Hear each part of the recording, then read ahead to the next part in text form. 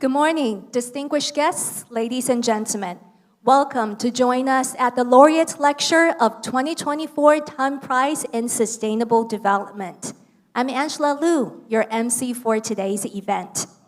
To begin with, we would like to invite to the stage the host of this lecture, Professor Liu Zhaohan, academician of Academia Sinica, to give us the introduction. Please welcome Professor Liu.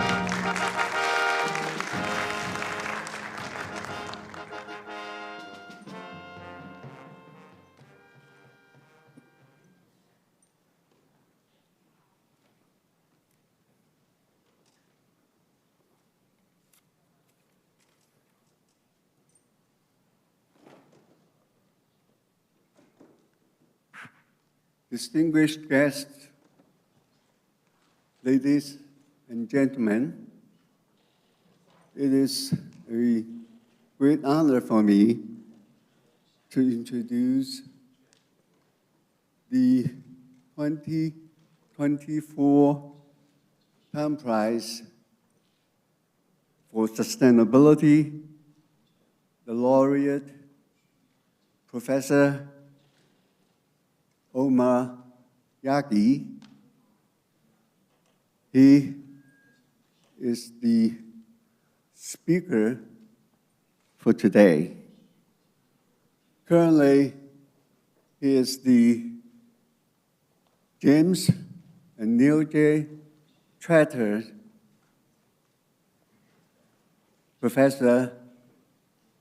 Chair Professor of Chemistry at UC Berkeley. Professor Yagi established a new field in chemistry, the reticular chemistry. It leads to new ways to make ultra-porous metal organic frameworks as well as covalent organic framework.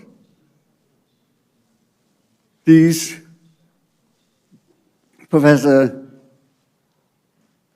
Yagi has demonstrated that these new classes of materials can be tailored for carbon capture, hydrogen and methane storage, as well as harvesting water from desert air.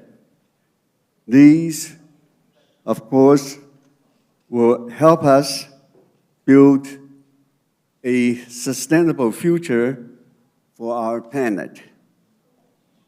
Today, Professor Yagi will talk to us about how the basic science of this new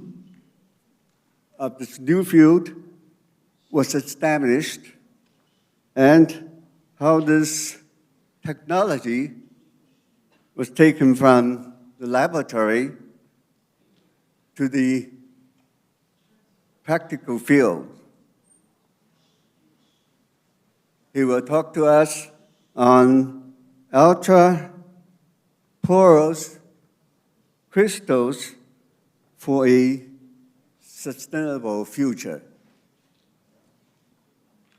Professor Yagi, please. Thank you, Professor Liu. Please take your seat.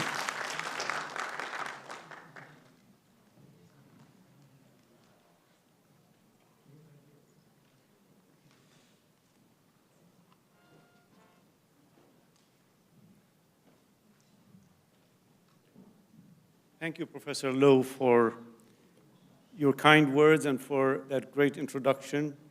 I am delighted to be here, and it's really an honor and a pleasure to accept the Tang Prize for Sustainable Development. It's been really a very nice visit to this beautiful place, and also very nice to interact with very hospitable people, including those of the Tang Foundation. So I would like to share with you some of our work in how we discovered and developed ultra-porous crystals that have turned out to be very important in many aspects pertaining to building a sustainable future. First, I want to just state what the problem that I want to talk about is. And one is that carbon emission is causing havoc in our planet.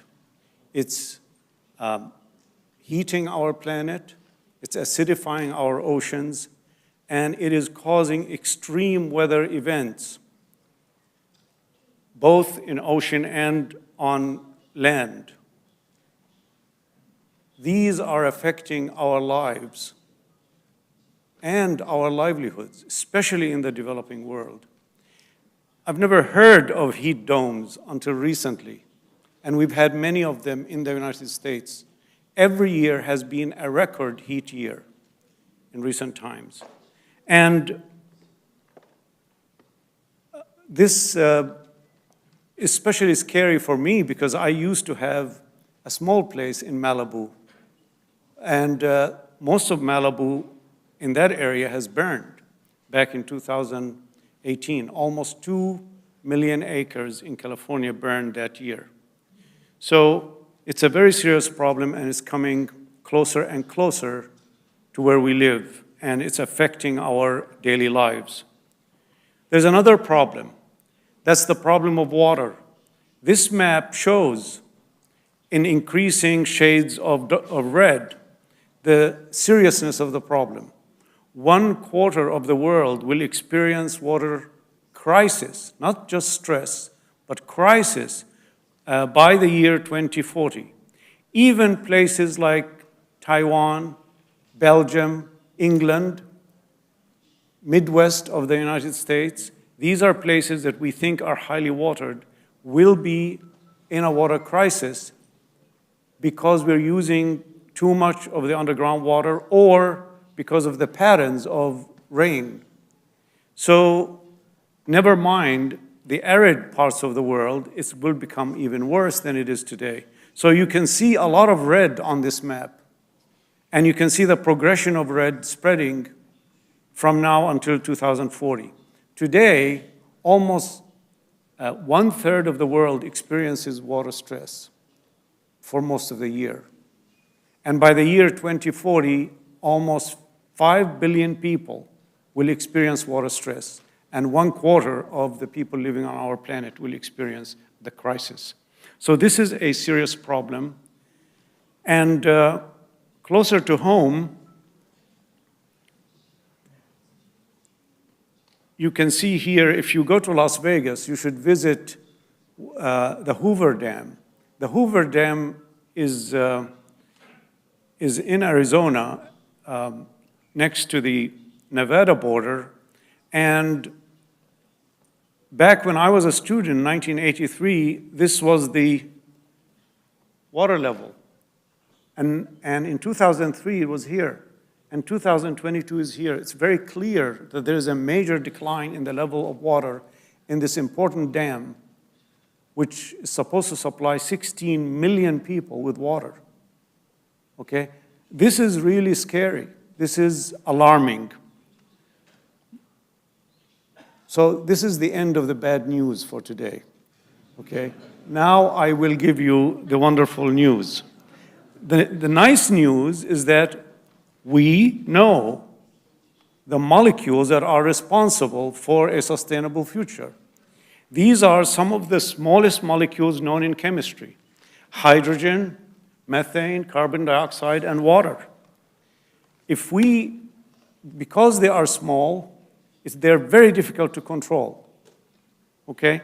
And if we can control these, For example, hydrogen, if we can store enough hydrogen at room temperature, we would have solved the clean energy problem, okay? Carbon dioxide, if we can extract carbon dioxide from the air selectively or extract it from flue gas of power plants before it reaches the atmosphere, we would have cleaned the air and addressed the climate problem. If we can extract water from air, we could make drinking water. So we know the cause of the problem. And as scientists, the minute we know the cause of a problem and there is a will of society to address the problem, it will be addressed. And that's what I want to show you today. I want to talk about carbon dioxide, and I want to talk about how we can clean the air from carbon dioxide and obtain clean water from air. It sounds like magic. It's not magic. It's really true. Okay, it's real. It's real. So chemists know how to navigate this periodic table. And for the last 100 years, they've been using this periodic table to make molecules, such as drug molecules, pharmaceuticals, right? That's a major contribution over the last century. We have developed a way of taking those molecules and all molecules that you know and putting them together in ways that no one has ever done before to make a large class of materials. Let's say an infinite class of materials with infinite number of possibilities and infinite number of applications. Today I'm going to emphasize the climate-related applications and sustainability. So these materials, they appear to the eye like baby powder or sugar, okay? And if you zoom in to the atomic level, as this movie will show shortly, you will see that they're made from hubs and struts, exactly like a scaffolding, okay? You zoom in on one granule, and you can see very clearly the hubs that are connecting these struts to make a framework, an open framework into which gases, like the ones that I have been describing, hydrogen, methane, CO2, and water, can be incorporated into the pores. So this is a new way of managing these gases and making it possible for us to control them and address the sustainability problem. On the basic science level, the question that we wanted to address was never asked before, in that what happens when molecules interact strongly with each other? What happens if I start taking molecules and stitching them together by strong bonds? That's what we need to do to be able to make these housings, molecular housings of gases.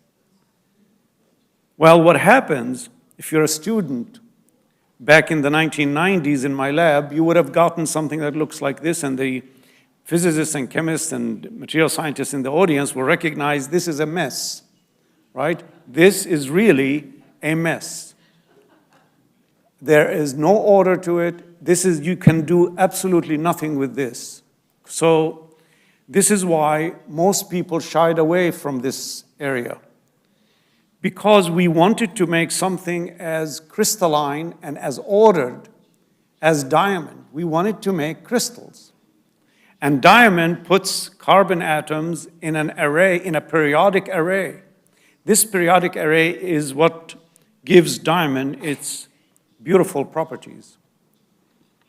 So can we take molecules and put them together as they would be in diamond? Well, you need to know how to crystallize materials. Now, it took nature billions of years to make diamond under geologic pressure, geologic time scale, and geologic temperatures. We want to do this in a much shorter time scale. We want to do it within the day, hopefully. So let me explain how we were able to address this crystallization problem. So how do crystals form? Our idea was take building units, take metal ions, and link them with organics. The organic is a strut, and the metal ion forms the hub. Well, notice then that when they come together, they're kind of random. They're not very well ordered. And to make them ordered, you need to control their interactions. You need to find the chemical conditions under which to allow them to combine together and fit together like a jigsaw puzzle. That's not easy because molecules have their own mind. So we have to coerce them and to go against the will of nature to put them together as precisely as you would, with a jigsaw puzzle. Okay, so this is our ordered system, and this is the way these assemble to end up into order. All the chemistry that we developed had to do with how to turn this chaos into order. Okay, and that has to do with controlling the kinetics and thermodynamics of crystallization. And thereby, we have invented a whole new area of chemistry that goes from what people have been looking at, supramolecular chemistry, which is the control of weak bonds between molecules, to the control of the strong bonds, and be able to crystallize frameworks like the movie I just showed you, metal organic frameworks and covalent organic frameworks that are held together by extremely strong bonds, some of the strongest bonds known in chemistry. And thus the birth of a whole new field of chemistry we call reticular chemistry.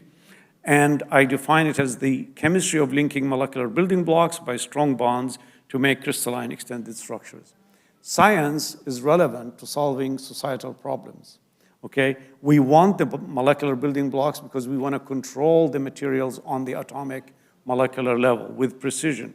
We want the strong bonds because we want the materials to be in a power plant for years, not just a day or two.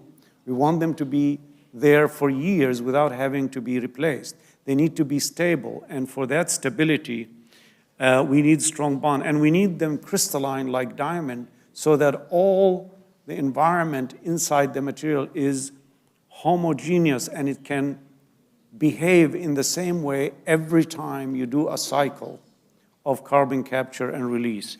And so the result of this chemistry has been MOFs, metal organic frameworks, and the yellow ball indicates the space within which gases can be incorporated, and COFs, these are all organic compounds that we reported back in 2005 and 2007. And I won't talk about this, but we can also, to indicate the sophistication with which we can control matter on the atomic molecular level, we can also weave, just like in clothing, we can weave on the molecular level in order to transform the mechanical properties of materials. So this chemistry goes beyond just trapping gases in the material, but you can also use them to make mechanically robust materials. So this is how you can do it. It's quite simple. You take a solution of this strut and a solution of what would be the hub, and you put them together under these conditions. These are conditions that organize it like it would be organized in diamond.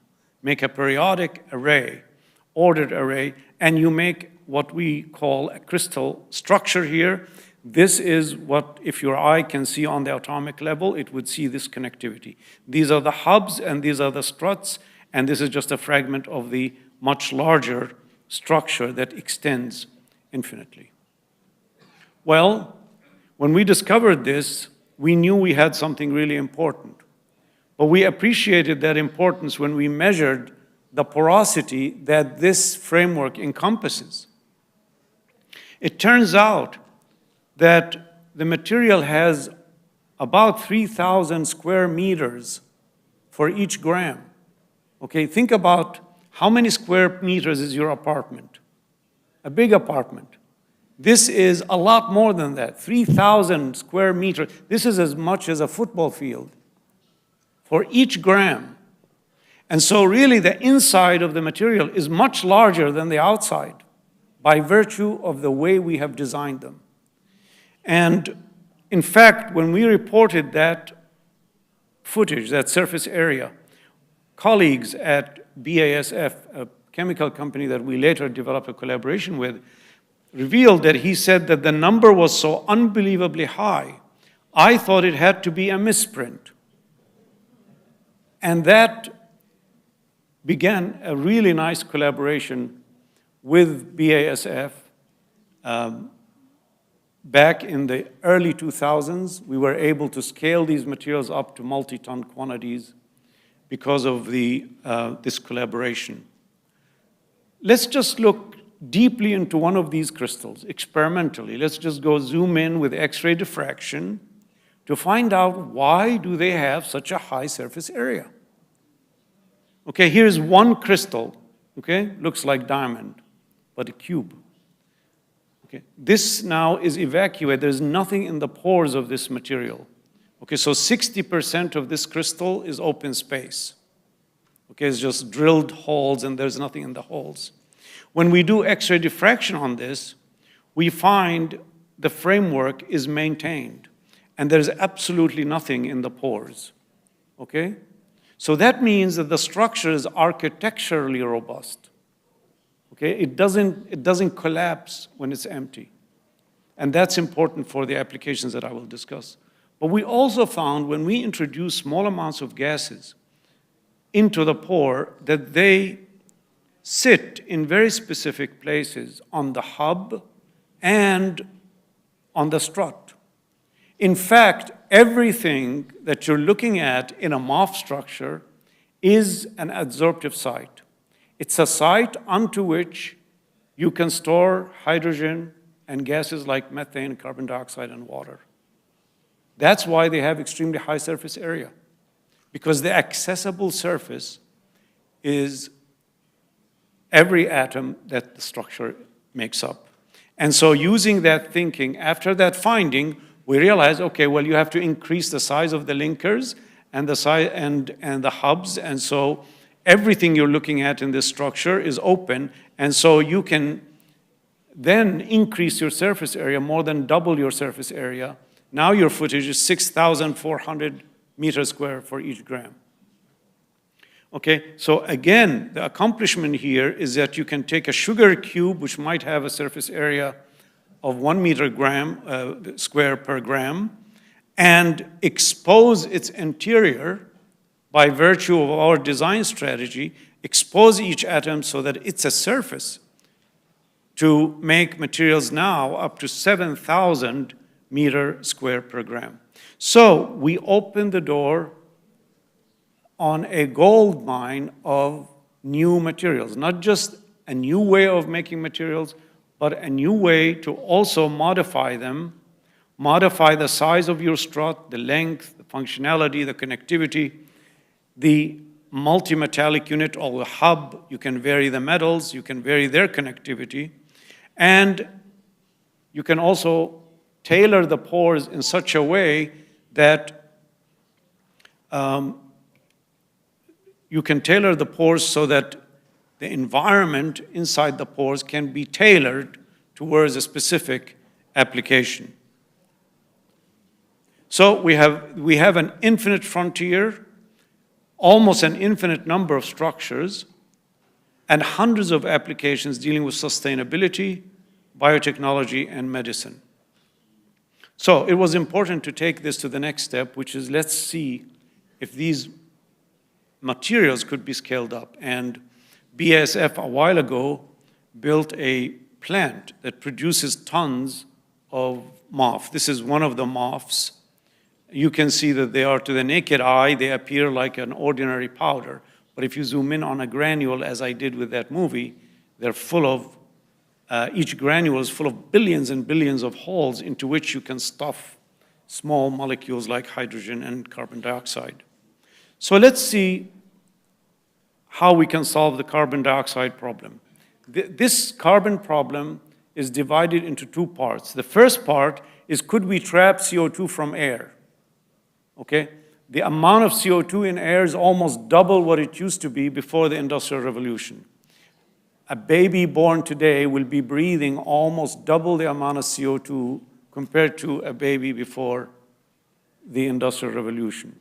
So not only it's harmful to the environment, but it's harmful to also humans, and so our health. So the other part is that we need to trap CO2 from point sources before it reaches the atmosphere, such as power plant. If your power plant burns methane, that power plant is emitting 5% CO2 of its by volume, and if it's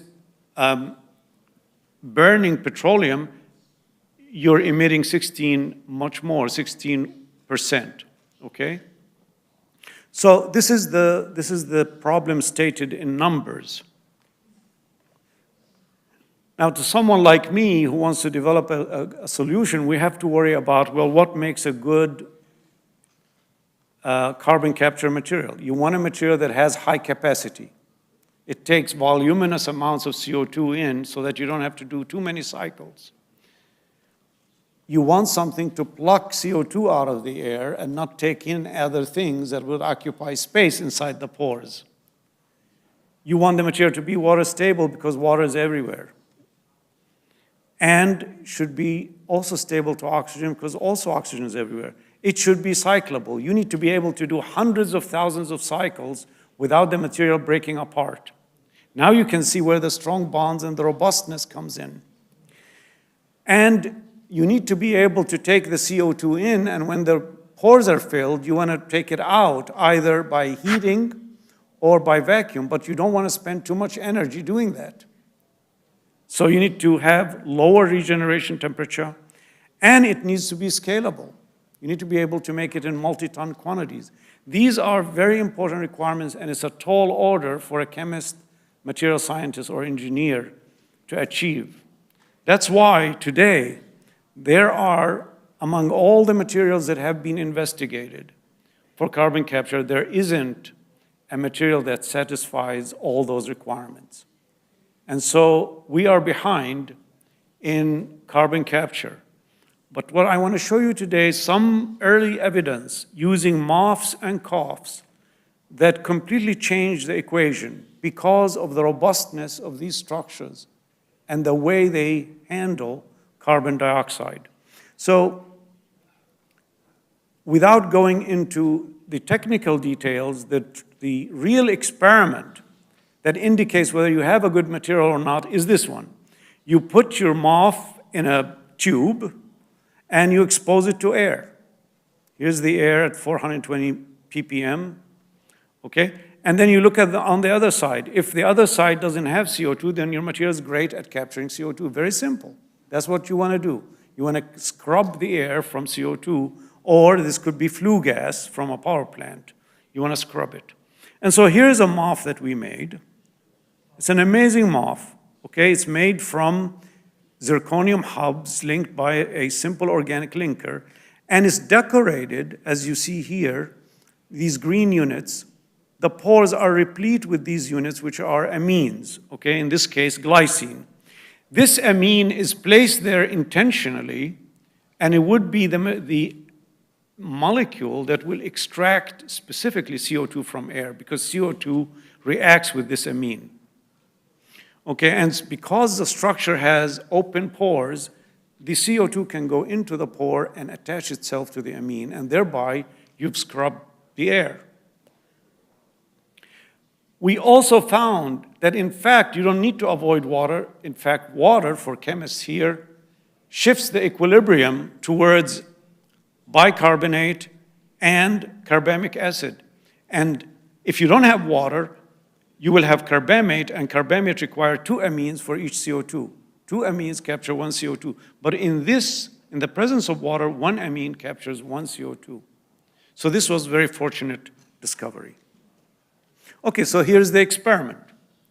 Our tube is exposed, a tube of MOF is exposed to 400 ppm of CO2, and as soon as it hits the material, the amount of CO2 coming out goes down to 0.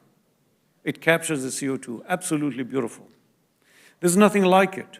And in the presence of a humidity, it stays in the pore until the pores are completely saturated and then breaks through on the other side. The capacity is about 1.2 millimole per gram. For a commercializable material, you need at least 1 millimole of CO2 per gram. We are over that. And you need the material to cycle 100,000 cycles.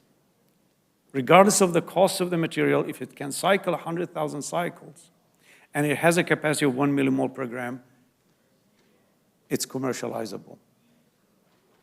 Okay, so what did we do next? We started scaling the material to kilogram quantities, and we started cycling. We cycled 10 cycles, beautiful results, no change in the behavior of the material. 100 cycles, 200 cycles, 300 cycles, we were very happy about the performance. But at 500 cycles, the material decomposed, broke apart, because it's not stable in base. It's not stable in those amines. It's stable in water and acids, but not in those amines.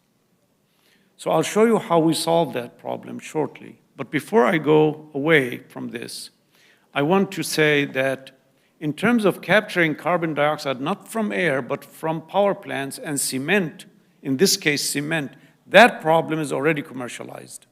So CO2 from cement plants has been commercialized with a MOF that was made in Calgary by my colleague George Shimizu. The capacity is 2 to 4 millimole carbon dioxide per gram, and it's been cycled as of 2021, 450,000 cycles. This is a big development. It's a blockbuster application, and it's now deployed in several cement plants in Canada, trapping CO2 before it reaches the atmosphere. Note here that the flue gas of cement has 14 to 35% CO2. And BASF, back in October 23, announced their partnership with this company and the scaling up of this MOF to 100 tons scale. And it's being deployed, as I said, in those cement plants. Okay, so the problem of capturing CO2 from flue gas that has a lot of CO2, that's solved. I just showed you, it's commercialized. Now we need to solve the problem of taking it out of the air and from flue gas that has smaller amounts of CO2. And for that, we designed COFs. We designed materials that have the same strength of bonds as in diamond. And that's shown here. This in itself is a major development in chemistry. And you can see the stability of the material is unchanged even under the most corrosive conditions, much more corrosive than flue gas or the atmosphere. So I'm very happy to report that, in fact, these frameworks are ideal for capturing CO2 from air. And so here's the backbone of the material in pink and blue. And then we introduce amines. These are the things sticking into the center of the pores. And CO2 comes in and it attaches itself to these blue regions. These are the amine units. Okay, let me show you now a real life experiment. Okay, this experiment takes a tube of this COF, which is a powder, and exposes this to air in Berkeley, okay, where I work. Here's the CO2 concentration in Berkeley air. Okay, it varies slightly, but it hovers around 420, 430 ppm. This is the relative humidity in Berkeley during the days of the experiment. And this is the CO2 uptake. The beautiful thing about this is that the CO2 uptake scales with the humidity. When you have higher humidity, you take up more CO2. Remember, because of the equilibrium, it's shifted to those 1-to-1 ratio of CO2 to amine. And the material does not decline in its behavior. When you look at this point versus a point equivalent to it over here, it's exactly the same uptake. So this material has gone through 100 cycles with absolutely leaving no imprint on the material. The carbon dioxide problem, DAC, direct air capture, is solved. Okay? The capacity is 1.5 millimole of CO2 per gram, above and beyond. So the scientific challenge that has been long-standing of capturing CO2 from air is solved. And the same material can be used to capture from flue gas with even better performance in terms of capacity. So what remains is to scale up this COF. It shouldn't be impossible because COFs are made from very similar components to polymers. They're all organic, okay? And organic chemists never failed to scale up a material that they want. That's a very mature field. So once we scale this up to ton quantities, you don't even need to design the device that this material will go into. These devices already exist, but they have inferior materials. So all you do is you replace those materials with these new materials. Okay, so it should take us at least another, I would say, 6 months to a year before we get to this ton quantity of COFs. Okay, so this is a real problem. Chemistry, science has come, and we solved it. Now we need to scale it, and we need to basically commercialize it. So now I go to the water problem. The air at any one time contains almost 13,000 cubic kilometers of water. That's much more than we have in rivers on our planet. There's plenty of water in the air. If I was to give each one on our planet 50 liters of water, I would have only used less than 0.01%, okay? 1/100% of the water in the air. So there's no risk of drying the air if we start using air as a source, as a new source of water, which I will show you how we have been able to do that. And it's recyclable. We don't destroy water. Water doesn't get destroyed, just used and then reintroduced into the atmosphere or into the environment. Why is harvesting water from air so challenging? This can be revealed in examining a psychrometric chart. This chart is a plot of how much water is in the air in grams per cubic meter of air versus temperature. And I've colored the watered areas in green and the arid areas, roughly the arid conditions, in brown. And let's say I'm in a city over here, usually a Mediterranean city like Granada or Rome, would be about here. Okay, humidity 20% and temperature 30%. For me to get the water out of that air, I must cool down the air down to 4 degrees Celsius. That's refrigeration temperature. That's very energy intensive. You're not going to make economically viable devices based on this kind of direct cooling. But let's imagine, let's go back to the movie I showed you. Let's imagine that that moth could be programmed to pluck water out of the air and compact it into its pores. Okay, so that you're building a water structure, almost chunks of ice at room temperature inside the pore. And then I take this moth that is filled with water and I put it in a container. I close that container and expose it to sunlight. The interior of the component of the box or the compartment will heat up, water comes out of the pores and condenses. So now I have created a humidified environment, and in so doing, I only need to decrease the temperature by a few degrees to get the water out. Okay? Much easier to take water out of humid air than out of dry air. That's exactly what we have been able to do.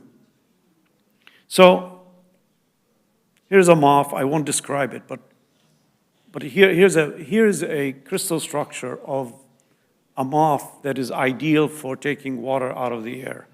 And it's a movie that I'm going to show you. We're going to extract one of these pores out and slice it and show you where each water molecule resides.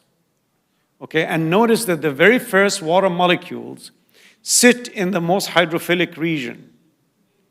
And when the hydrophilic region is filled, is saturated, there is next to it hydrophobic region. So really the interior of the moth is a grid of hydrophobic, hydrophilic, hydrophobic, hydrophilic. When the hydrophilic pockets get filled, they bridge over the hydrophobic regions. And so this pull-push of the hydrophilic and the hydrophobic allows you to control the temperature at which water could be evolved from the system. And so I'm going to show you a movie of that. This is a result of X-ray diffraction analysis. So we know exactly where all the atoms are located. And the first water molecule goes into the hydrophilic regions, okay, 3 regions. Then it fills up the hydrophilic region. Now it bridges over the hydrophobic region, okay? And it does it in a cooperative fashion, just like oxygen in our body going and interacting with the hemoglobin, binding to iron. The first water molecule is a seed that allows you to have a cooperative bonding with other water molecules in the atmosphere and bringing them in. Okay, and that's how the pores get filled. Now I have contained water in small volume, and it's almost chunks of ice inside the nanopore of the material. So this works so well in the lab that we wanted to test it in the desert. So the students took it to Death Valley and made a device you see here. It has pancakes of moth. During the night, they're exposed to air. They take up water out of the air. During the day, they close it, and it heats up, and you can harvest the water, okay? This device is no bigger than a briefcase, okay? And already you can see droplets of water that are being harvested. No energy input aside from ambient sunlight, okay? No one has managed to do this ever in the history of humankind. But these new materials are able to take what we call magic and bring it into the realm of reality. And if you like Death Valley as much as I do, you can see here this what is called the if you have a chance to go there, you would love the view from Dante's view, and that's where the students put the device. You can see this is Dante's view of Death Valley. Very beautiful, very courageous students. I truly admire their initiative and their hard work. So the water is Action. Cheers. the water is ultra pure. It's the cleanest water you'll ever have, okay? Because the MOF itself is a filter. It's a molecular filter. We tested the water for any contaminations dealing with organics or metals, none whatsoever. That's why the student drank it. And it's not that delicious because distilled water. For you to drink it, you need to mineralize it, make it more tasty. But here's the next level prototype. Now, we electrify the system so that we can make more water. So in this device is equipped with 200 grams of MOF, and it gives you 5 liters of water per day. And it works on the same principle I just described. Air goes in, water goes into the MOF, you heat up the MOF, water comes out, it condenses. There are puddles of water at the bottom. And then you can collect it and drink it. This device is no larger than a small microwave oven. And it could fit in your kitchen with the other appliance, with your coffee maker, okay? And it gives you 5 liters of water every day for at least 6-7 years without having to replace the MOF or anything else. 200 grams of MOF, okay? So this is, to me, this is very exciting because now we're beginning to see that perhaps each one of us could have one of these devices, either devices that are attached to electricity or devices that run on ambient sunlight. Okay, if you want more water, you just use more MOF. Okay, if you use 2 kilograms of MOF, you can make a system like this, which is as large as a small refrigerator, and it delivers 22 liters a day, every day for 6 to 7 years. And then, if you're a chemist like me and know how to manipulate materials on the atomic molecular level, if you insert 2 carbon atoms almost surgically into the strut, then you could take up even 50% more water without changing anything else about the material. Okay, so that's exactly what we did. We used this strut, slightly longer, and you can take up 50% more water. Cyclable.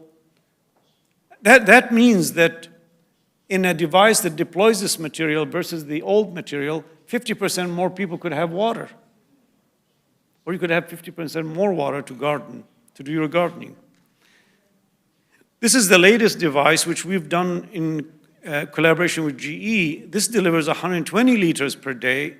This is less than 2 kilograms of MOF, okay? So, what about, okay, how much energy? These are all electrified. How much energy is this gonna cost us? As of today, the thing that is costing you energy is the blower, the controls, and the pump in the system. That is 0.2 kilowatt hour per liter. A kilowatt hour, if you are in Arizona or Arkansas, is cheap, $9. In California, it's 9 cents. California, 19 cents. But that gives you an idea of how much energy per liter of water you're using. This is 0.5 kilowatt hour per liter. Let me make it simple for you. If you have 1 ton of MOF with no energy input, you're going to deliver 3,000 liters of water per day, every day for 7 years without having to replenish, replace, or maintain the MOF at 1 cent per liter. Okay? If you have 1 ton of MOF in an electrified system, you're going to deliver 60,000 liters of water per day at less than 2 cents per liter. Okay? So, and recently I discovered that we have a way of harnessing all the heat of the system and use it, reuse it. And in fact, this 2 cent goes down even further per liter. Okay, so that's all from the energetics of the system. That's how much the system will cost you in delivering per liter of water. So this was a headline recently: global freshwater demand will outstrip supply by 40% by 2030. What I want to emphasize here, this is not a problem just for my country, my native country, Jordan, which is an arid area, or Mediterranean region. This is a problem that is all over the world. Every region of the world will experience demand of water and will experience stress. And so if you take our old MOF just for fun, you can see that even with the old MOF 303, that even in the driest deserts of the world, at the driest time of the year, harshest time of the year, you're still delivering water. This is about 7 liters of water per kilogram of MOF per day. Okay, and you can get more in Mojave Desert, which is one of the driest deserts in North America. This is Lanzhou, which is in the western China, Kabul, Riyadh, Baghdad. You see in Riyadh, you can get about 36 liters of water per kilogram of MOF per day, every day, for up to 6 to 7 years. Same thing, you can plot it for New York, Stockholm, Los Angeles, London, Granada, Rome, Perth, Cape Town, Delhi, Dhaka, okay, Chennai. Okay, and when you start thinking about, well, how could this be deployed in society?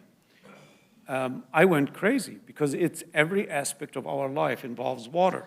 Household use, business, industry, government, remote areas, emergency use, personalized water, real estate, okay, because people are not gonna live in the city anymore. They're gonna want a place outside the city. Now they can have their own water independent of the grid. Okay, so it's maybe water harvesting is a real estate company, not a water harvesting company. Okay, seriously, we want to give water independence to the world. Water is a basically human right, and I think this technology will give each of us water independence because we have a device that does not have to be plugged into the grid. And if you really want it plugged into the grid, you can do that. but we can harvest water, and I showed you the numbers, without energy input, just sunlight, or plugged into the wall and getting water that way. So you will have water independence, clean water that could be used for drinking, could be used for agriculture, you don't have to mineralize it, could be used for other things.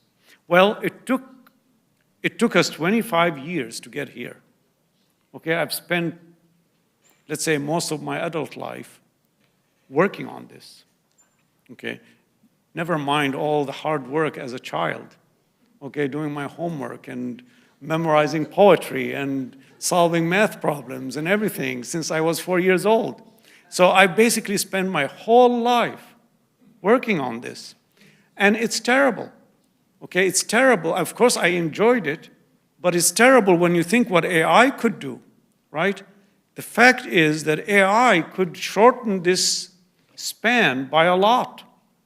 So we would be very silly not to invest in AI so that developing the next generation of materials that society needs doesn't take 25 years and somebody's whole life. That we can do it with the aid of AI. So this is now my passion. We are trying to develop the digital discovery cycle. And I really give a lot of credit for my colleague who's here today, Professor Jennifer Shays, who's the dean of a new college in UC Berkeley, dealing with data science and AI, for introducing me to AI and for compelling me to start thinking about AI. And once we started collaborating, then I was hooked. And we want to develop together, we want to develop the digital discovery cycle. And we didn't wait at all. And like I said last night in my acceptance speech, you don't have to wait for the ideal conditions. Just do the experiment, start working. And that's what we did. We designed what we call the digital discovery cycle, and we are already using this cycle, deploying robotics, image recognition, building data sets, and modifying machine learning algorithms so that they're chemistry intelligent to make new materials. And here are the results. Here is a field, a subfield of MOFs that we invented. I didn't talk about it, in 2006. And it's a well-farmed area. Many people have worked on this. It's not possible to make new materials, you would think, because many people work in this and it's all the new stuff has already been done. But we wanted to take on this challenge and see whether AI could lead us to making new materials, even in this highly farmed area. Well, the results are here. In the black is the line. This is the machine learning algorithm results, is the line that humans, my students, can do. And the blue is what AI can do. Okay, so it does better.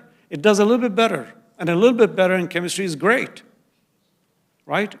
That means that instead of discovering one material every 5 years, I'm discovering a material every week or every month. And that material could solve the next societal problem. So here are the materials that, using that cycle, we were able to make. Many of them I would look at and say, well, all right, that's obvious. But some of them are not obvious, even to an expert, that they could be made. And these are the ones that are appearing in this kind of cycle. Okay. We started a little bit late, so I need one more minute. Okay, one more minute. I want to finish up to show you something that is even easier than the generative AI cycle that I just showed you, and that is using LLMs like ChatGPT to simplify what we're doing in the lab and speed it up. And that's the work of, really led by Zach Zhang, who's one of our students. And here, Zach and others in the lab have used ChatGPT to do text mining. Okay, so just by simple prompt conversational language, just like when you Google something, you put that into ChatGPT and you can start mining the literature for various things. You can even mine images. They even designed a ChatGPT supervisor so that instead of me going to the lab and saying, well, you should try this and you should try that, this might work and that might not work, they get ChatGPT to guide them to how to make materials and how to characterize them. Even molecular editing for water sorption or for water harvesting, they even designed a research group, everything that a new student, a researcher needs to go from the beginning of making material to applying it and getting the properties that they want could be done with ChatGPT. So, because of the time limit, I just want to say that it is possible for us. We showed that you can take 250 papers and get ChatGPT to tabulate all the experimental conditions appearing in those papers with greater than 90% accuracy. And some of the inaccuracy came from misstatements in those papers. Okay, and so now, with the research group, for example, I told you it takes a long time to make a cough or a moth. It took us 25 years to develop the chemistry. Well, here is a compound that we thought would be very important for water harvesting from air. And the students, instead of spending 3 years making this compound, using ChatGPT, they were able to do this in 2 weeks. Okay, they started off here with nothing, and then by experiment 84, they were already getting crystalline material and the material that they were targeting. So 3 years to 2 weeks is not bad. Okay, we can use the rest of the time to do other things, other great things. Okay, so because of the time limitation, I'm going to end there and conclude and say that reticular chemistry creates materials with precision, and that AI is helping us we already have good devices, good materials for carbon capture, but we're going to need even better, right? We have the best materials for water harvesting and CO2 capture today, but we're going to need even better in the future.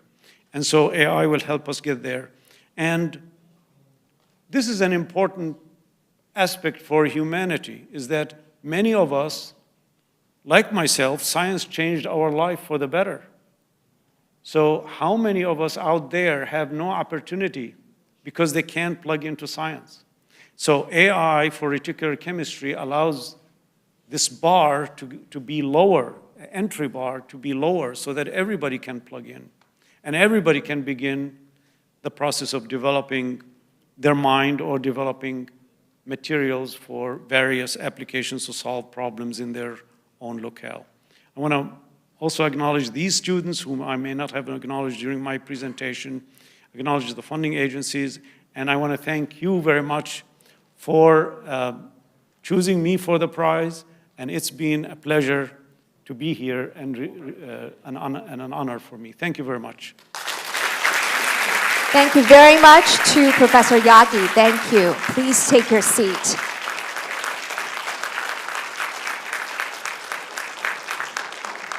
Thank you, Professor Yagi. Thank you. Please take your seat.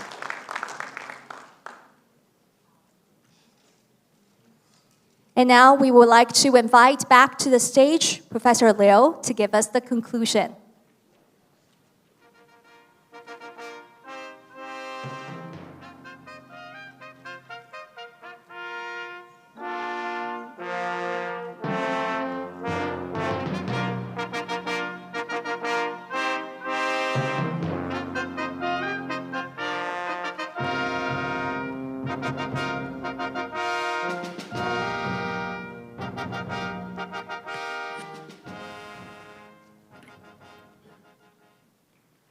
Thank you.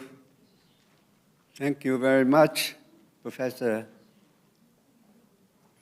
Yagi, for your very wonderful explanation of the basic science behind reticular chemistry, and your explanation, your description of many of the wonderful applications of moths, coughs, which are very important for us to build a sustainable future.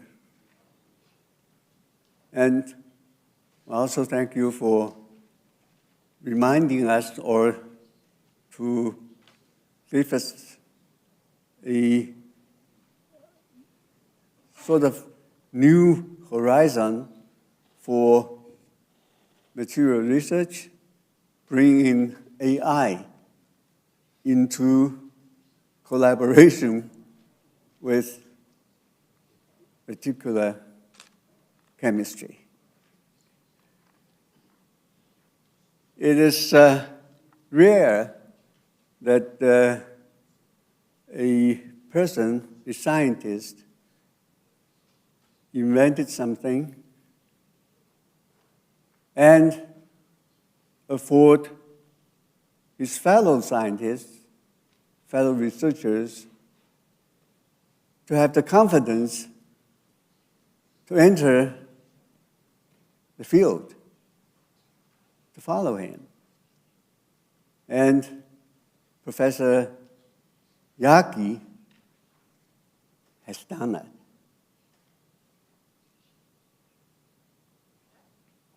As far as I know,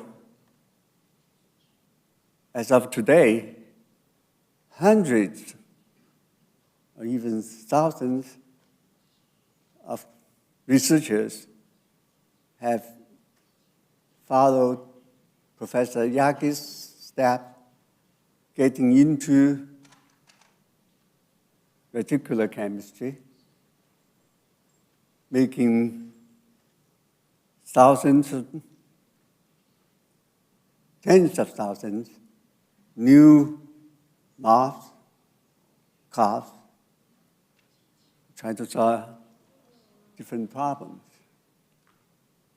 That's really a unique situation. And Professor Yaki has accomplished that. Before I end, I like to bring up another aspect of Professor Yaki.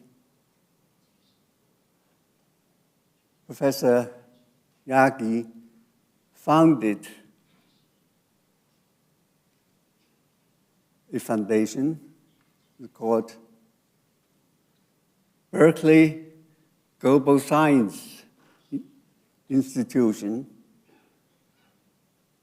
in which he designed, he developed unique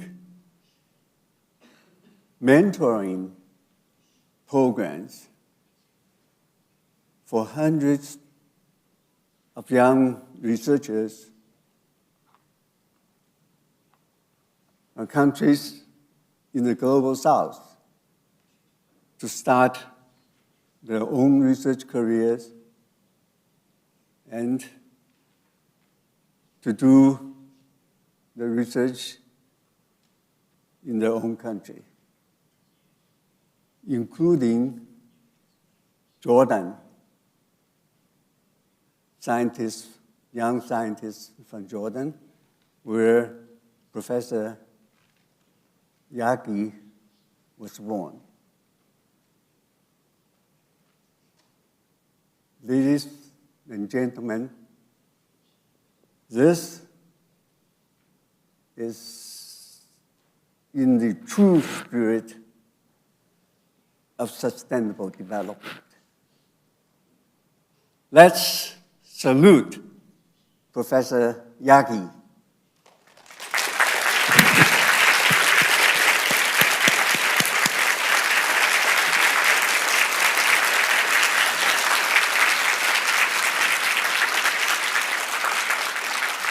Thank you very much to Professor Liu for the conclusion. Thank you. Ladies and gentlemen, this concludes the Laureate Lecture for Sustainable Development. Our laureate, Professor Yaki, has to leave now for the press conference. Let's give him another warm round of applause. Thank you so much for your wonderful lecture today.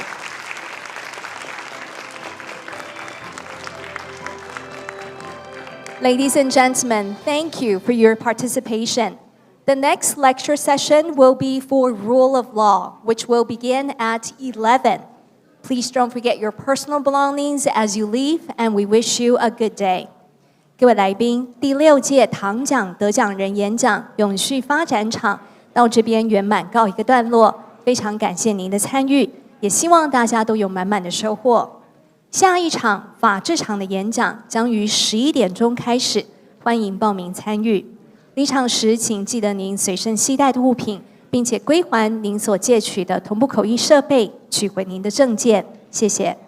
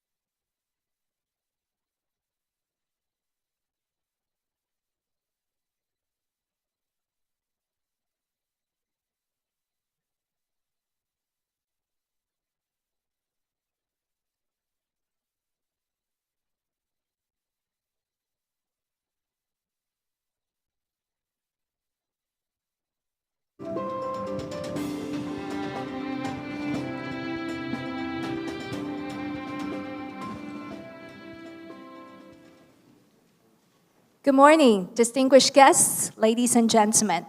Welcome to join us at the Laureate Lecture of 2024 Time Prize in Rule of Law. I'm Angela Liu, your MC for today's event.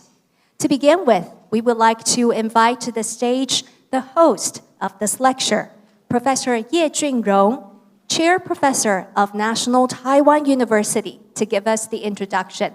Ladies and gentlemen, please welcome Professor Ye.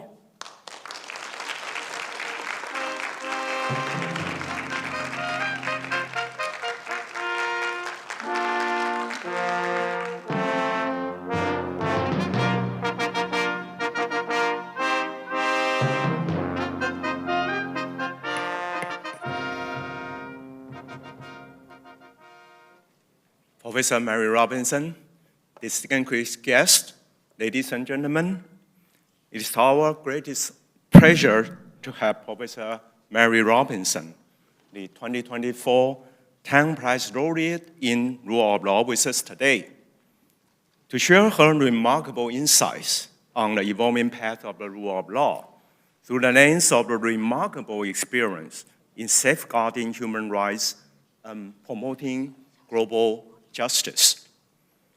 The 2024 Tang Prize in Rule of Law appreciated Professor Robinson's invaluable contribution to the rule of law, as shown in her powerful advocacy on behalf of the most marginalized in different spheres, including gender equality, human rights, poverty alleviation, climate justice, and many more. Professor Robinson's contributions are unique by nature. For decades, she innovatively combined her legal acumen with practical values and facilitated the various positions she has served to bring rights and justice to real practice. And her works on the above-mentioned issues have come across the boundary of legal and political realms and range from domestic and regional to international levels. Professor Robinson is a strong believer in the function of law as instrument to bring real changes. This is particularly important as our world today is facing unprecedented challenges that require legal wisdom more than ever before. While some parts of the world are still recovering from the impact of the pandemic, the threat of the climate change and environmental problems are right in front of the door. Our technology is developing in full speed, but at the same time, the regulatory mechanism and human rights protection standard may not be ready to deal with the risk. This whole picture seems to get worse when we turn to the armed conflicts. They seems to be intensifying rather than coming to an end. It becomes grand questions for all of us whether the rule of law remains relevant. And if yes, how is it relevant? In fact, we must admit that the evolving path of the rule of law in both essence and structure has raised some concern recently. We have witnessed the trend of democratic backsliding and the rise of authoritarian rules in some states that are slowly changing the landscape. We also realize that the ability to shape legal discourse does not only lie in the hands of state actors, but also in the hands of non-state ones. With the present, that is getting stronger. Things are getting complicated with the existence of intertwined norms at local, national, regional, and international levels, enhanced by the trend of globalization, all which have caused the mission to safeguard and promote the rule of law harder than ever before.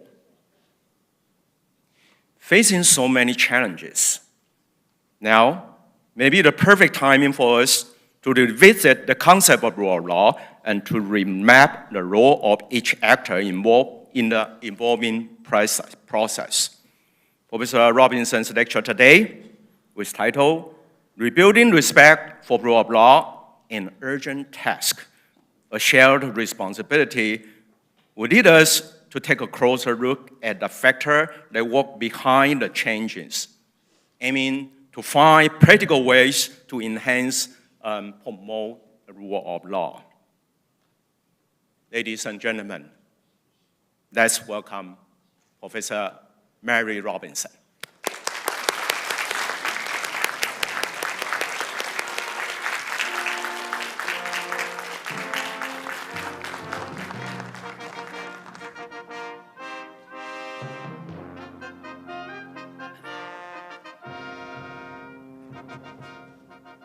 Thank you. That's lovely. That's perfect.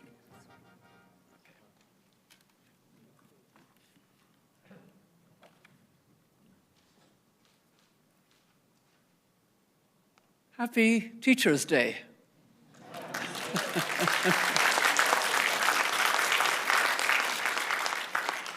It's a great pleasure to be here with all of you and a distinct honor to receive the 2024 Tang Prize in Rule of Law.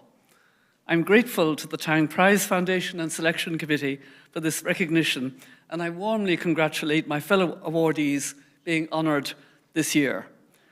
As I said at the ceremony yesterday, when I learned of receiving the 2024 Tang Prize, it was a delight to know that I was joining a group of distinguished previous recipients who've done so much to advance human rights and respect for the rule of law in their own countries and around the world.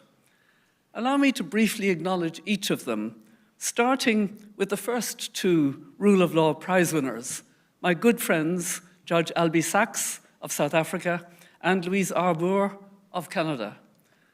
They have both been personal inspirations to me over the years and examples for so many, not only in their home countries as judges and advocates, but as leaders on the global stage.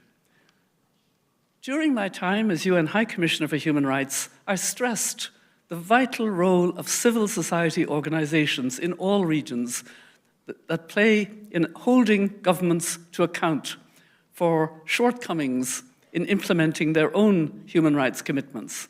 I therefore very much welcome the 2020 Tang Prize being jointly awarded to the Bangladesh Environmental Lawyers Association, the Colombia-based De Justicia, and the Legal Agenda in Lebanon. These three organizations have each made distinct contributions by advocating for the most marginalized and demanding justice for communities harmed by climate change and other forms of environmental damage. Awarding the Tang Prize to leading academics and thinkers in our field is to be applauded as well.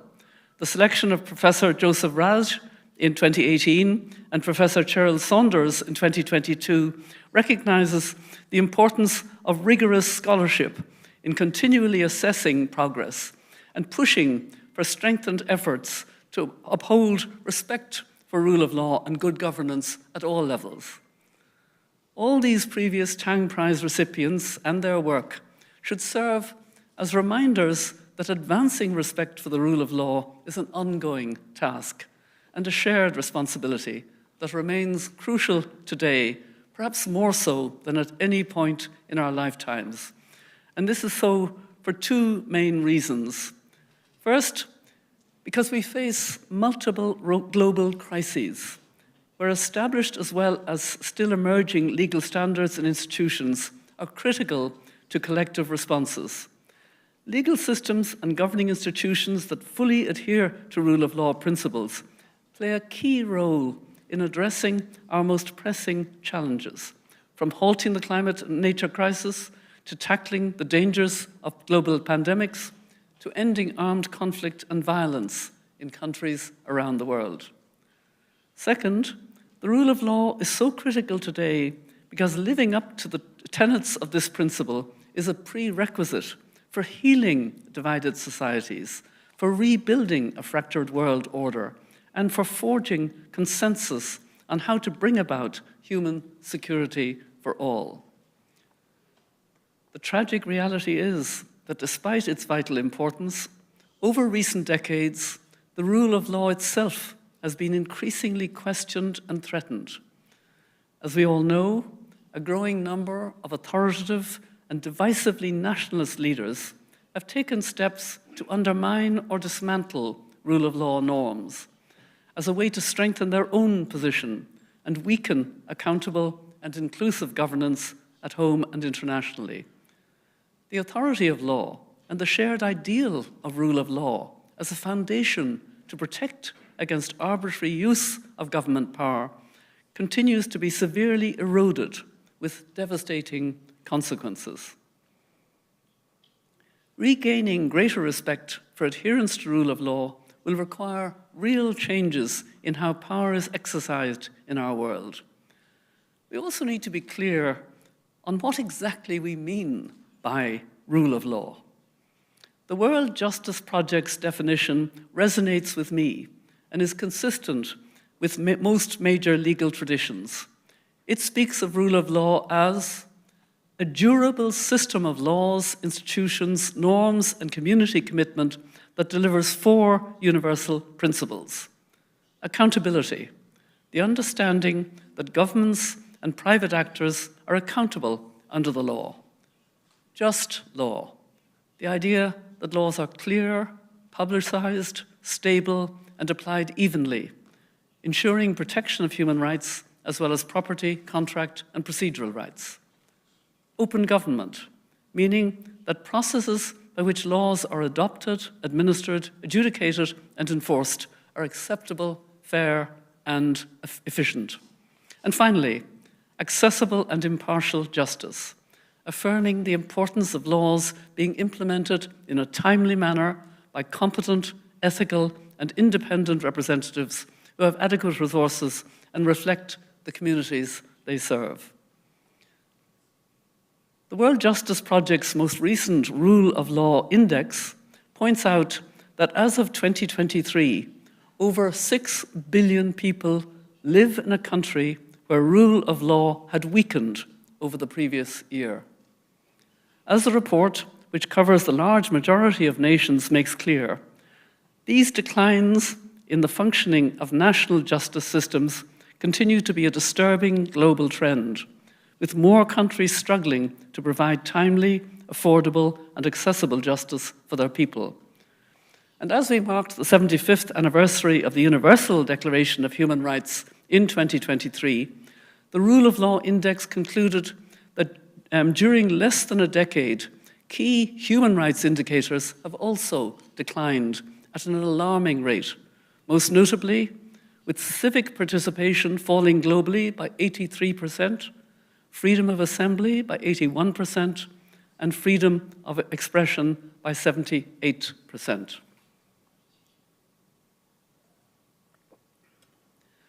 These are deeply worrying findings and part of a longer trajectory that has still not been adequately addressed by governments and world leaders. We should note that a handful of countries in different regions have managed to defy the so-called global rule of law recession by pushing back against, and in some cases reversing, authoritarian trends. These examples should be celebrated and studied, but many more countries have moved in the opposite direction for some time, with limited signs that the improvements are on the horizon. We must therefore ask the question I referred to in my acceptance speech yesterday. What has brought us to this point, when the foundational principle of rule of law, seen for so long as being at the core of global efforts to advance human rights and sustainable development, has been so undermined and threatened? What lessons must be learned from past and present actions that by design or unintended consequences have resulted in a weakening of respect for rule of law practices both nationally and globally? And last but not least, what can leaders do individually and collectively to move the world in a new and more hopeful direction, in which rule of law is once again viewed as a core element of accountable governance systems dedicated to achieving a peaceful, just, and sustainable planet for all. And equally important, what can all of us as citizens do to hold our leaders accountable and stand up for the good governance and respect for rule of law at home and around the world?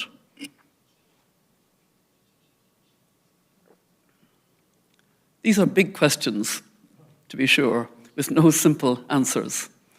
I'd like to use my remarks today to offer some possible responses to these challenges, primarily through the lens of my own experiences as someone who's been dedicated to promoting human rights and the rule of law, first in my own country of Ireland, then as an international civil servant, and now as a private citizen, advocate and contributor to wider global movements working for climate justice, for gender equity, sustainable development, and dignity and rights for all people everywhere.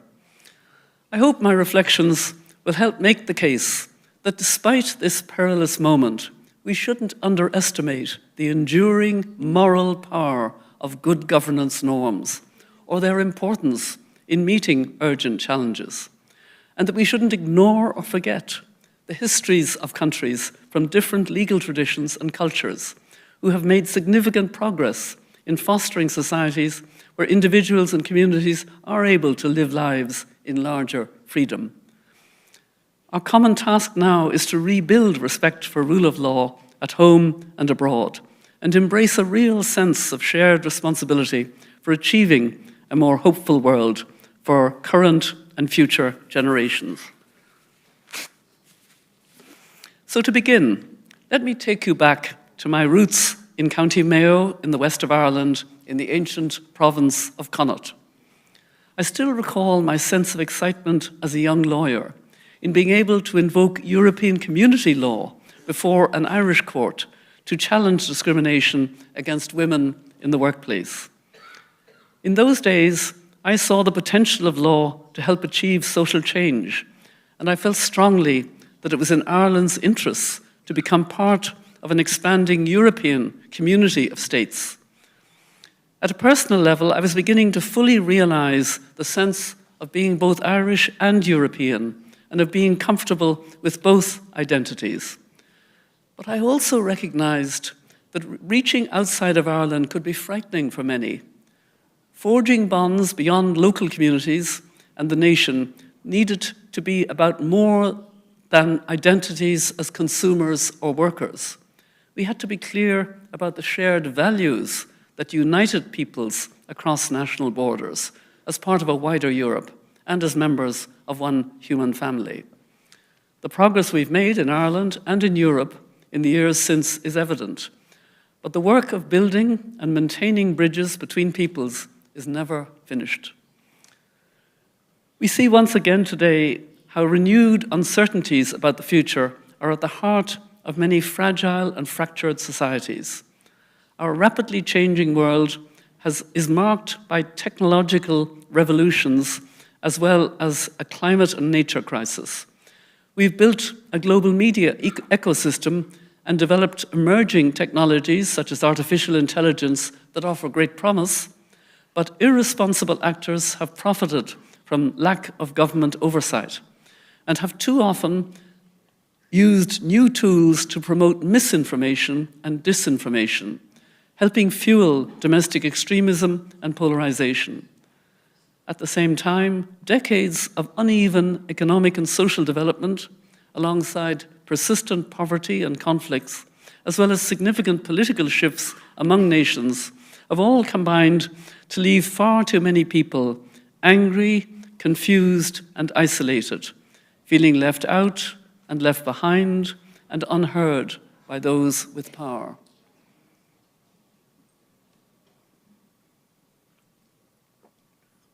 Such deep unease helps explain why faith in the legitimacy and effectiveness of our legal systems is widely challenged today.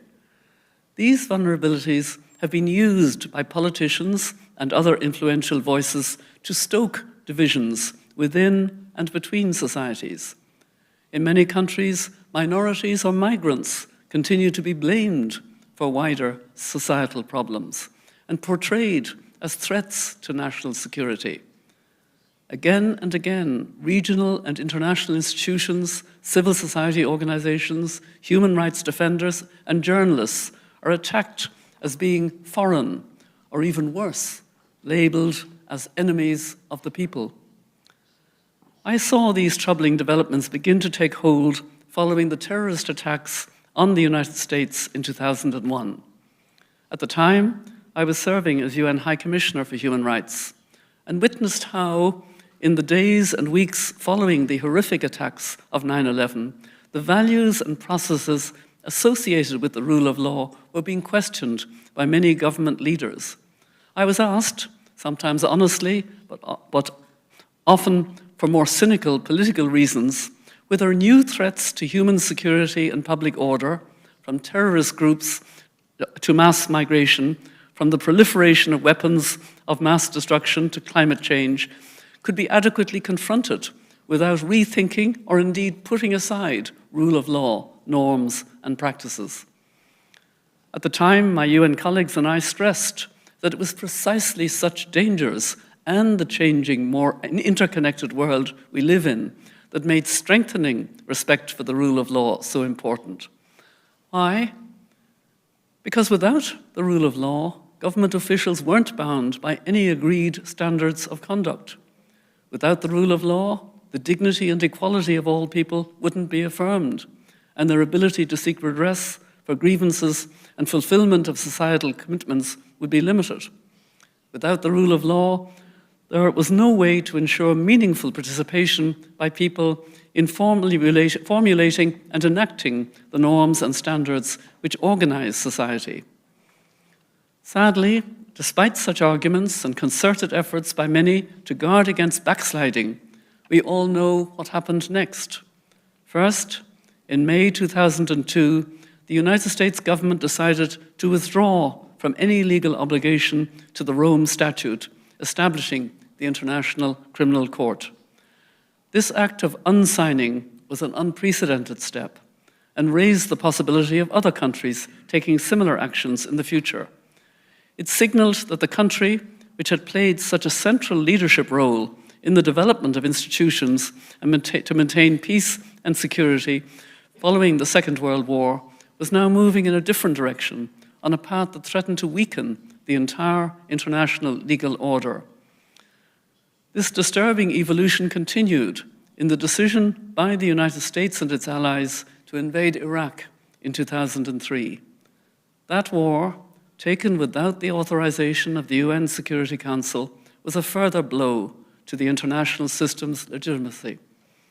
At the time, I stressed that a war in Iraq without proper UN authorization would only serve to reinforce the skepticism of those who viewed international law as commitments that were routinely ignored by governments or selectively implemented to benefit the strong at the exclusion of the weak. In the years since, the lack of any real accountability for those decisions has severely undermined faith in the international rules-based order. Now, more than 2 decades later, the situation is even more precarious.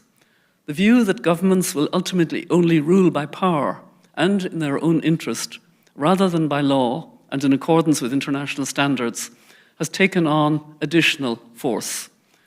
We've seen this play out strikingly in the unwarranted actions of the Russian government and its brutal 2022 invasion of Ukraine. In response, Western nations mobilized global norms, rules, and institutions to push back against this aggression. But the conflict continues to grind on with immense losses on both sides, even as international efforts to support Ukraine and its vision for a diplomatic solution remain in the balance. Well, one aspect of the ongoing conflict in Ukraine has been largely overlooked by the international community, and that concerns crimes against the environment. For the past 2 years, I've served alongside an esteemed group of international experts led by former Swedish Foreign Minister Margot Wallström, as well as activist Greta Thunberg, on a high-level working group on the environmental consequences of the war in Ukraine. This group was established by President Zelensky to document environmental crimes, seek legal accountability, and plan for a green recovery. It has been a sobering journey, including 2 separate visits by train to Kyiv last year, where we learned of the scale of environmental harms, ranging from the contamination of 1/3 of Ukraine's territory with landmines and unexploded ordnance, to the pollution of soils, waterways, and forests from shelling, fires, and floods. The most egregious example was the destruction of the Kathovka Dam in June 2023, presumed to be an intentional act by occupying Russian forces, which flooded villages and farmlands across a wide area. The impacts go well beyond Ukraine. One study equates the greenhouse gas emissions from 12 months of the conflict as being equivalent to the emissions of a country the size of Belgium.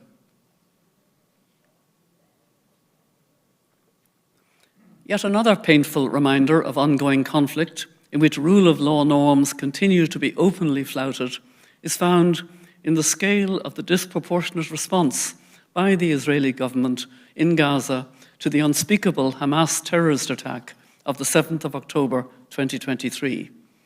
As we're all aware, the scale of human suffering is intolerable, and death tolls have reached shocking levels. Over 41,000 Palestinians now reported killed by Israeli forces. Prospects for a ceasefire hang by a thread, even as fears of a wider regional war in Lebanon and perhaps beyond continue to build. The recent advisory opinion of the International Court of Justice concerning Israel's occupation of the Palestinian territories, alongside a separate case brought by South Africa, alleging that Israel is committing genocide in Gaza, was a landmark. As legal commentators have noted, the content of the opinion wasn't unexpected. The court essentially reconfirmed established international law by concluding that all these territories are under Israeli occupation and that the ongoing occupation is unlawful and should be brought to an end, in quotes, as rapidly as possible. The advisory ruling stresses as well that all states are under obligations, and I quote, not to recognize as legal the situation arising from Israel's unlawful presence and not to render aid or assistance in maintaining the situation created by the continued presence of Israel in the occupied Palestinian territory. At the end of July, 38 UN independent human rights experts appointed by governments in the Human Rights Council issued a joint statement supporting the ICJ advisory opinion. The experts made their own calls for an arms embargo to cease the sale, transfer, and diversion of arms, munitions, and other military equipment to Israel, as well as targeted sanctions on an international protective presence and investigations and prosecutions of those involved in crimes in the Palestinian territory. We cannot become numb to such unacceptable injustice and turn away from all those in Israel and Palestine yearning for peace. We must acknowledge that the lack of effective action over a long period to help resolve this conflict and bring an end to Israel's offensive in Gaza has fed perceptions of Western hypocrisy concerning the fair and consistent implementation of international law. This real sense of double standards has been even more damaging in creating a permission structure for leaders wishing to undermine or disregard their own country's human rights commitments, as well as their legal obligations in a range of other areas, from trade to climate change to arms control.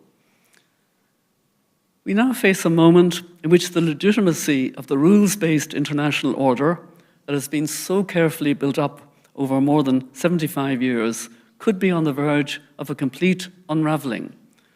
As UN Secretary-General Antonio Guterres has starkly put it, and I quote, "We are at grave risk of the rule of lawlessness."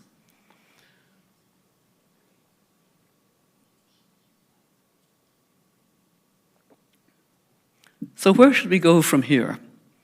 Given the array of threats that are so evident, what actions can we begin to take that would help turn the tide and finally put us back on a path that advocates rule of law practice and commitments? There are no easy answers, but there are principled pathways forward. Let me offer 3 broad areas that I believe should be part of wider efforts to move in a more hopeful and rights-respecting direction. First, we must renew our shared commitment to achieving the internationally agreed roadmap that is already in place, that if followed with political vision and courage, can deliver a fairer, more just and peaceful world. In 2015, the UN Sustainable Development Goals were agreed upon by a record-breaking number of governments around the world. Goal 16, for peace, justice and strong institutions, commits nations to ensuring access to justice for all and reaffirms a shared goal of promoting the rule of law at the national and international levels. And I wear the SGD badge at all times. These commitments, reaffirmed last week at the UN Summit for the Future, must be backed up by adequate resources and practical actions, beginning at the local and national levels. I've seen throughout my career, and today as chair of the Elders, the group of leaders founded by Nelson Mandela in 2007, that there are individuals and organizations in all regions and at all levels who are working to advance these goals. I've watched as women leaders have made breakthroughs around the world, resulting in greater gender equality and access to justice. They know the rule of law is a critical component in rebuilding public trust and giving people renewed confidence that institutions at all levels are working in their interest. We must ensure their voices are heard and see to it that all committed to positive change have seats at the table where decisions are made. Speaking of young people, we must give much greater attention to the issues of intergenerational justice and rights of future generations. The recently concluded UN Summit for the Future adopted, as you know, a declaration on future generations, which for the first time recognizes the need to protect those not yet born. Second, we must reaffirm that the rule of law is essential in addressing complex transnational challenges that are currently blocking efforts to achieve sustainable development. And then we must address the art of the possible. For example, over recent years, we've seen how a rights-oriented understanding of the rule of law has informed the development of international environmental law, including climate change law. But there is still much to be done. It has been greatly encouraging to see that more than 100 states have recognized the right to a healthy environment at the national level through constitutional or legislative provisions, and that this right has now been recognized internationally and incorporated into numerous regional human rights agreements and environmental treaties. But as experts point out, while these developments are positive, environmental rights are young. We must do more to make the case for this broader perspective and build the evidence base for how incorporating environmental rights into national systems shapes substantive outcomes. I welcomed the news earlier this year that the Chief Prosecutor of the International Criminal Court is developing a policy position on environmental crimes that will hopefully help give this neglected element of the Rome Statute teeth. There is growing recognition that a stronger defense of the environment is needed in law, including calls for ecocide to be adopted as an international crime. The continued rise in climate change litigation is also encouraging, as citizens assert their rights and hold governments and corporations to account via the courts, including the recent case involving Swiss pensioners, Swiss grannies, at the European Court of Human Rights. The UN Environment Programme has tracked a steady increase in cases across many jurisdictions, including international and regional courts.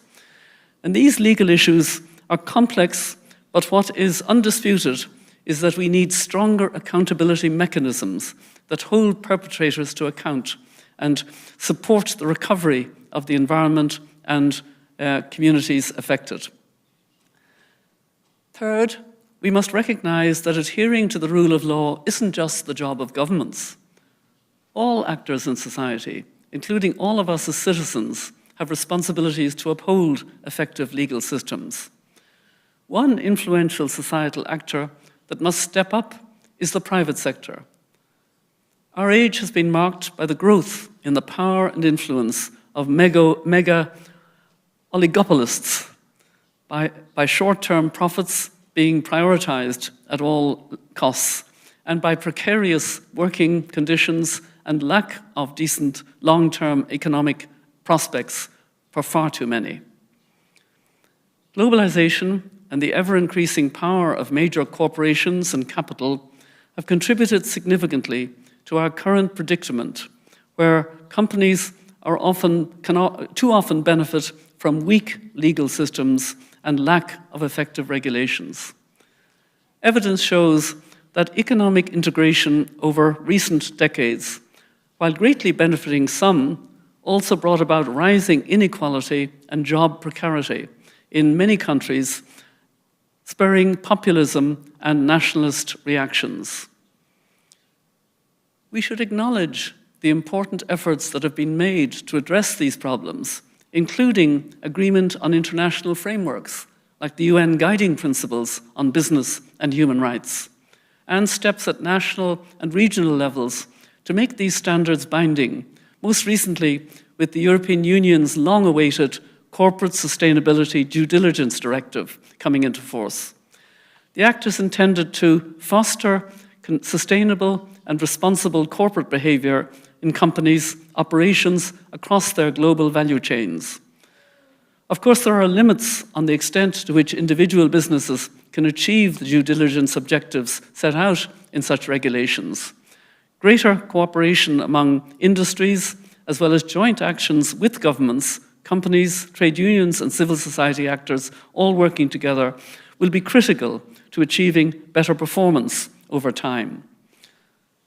And I'm aware that here in Taiwan, you are taking important steps to localize international norms and standards into domestic legal frameworks, including innovative ways to replicate the system of periodic reviews of international human rights treaties, as well as with respect to business activities.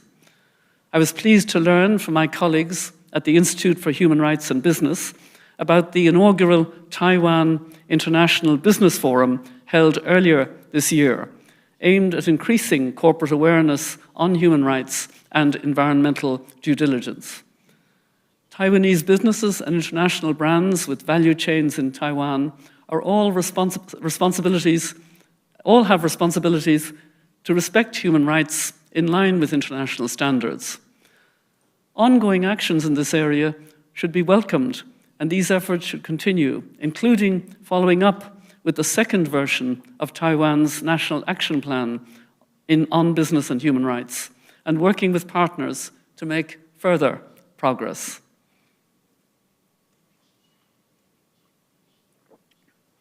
Leaders in the wider region must play their roles as responsible stakeholders as well. During my time as UN High Commissioner for Human Rights, I saw, through the development of the UN Global Compact, Corporate Citizenship Initiative, how business leaders around the world, including in the Asia-Pacific region, could play a bigger role in advancing respect for human rights, improving labor standards and environmental protection, and fostering greater transparency.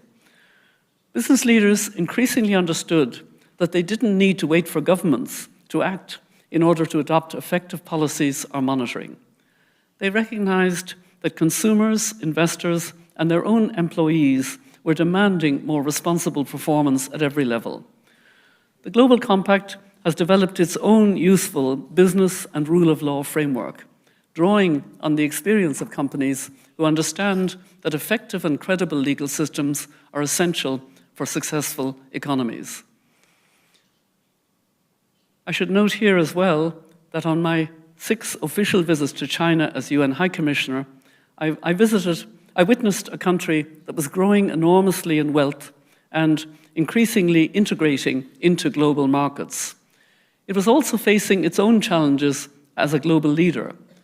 China was making enormous commitments in lifting people out of poverty and improving education and health, and I gave China credit for protecting economic and social rights.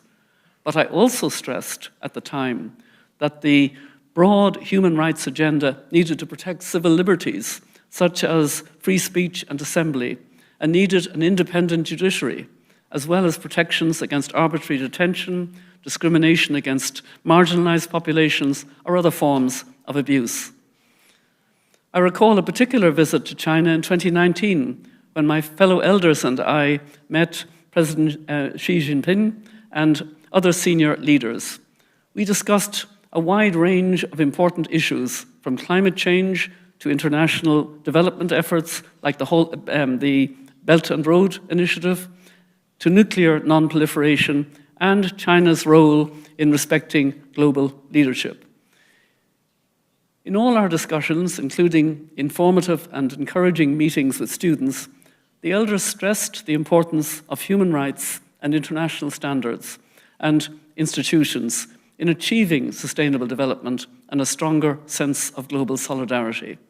Sadly, there hasn't been an opportunity for follow-up to these conversations since then, but we remain ready to engage constructively.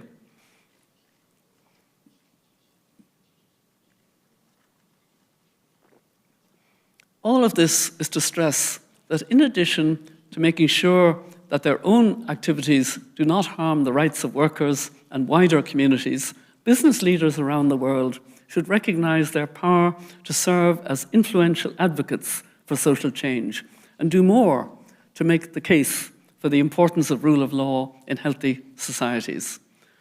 Unfortunately, the reality today is that while some leaders are trying to help, too much power continues to be exercised by a relatively small number of autocratic and largely male leaders of countries, as well as heads of major companies, who instead of speaking up for human rights and rule of law, are too frequently leading the pushback against more responsible governance, including corporate governance.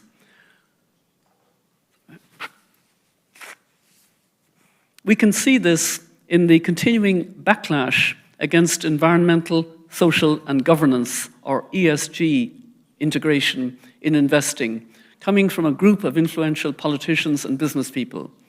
These voices are also challenging diversity, equity, and inclusion initiatives as part of what they call a war on woke capitalism.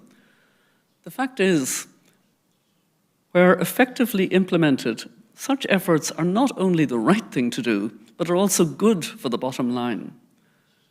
Divisive business actors and others, such as those in the fossil fuel lobby working against climate action, are doing a real disservice to meaningful and material ESG integration that can be principled and profitable. We need to hear more business leaders pushing back against such divisive rhetoric. Above all, we need to encourage a sense of connection between all of us who are striving for that healthier, fairer, renewable energy-powered world. And that is what Project Dandelion, a women-led climate justice movement, is seeking to do. You can see that I have the dandelion I'm wearing. I'm not at this side. And my husband is loyally wearing one as well. In Project Dandelion, we are inspired by the dandelion itself, which grows on all continents, is both resilient and regenerative of the soil, and can be consumed in its entirety, and is spread by blowing the seeds. Already, Project Dandelion has connected with many networks, including a multi-faith, women-led climate action network, which I'm pleased to be invited to their second meeting in Rome in October. Connecting networks like this is a way of growing our power to influence climate and nature outcomes. Project Dandelion is women-led, but not women only. As well as faith-based groups, We hope to link with indigenous communities, young people, progressive business, scientists, artists, farmers, etc., and show that we are in fact the majority in the world who want to see the right action on the climate and nature crisis. I conclude by acknowledging that all the proposals I've outlined here may seem modest, given the scale of challenges we face today. But we must begin somewhere. Actions can start today by taking what my fellow elders and I are calling long-view leadership at all levels of society, internationally, nationally, regionally, and locally. For us, this means decision makers must consistently demonstrate the courage to think beyond short-term political cycles and deliver solutions for both current and future generations. Recognize that enduring answers require compromise and collaboration for the good of the whole world. Show compassion for all people, designing sustainable policies which respect that everyone is born free and equal in dignity and rights. Uphold the international rule of law and accept that durable agreements require transparency and accountability. And finally, commit to a vision of hope in humanity's shared future and not play to its divided past. Just imagine if all governments worked accountably to serve their people and included effective participation by civil society, by young people, by women leaders at all levels. What if all listened to and were informed by the wisdom of indigenous peoples, grounding us in our true relationship with nature? What if we found new ways to distribute political and economic power more equitably for the benefit of all? Despite the serious threats we face, I believe we can build that world. This can be a time for democratic resurgence, a time for recommitment in shared values and identities that bind us together as one human family, as we draw on the richness of our diversity and celebrate our unique cultures and histories. This can be a moment when local ownership and global standards become mutually reinforcing, when state sovereignty and international cooperation align for the benefit of all. If we can embed a shared commitment to rule of law, to human rights and multilateral diplomacy in the ways we structure our societies and economies, I have every confidence that we will reach a more peaceful, sustainable, and just future for all, no matter how daunting current challenges may seem. So I thank you again for honoring me today, and I commend to you the exhortation of the founder of the Elders, Nelson Mandela. It always seems impossible until it is done. Thank you very much. Thank you. Thank you very much to Professor Robinson. Thank you for your lecture. And now we would like to invite back to the stage Professor Ye to give us the conclusion. Welcome, Professor Ye.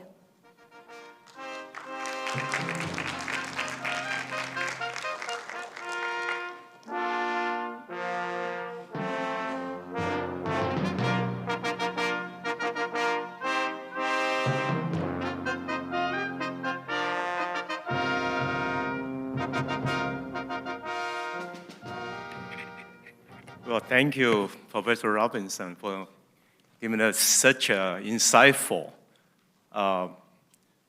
presentation. And I guess all of us in the audience all agree with me that this is not only a powerful speech, but it's also inspiring speech to us in Taiwan, and maybe even beyond in the region, because Professor Robinson mentioned about so many names of the region, name of the country, or even some respected personalities for us to think about linking from what we sort of imagine and what happened before, inside Taiwan and beyond in the region or in the globe. So it's a journey while you are talking. It's a journey for us to think about the trajectory of rule of law, but even beyond that, humanity, environment, sustainability, or even current generation and next generation, as you emphasized so much. So the depth and width of that has actually very well taken. Thank you so much. We all know that the concept of rule of law is not a static one.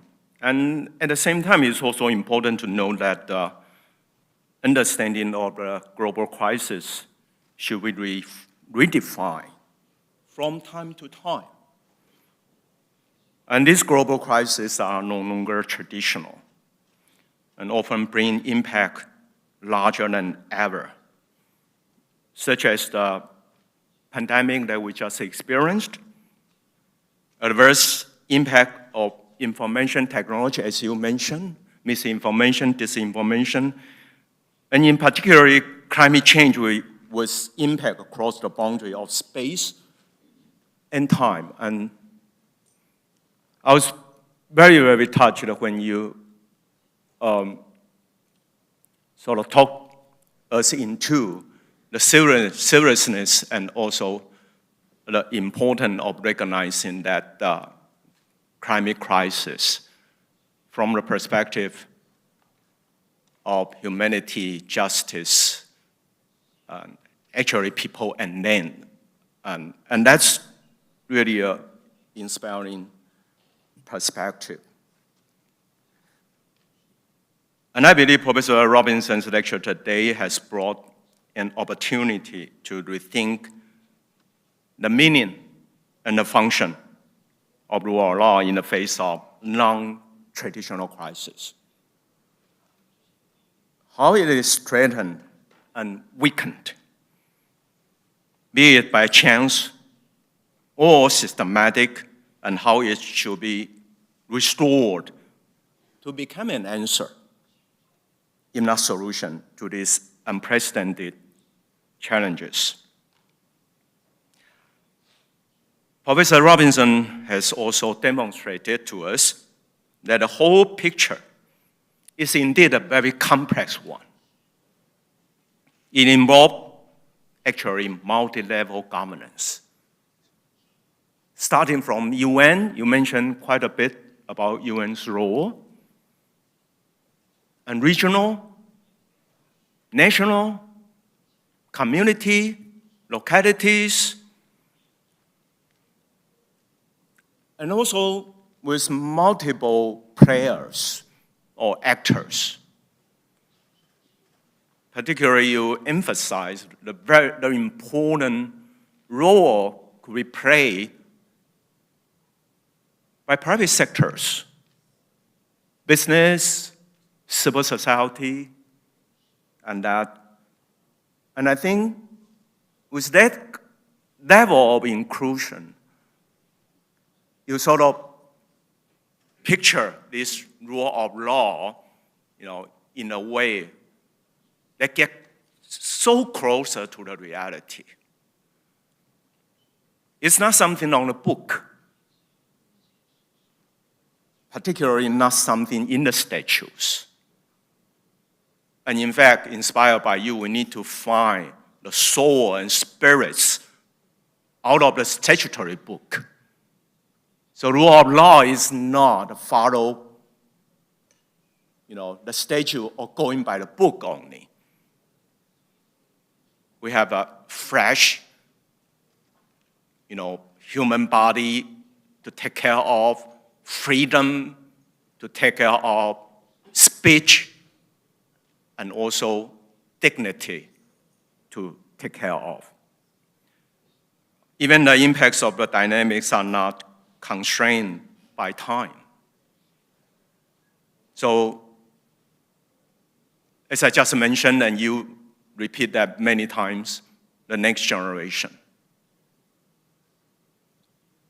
If we take the rise of next generation seriously, and we really need to consider and take it seriously about a changing concept and evolving content of rule of law.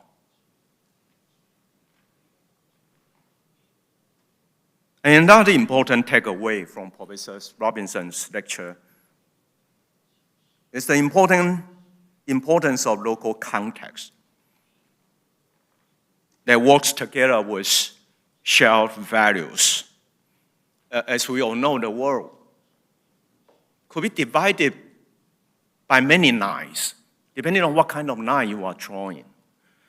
But there is one line which is really sort of demonstrate the complexity of the global landscape. On the one hand, we may have universalists trying to argue the world are going to be the same, follow the same standard, and it's going to be there, and this international human rights covenant are going to rule the world once and for all. But we also have, as you term, domestic extremists. They try to lock themselves into the local context, arguing the importance or the seriousness of the salient feature of the locality. Your talk actually brings about a possibility that we go in between these extremes and try to build up a world of just and also look into the future with meaningful dialogue supported by transparency and credible information. So those are what we need to do and require civil society to gain the final role and muscle in the landscape of democratic governance. I also want to repeat what you just said, one sentence which is very strong. You say, in this troubled global world and political conflicts, there are different kinds of practice of rule of law in the world, and we should hold national leaders accountable. And I heard that, I found this is really courageous and also you just hit the nail on the head. As now, if we take care global justice seriously, there are many, many national leaders, they are not live up to their promise to the people. And the international human rights standard must be applied. And also not only resort to that kind of legal or monolistic appeal. The international community need to have something and really come up with something. If we don't have that right now, and we really need to come up with something, if we think we happen to be born in one country, that you happen to be born in Ireland and I happen to be born in Taiwan, but we are world citizens. We really care about humanity. And I think you have illuminated that kind of global thinking very well to us. And in Taiwan's context, aside from government's consistent effort, civil society also actually play an essential role in bridging international and domestic room. And through actions, dialogue, and discourse in public and private domain, Taiwan tried very hard to make itself part of the regional and international order in different spheres, and thus contributing to the dynamics of rule of law in its own way. So yes, we have experienced the dynamic of rule of law and the democratic constitutionalism in this dynamic island, striving for sustainability. And the road we travel and the footprint we have left, and also the future that we are heading to, actually should be a lesson and also an asset to the region and also to the world. Maybe through your effort, through your work internationally and globally, you will be able to link Taiwan to other areas. Knowing our spirit, knowing what kind of hardship that people here are dealing with, and what kind of spirit and also inspirational drive that we people have. With that, thank you so much. And I think the audience have learned a lot and also must begin to think that there must be something that we can do in Taiwan and also beyond Taiwan, in the region and in the globe. We may, inspired by your idea, begin to redefine our curriculum, redefine our agenda, and may be able to follow your inspiration and the work you have been doing and try our best, not to survive, but also to shine in the globe. Ladies and gentlemen, may I invite all of you to join me to give Professor Mary Robinson a round of applause for her wonderful lecture. Thank you so much, Professor Robinson. Thank you very much. Thank you so much.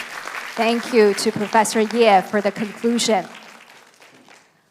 Ladies and gentlemen, this concludes the Laureate lecture for Rule of Law. Our laureate, Professor Robinson, has to leave now for the press conference. Can we please give her another one round of applause? Thank you so much for her insightful and wonderful lecture today. Ladies and gentlemen, thank you for your participation in the Laureate lecture for Rule of Law today. The next lecture session will be for biopharmaceutical science, which will begin at 1:30 in the afternoon. Please don't forget your personal belongings as you leave, and we wish you a good day. 各位来宾，第6届唐奖得奖人演讲法制场到这边圆满告一个段落。非常感谢您今天的参与，也希望大家都有满满的收获。下一场生技医药厂的演讲将于下午1点30分开始，欢迎大家报名参与。离场的时候也请记得您随身携带的物品，并且归还您所借取的同步口译设备，取回您的证件。谢谢。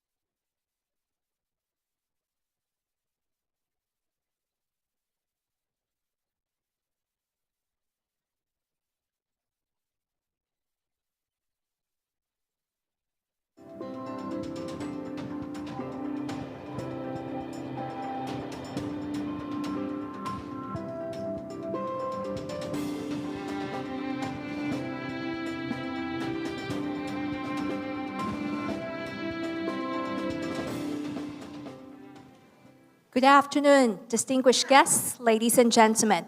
Welcome to join us at the Laureate Lecture of 2024 Tan Prize in Biopharmaceutical Science. My name is Angela Liu, your MC for today's event. To begin with, we would like to invite to the stage the host of this lecture, Professor Wang Huijun, academician of Academia Sinica, to give us the introduction. Ladies and gentlemen, please welcome Professor Wang.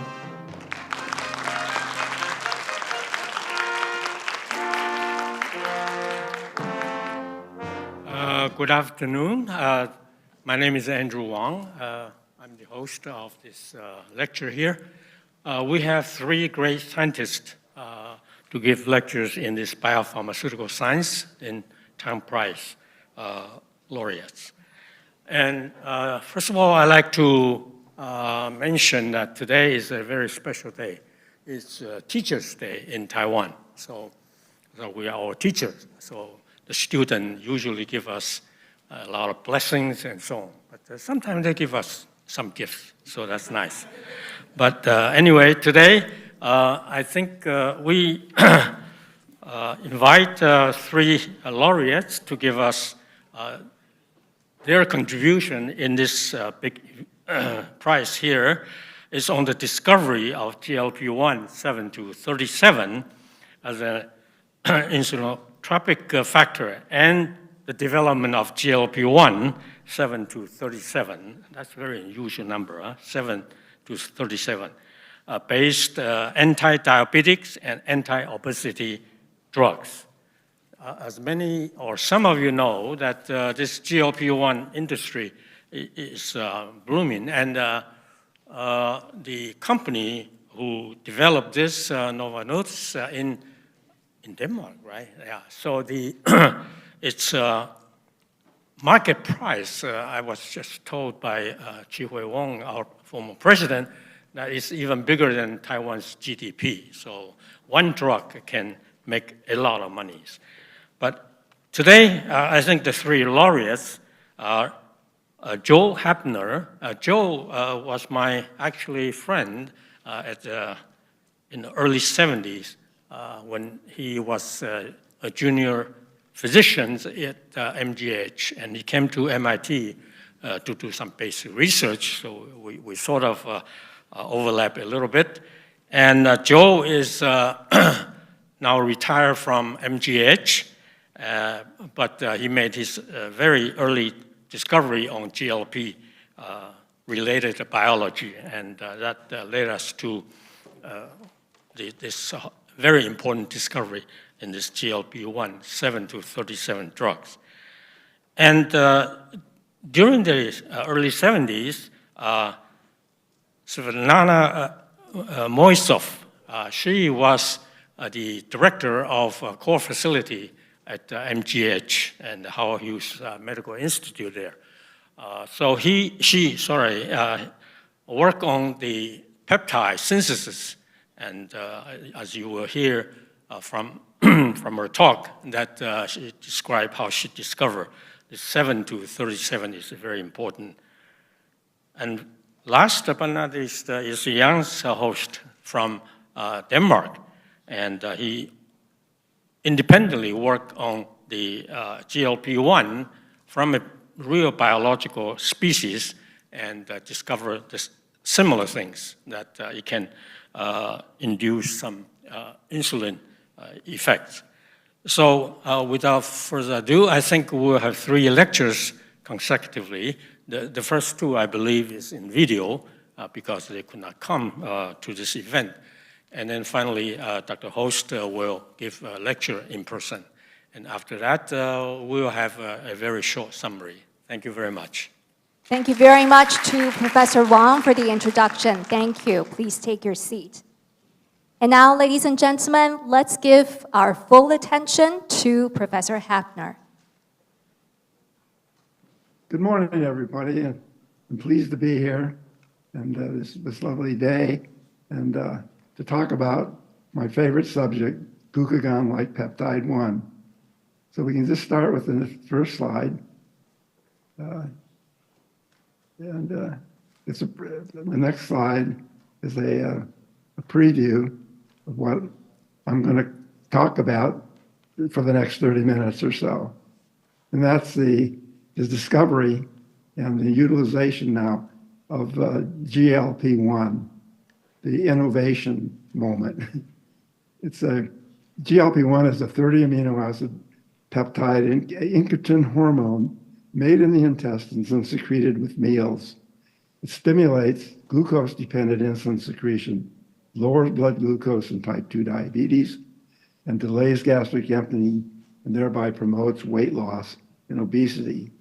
And a third use for GLP-1, it appears now, is a treatment for cardiovascular disease risk. It lowers disease risk in people with cardiovascular disease. Next slide. You can go to the next.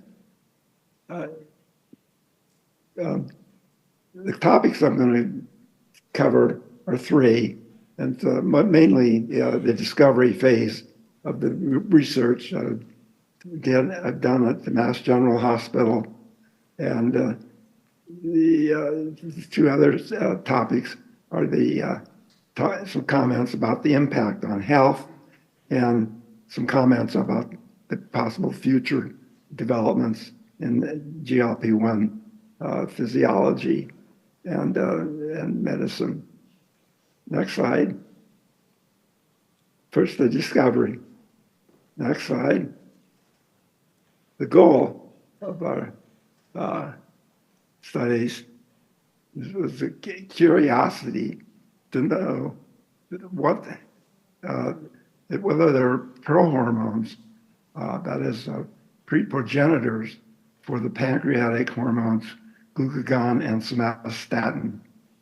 The rationale for this embarking on these studies is that it was known that there are precursor proteins encoding the hormones insulin and parathyroid hormone, PTH, and opiomelanocortin, which is a prohormone that encodes more than one hormone.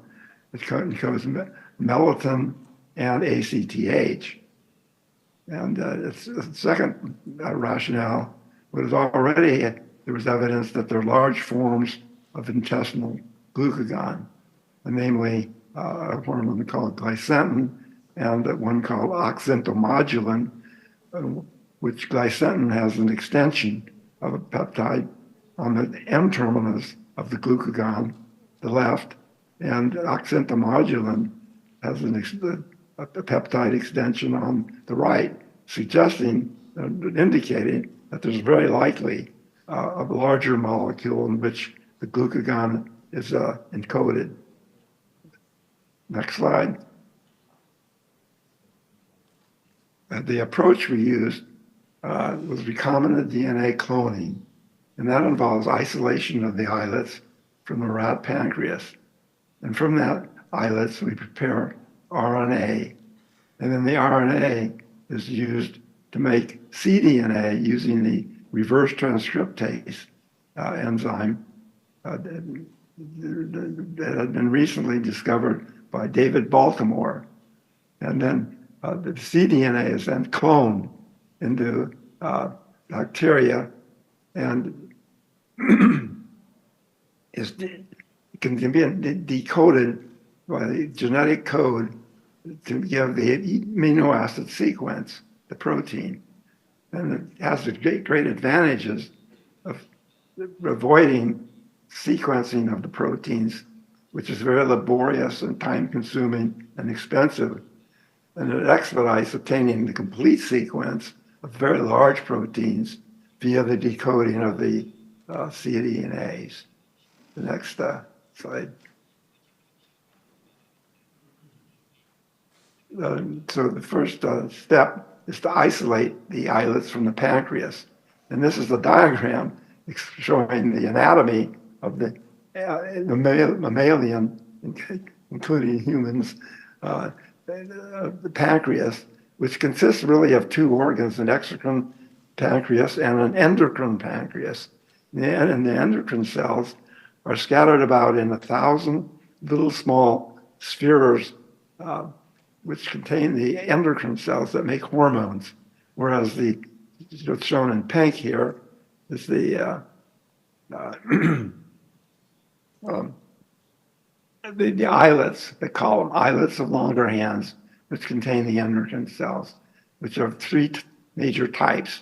The beta cells shown in green, and the alpha cells in blue, and the somatostatin cells in red. And as I mentioned earlier, they've been shown already from work from Don Steiner's lab in Chicago that insulin is made as a pro-insulin, a precursor, a pro-hormone. So we asked the question, whether the somatostatin and glucagon hormones were made as precursors. So, so our goals were to isolate these islets and extract them for the messenger RNA to make the cDNA, to clone the coding sequence for the genes, the messenger RNA for the glucagon and somatostatin. And so the next slide shows that there was a change of plan in our experimental approach, that the NIH had declared a moratorium on recombinant DNA research, even warm-blooded animals, for example, the rat. So that plan was not possible to carry out. The moratorium was declared in Cambridge and was intended to be extended to Boston. So the research committee did not approve our protocol to start the research. So the next slide, we went, it was an indication to go on a fishing expedition. And our goal was to capture the anglerfish, the so-called Atlantic anglerfish, because it's a cold-blooded animal and would be allowable to carry on the research. So the next slide shows the great advantage of the anglerfish, thanks to the moratorium, is that the endocrine cells are not scattered in islets that you have to isolate from the exocrine pancreas, but they're in a separate organ called the Brockman body. And it makes it easier to and more efficient to extract the RNA from an organ that is enriched, so highly enriched in endocrine cells. So the next slide shows that our initial testing of the quality of the messenger RNA that we extracted from the anglerfish. We used a cell-free translation system that had been developed at MIT by Brian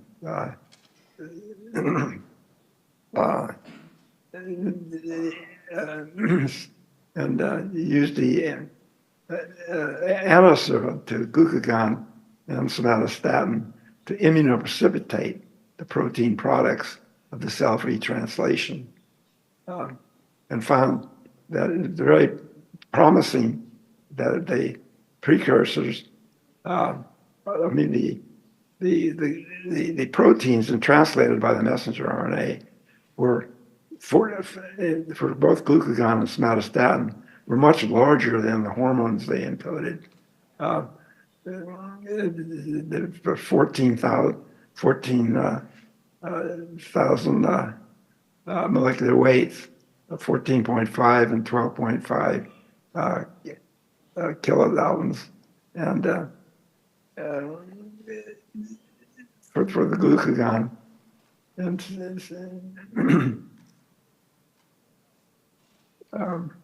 yeah, next slide. So the eureka moment was when we got the sequencing and found that there were indeed the glucagon was a small peptide encoded in the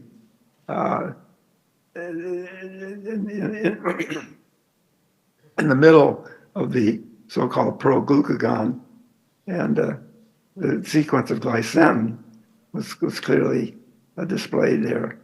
And what was unique was there was a second hormone encoding peptide, which we called glucagon-related peptide.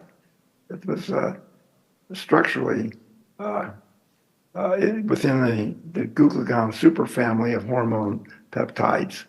And, and these various peptides are cleaved at two basic residues as shown by the arrows, either arginine or lysine, and arginine-lysine pairs. And suggesting that this is a prohormone that's giving rise to more than one peptide. It's at least two called the glucagon and the glucagon-related peptide. And the next slide shows that the sequences of the GRPs. There was actually two GRPs, non-allelic genes, two genes for the proglucagon, and we call them GRP1 and GRP2, and they're very similar, but the similarities in the hormone family that's encoded in that make up the glucagon superfamily of peptide hormones. That most closely resemble the hormone called gastric inhibitory peptide, which is shown at the bottom, and it has the sequence of 60% or so similar to gastric inhibitory peptide, which is already of interest because the next slide shows that the GIP was shown previously by Werner Creutzfeldt in Germany to be an incretin. Then the incretin concept suggested that it showed that there's a factor secreted from the intestine that augments glucose-stimulated insulin secretion, and that the incretin effect was shown by Creutzfeldt to be and predecessors that an oral glucose load is a more potent stimulus of insulin secretion than is an equivalent glucose load given systemically by intravenous. So, and that it was further shown by immunoneutralization experiments in the Creutzfeldt lab that the gastric inhibitory peptide was an incretin. It augmented glucose-stimulated insulin secretion, but only partially. It didn't account for the full incretin effect. The next slide just shows you what the incretin effect is. And to the top panel is the glucose given either orally or systemically, so that you give an oral glucose to a patient or subject volunteer and measure the glucose level, and then mimic the same identical glucose level in the blood by an intravenous infusion, and then measure the insulin response to the glucose infusion. And one see that the oral glucose is much more efficient at stimulating insulin secretion than is the systemically intravenous dose of glucose. So that's called then the incretin effect. And it's now been shown in humans the effect of GIP and GLP receptor agonists, that glucose is 25% of the stimulus for insulin secretion, and gastric inhibitory peptide and GLP-1 are 45 and 30% respectively. And so the total incretin of contribution to the incretin effect of GIP and GLP-1 is 60% and 40% respectively. Next slide. Subsequent to the identification of the glucagon-related peptide in the fish system, we went on, as did many others in the field, and including the determining the sequence of the proglucagons or pre-proglucagons that for mammalian species, and we worked on the rat protein and isolated the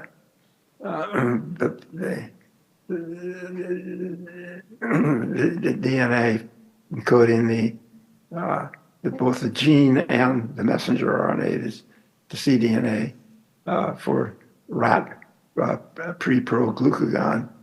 And interestingly, the hormonal and functional components of the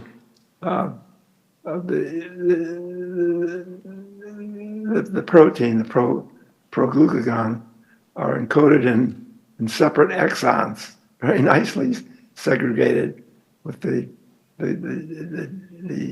GRPP, the glucagon-related polypeptide, glucagon, GLP-1, and then a second GLP called GLP-2, which turns out to be a growth factor for small intestinal stimulus for small intestinal growth. The next slide. It shows the interesting example of how the cleavage of the proglucagon involves an alternative post-translational processing by specific different prohormone converting enzymes, prohormone converting enzymes, called PC2 and PC1/3. And the PC2, for example, liberates glucagon, leaves the GLP-1 and GLP-2 peptides intact as a major proglucagon fragment in the alpha cells of the pancreas, whereas in contrast, in the intestine, the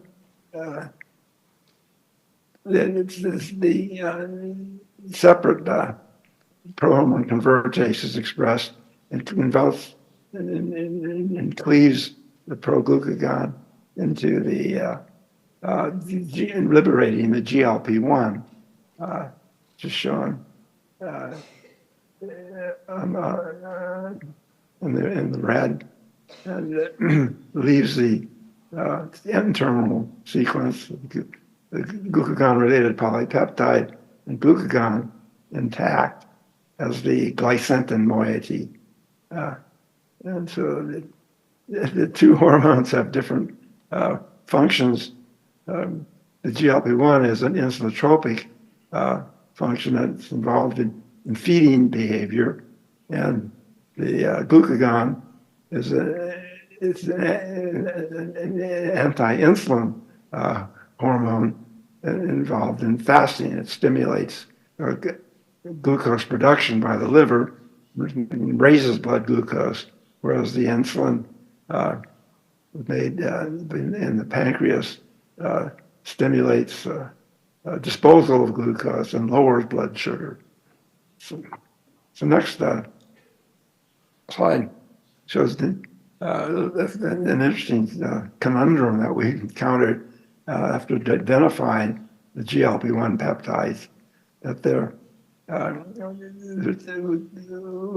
a possibility that show that there are two possible sites where GLP-1 might begin in its translation of the messenger RNA, because there are two basic residues, lysine and arginine, K and R, and it's cleaved at between the arginine and histidine, which should be the much preferred cleavage site based on the understanding that double basic residues were involved in sites of cleavage by the prohormone convertases. But then there were 6 amino acids later. There was another single arginine and again a histidine that would begin the translation of the glucagon-related, the glucagon-like peptide. But it's unexpectedly, as I'll show you in our studies, they collaborated with Dr. Moshav, Svetlana Moshav, and we found that the active peptides are the peptides that are cleaved at the single arginine, and so at 7 to 36 and 7 to 37 are the active peptides. And I should mention that the C-terminus comes in 2 versions. One is an arginine amide, and the other is a glycine extended.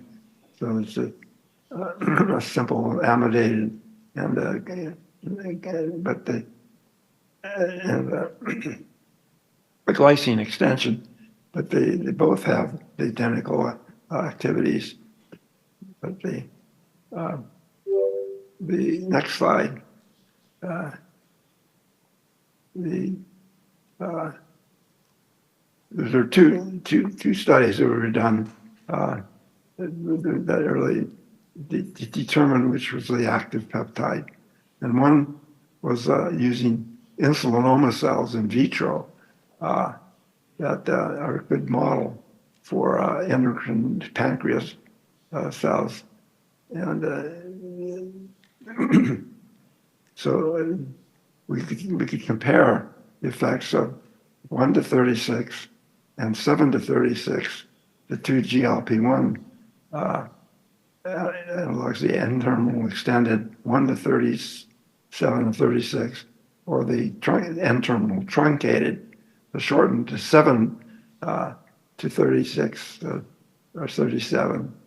And in this initial studies, the cyclic AMP formation could show the studies that Dan Drucker did in the lab, that the shortened truncated peptides, 7 to 37, stimulated cyclic AMP formation in the insulinoma cells, whereas the 1 to 37 had no effect except extremely high doses, which probably represented an in vitro conversion of some of the peptide due to cathepsins in the serum, in the media.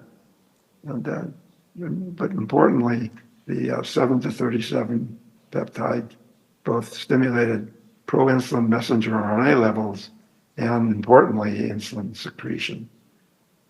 But the second study was done, the next slide shows in vitro and vivo studies, and that is a model that we did in collaboration with Gordon Weir at the Joslin Diabetes Center. And we studied the secretion of insulin from the perfused rat pancreas. So it's sort of an in situ, in vivo model of insulin secretory dynamics. And so we see at the lower panel, on the left, the 7 to 37, and on the right, the 1 to 37. And the 7 to 37 stimulates insulin secretion at 50 picomolar, shown on the left curve, which I don't have a pointer, but just show right. The curve goes up and markedly increased at 5 nanomolar. So it's a potent stimulator of insulin secretion, where even at 5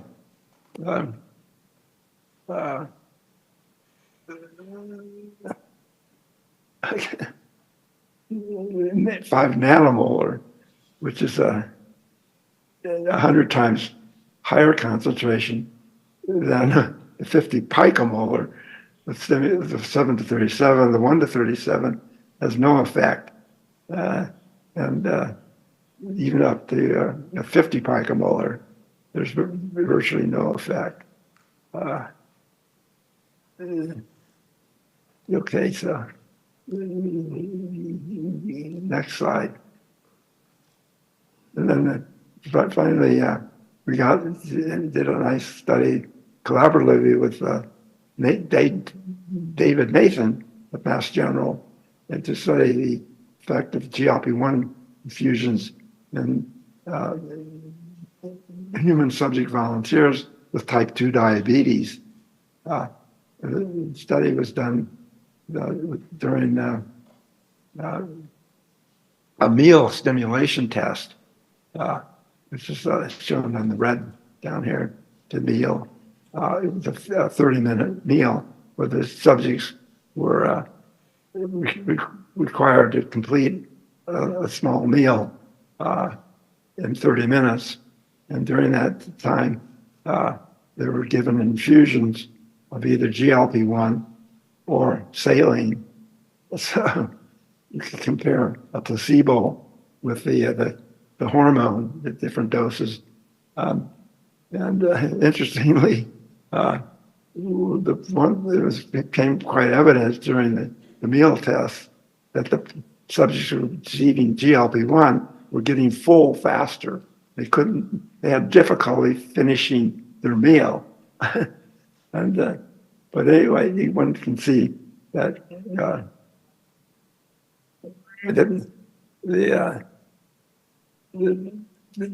normal subjects and the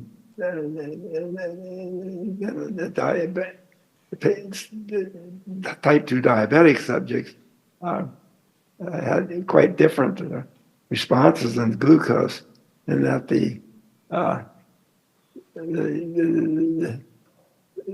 glucose with saline, typically the type 2 diabetes, the glucose rose during the meal.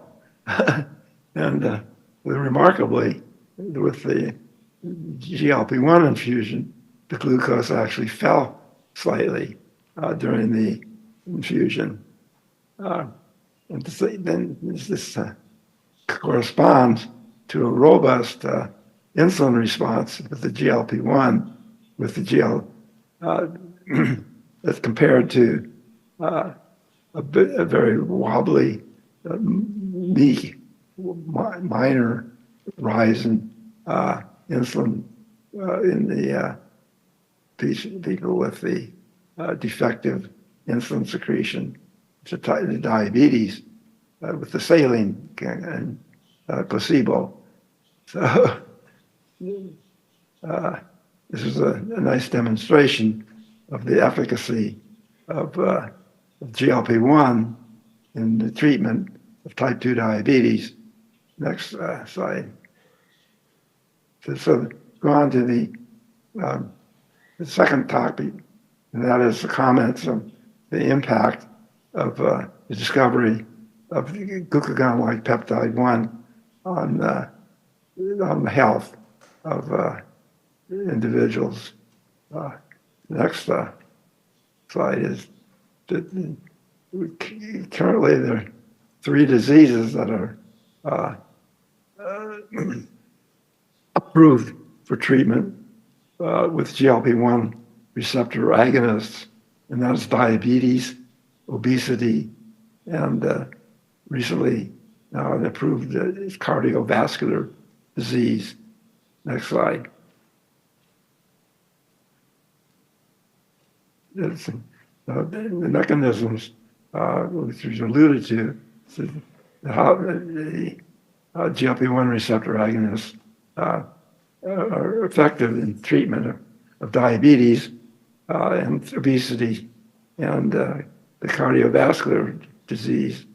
And diabetes, it stimulates glucose-dependent insulin secretion and reduces postprandial glucose excursion, so that the at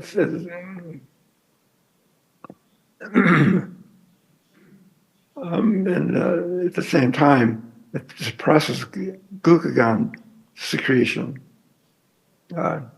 It works on obesity by delaying gastric emptying, which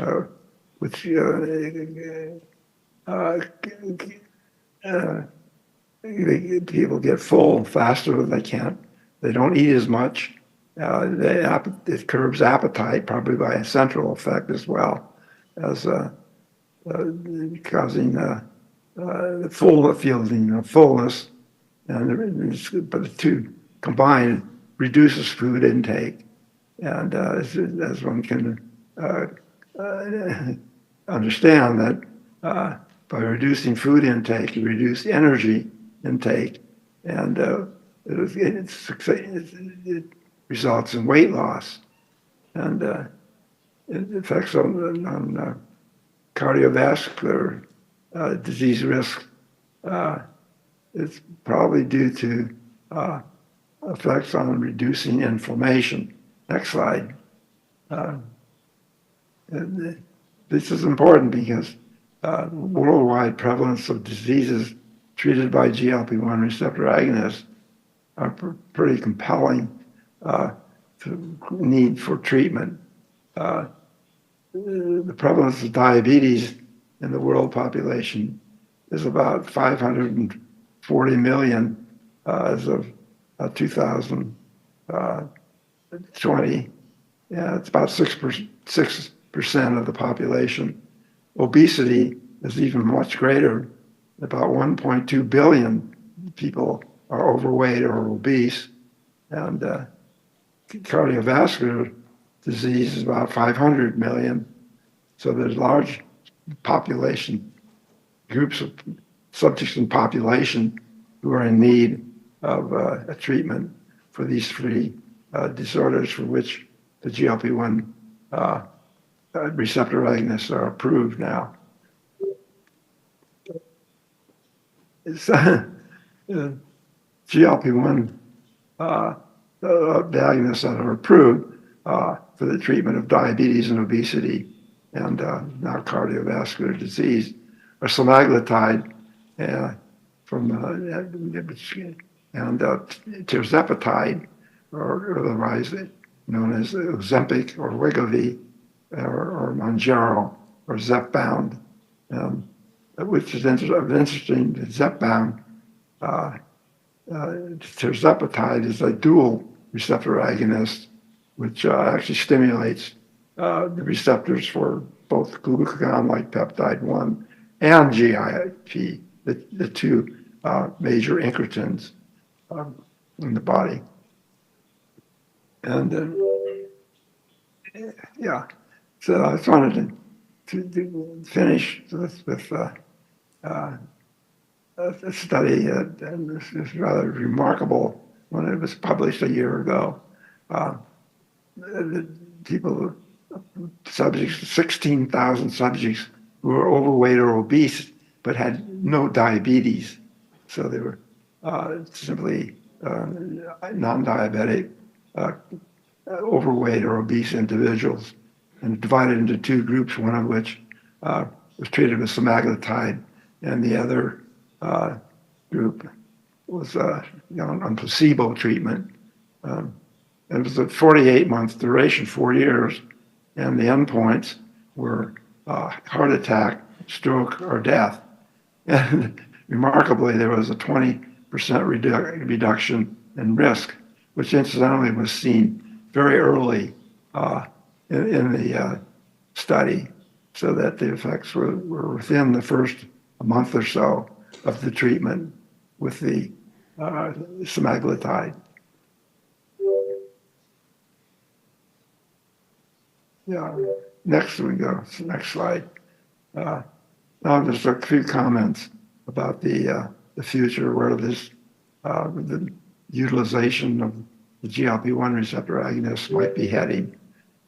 And so the next slide shows that as time has gone on, as the numbers of patients has increased remarkably during the last 2 to 3 years, particularly, that more clinical trials are being done, and it now has opened the door for meta-analyses of medical records of large numbers of people. It can be divided into groups of, like, say, for example, 10,000 people who are taking GLP-1 receptor agonists, and 10,000 sex and age-matched individuals as controls. And you find out what the incidence and prevalence of the various diseases. And we've already mentioned on the cardiovascular disease risk is decreased by 20%.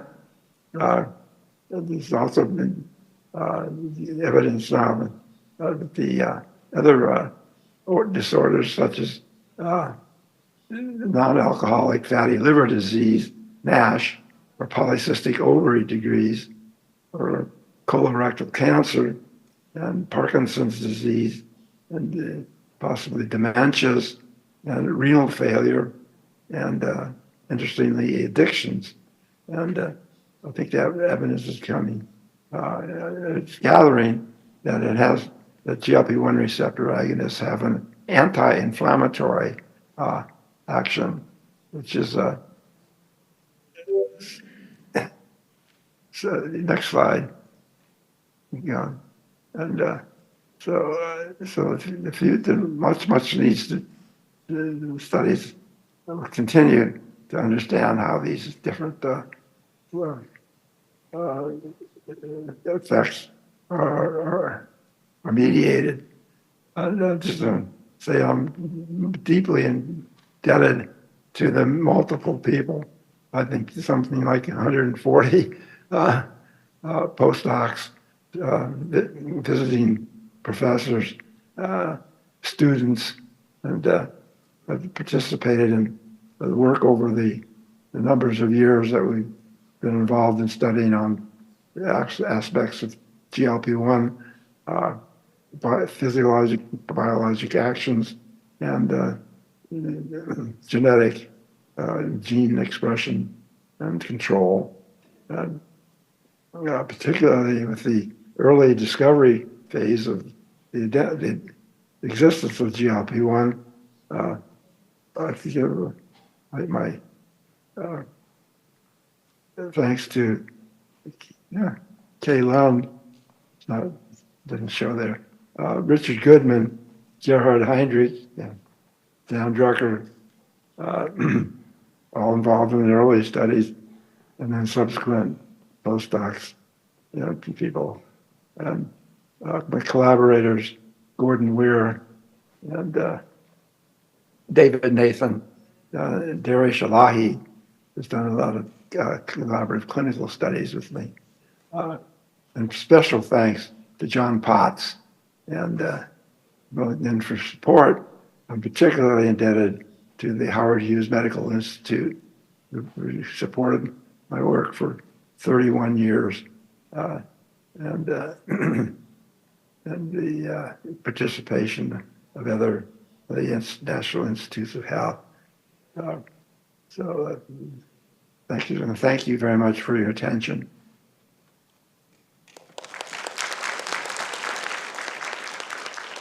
Thank you very much to Professor Hapner. Up next, here is the lecture from Professor Moisov. Let's give him our full attention.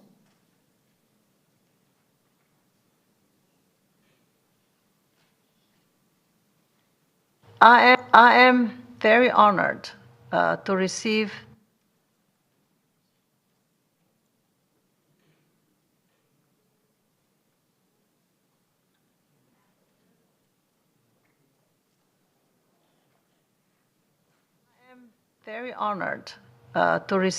the Tang Foundation Prize for my contribution to the discovery of GLP-1, and to have this opportunity to show you my studies which led to that discovery.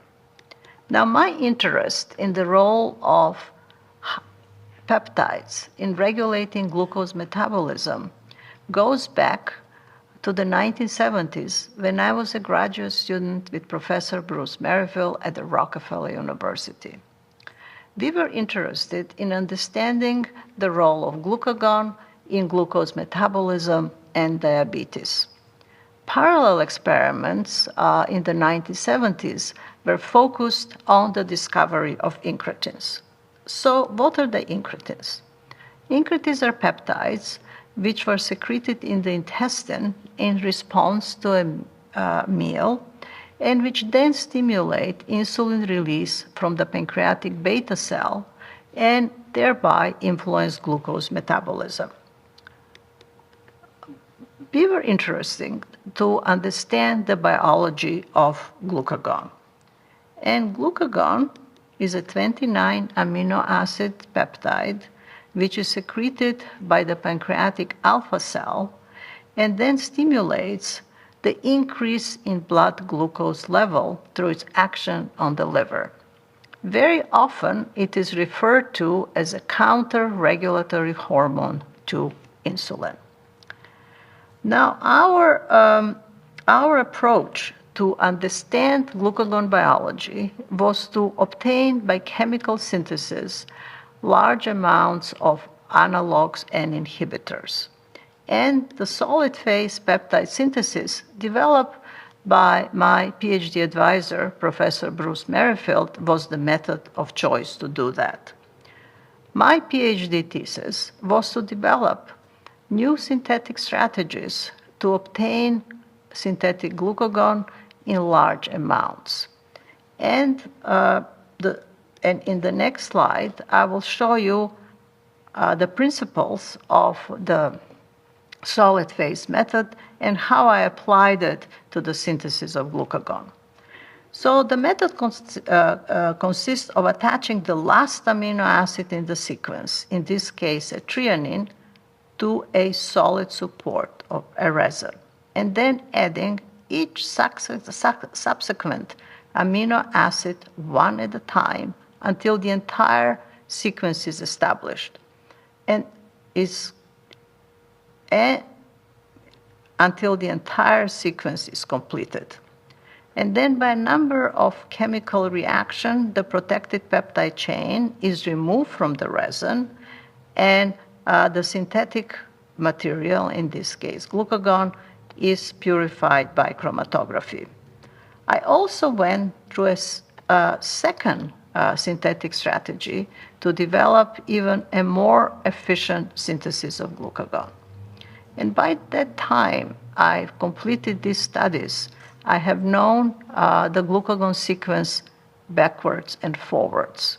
And this knowledge of glucagon sequence and its biology were critical in my discovery of the active sequence of GLP-1, as I will show you later. Other researchers use molecular biology approaches to study glucagon biology. And in 1983, Graham Bell published the sequence of the human glucagon gene. He showed that glucagon is made as a part of a larger molecule which contained the sequences of two peptides unknown at the time, which Bell named glucagon-like peptide 1 and glucagon-like peptide 2, or GLP-1 and GLP-2. Bell predicted that GLP-1 would be a peptide of 37 amino acids. Other investigators in the field came to the same conclusion, and that includes Gerhard Heinrich and Joel Hubner when they reported the sequence of the rat GLP-1. Even as late as 1986, Orskov, Holst, and their collaborators reported that GLP-1 is a peptide of 36 amino acids. But when I reviewed the sequence of the pre-pro-glucagon in my laboratory at the endocrine unit at the MGH, I noticed immediately the presence of this arginine residue at position 6. And this will shown much better on the next slide. This is the arginine residue. And if this arginine amino acid is cleaved, then the biologically active sequence of GLP-1 will start at position 7. You can see how I was counting the amino acids which will lead to the active sequence. And in the next slide, I will show you in more detail my rationale. So this is 1 to 37, and we compare it to the sequence of glucagon. We can see that there is very little homology between the amino acids in the two peptides. But if arginine is being cleaved by enzymes, then we'll have 7 to 37. And if we compare it to the glucagon sequence, we can see, as shown here in the vertical lines, a perfect alignment between the amino acids in 7 to 37 with those in glucagon. I knew from my previous work at the Rockefeller University the importance of the histidine amino acid at the beginning of the sequence. If that was removed, then glucagon became inactive. And I hypothesized that 7 to 37 would be the biologically active sequence, and it's going to be the incretin. Now, what are the incretins? They are secreted by the intestine, they stimulate insulin release by the pancreas, and the insulin release is glucose dependent. So the first question which I asked was, well, is 7 to 37 secreted in the intestines? And in the next slide, I will show you the general strategy which I developed to prove that 7 to 37 is incretin. So the first step was to develop, to obtain by the solid phase synthesis large amount of 7 to 37, and to use that synthetic material in all the subsequent studies, which included to develop methods to detect 7 to 37 in intestines, and to use and to characterize its biological effects. For its biological effects, we used the perfused rat pancreas to measure whether 7 to 37 stimulates insulin release. I also collaborated with Dr. Joel Hubner's group and his postdoctoral fellows, Dr. Dan Drucker and Jacques Philippe, to study GLP-1 expression and biological effects in cell lines.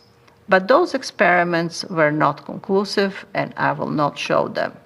And then finally, we used the synthetic 7 to 37 in clinical studies. So let's start. So the first step was to obtain synthetically 7 to 37 and 1 to 37. I used both peptides in all the experiments. And to do that, I used the manual shaker, which was invented by Professor Bruce Merrifield. In 1983, manual shakers were not available commercially, and Dr. Merrifield sent me one of the shakers from his laboratory.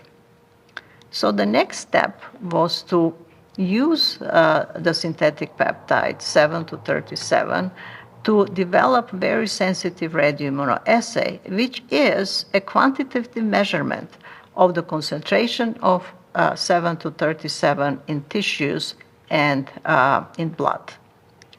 The next step was to develop sensitive chromatographic methods to separate 1-37 from 7-37 and from other peptides which are present in the intestine. And for that, I use a gel filtration chromatography, which separates on the basis of molecular weight. And as you can see here on the right panels, I did detect GLP-1 in the rat intestinal extracts. But gel filtration chromatography was not sensitive enough to separate the two molecular forms of GLP-1 because they have very similar molecular weight. But they differ by charge.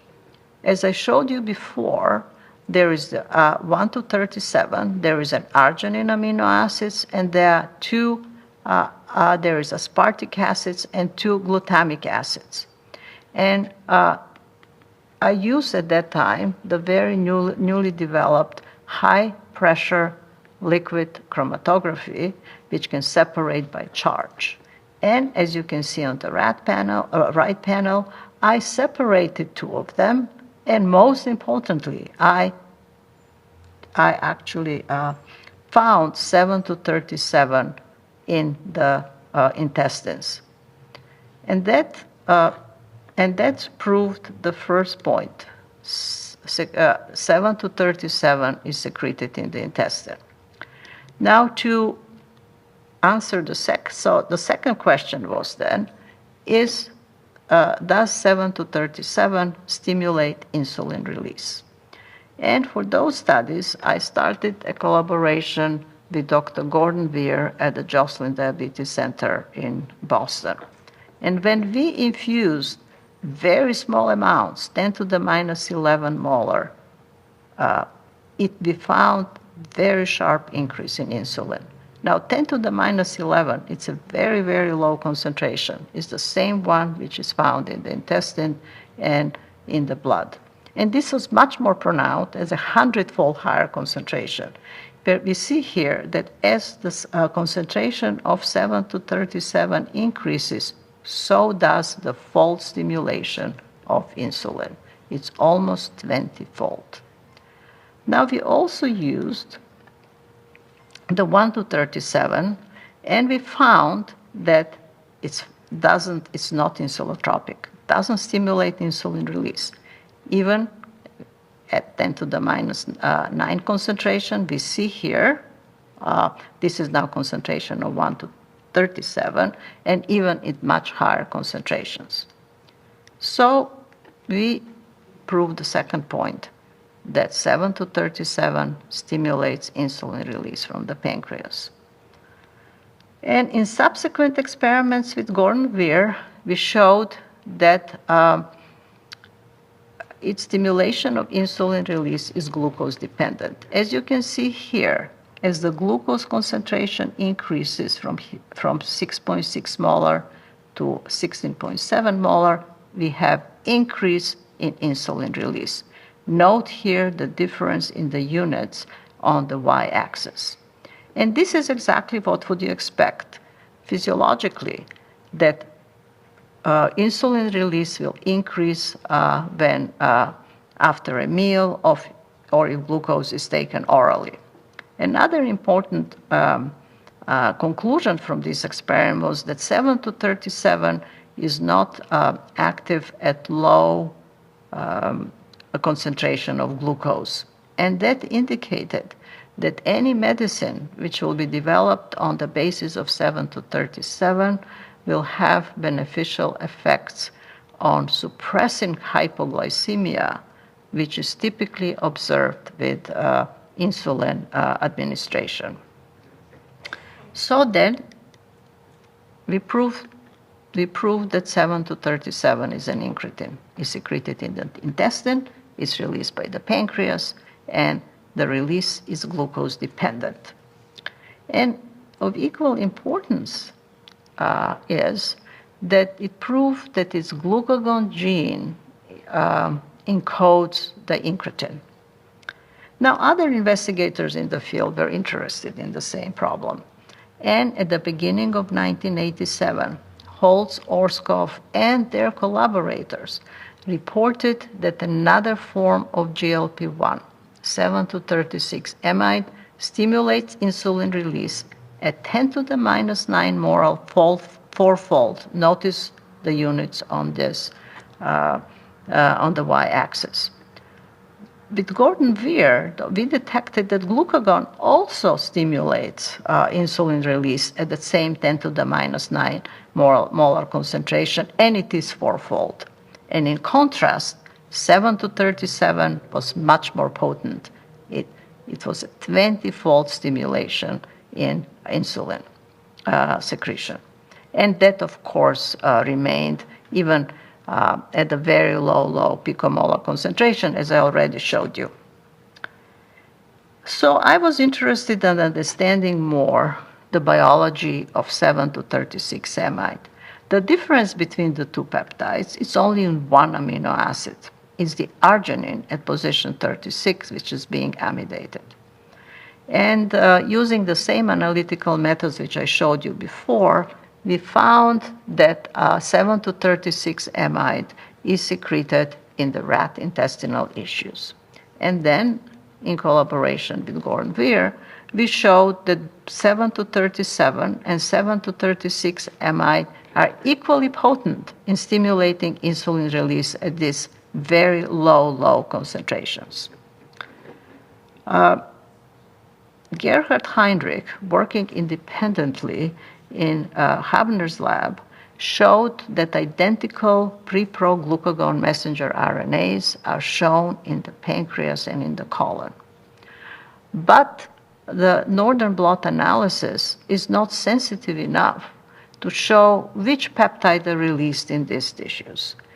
One needed the analytical methods which I developed to show that in the intestine we have a secretion of different forms of GLP-1, the two active forms, 7-37 and 7-36 amide, and the second glucagon-like peptide 2.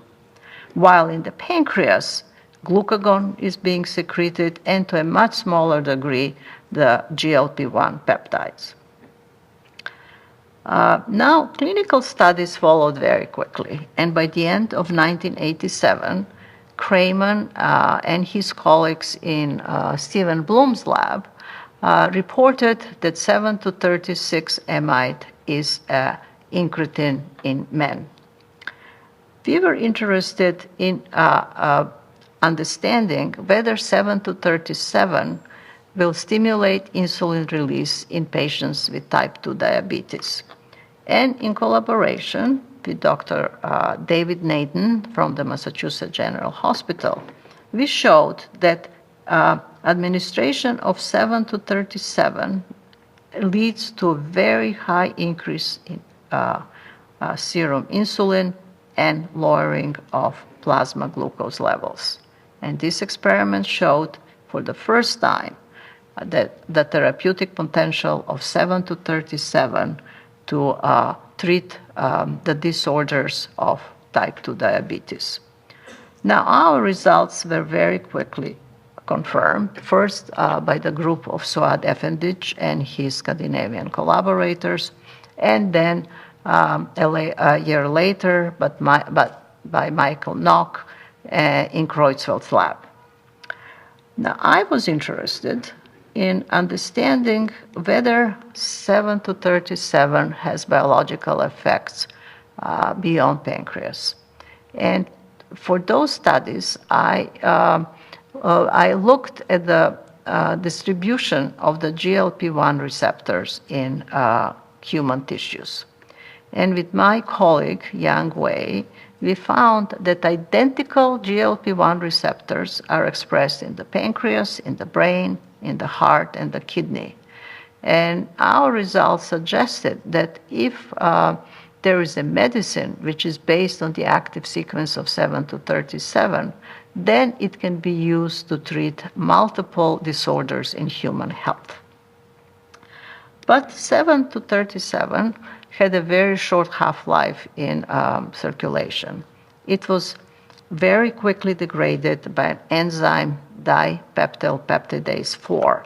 It removed the first 2 amino acids to lead to come with a compound or analog which was inactive. Now, several pharmaceutical companies develop small molecule inhibitors of the enzyme. The first on the market was sitagliptin, and it's an oral medicine, and its main advantage is that it prevents the hypoglycemia, which is typically observed with treatment of insulin. Now, the scientists at Novo Nordisk increased the half-life of 7 to 37 from 2 minutes to 13 hours to 1 week by incorporating chains of lipids to the active sequence of 7 to 37. And this is what now being used this is what's now known as liraglutide or semaglutide, and both compounds are being used for treatment of diabetes and obesity. The next slide shows the number of 7 to 37 analogs which are now used for treatment of diabetes and obesity. The ones in blue are the ones which I showed you earlier, developed by Novo Nordisk. And the newest newcomer is tirzepatide, which is distributed by Eli Lilly, and it's based on the work of doctors Richard DiMarchi and Matthias Job. So in conclusion, GLP-1 analogs represent the first example of when a single medicine can be used to treat multiple human disorders, from diabetes to inhibition of appetite, weight loss, and possibly even Parkinson's disease. We also know that it has protective cardiovascular effects and also beneficial effects on the kidney. So I expect in the future we will see a development of other peptide-based therapeutics which can be used as treatment for multiple human disorders. So this is my acknowledgement slide.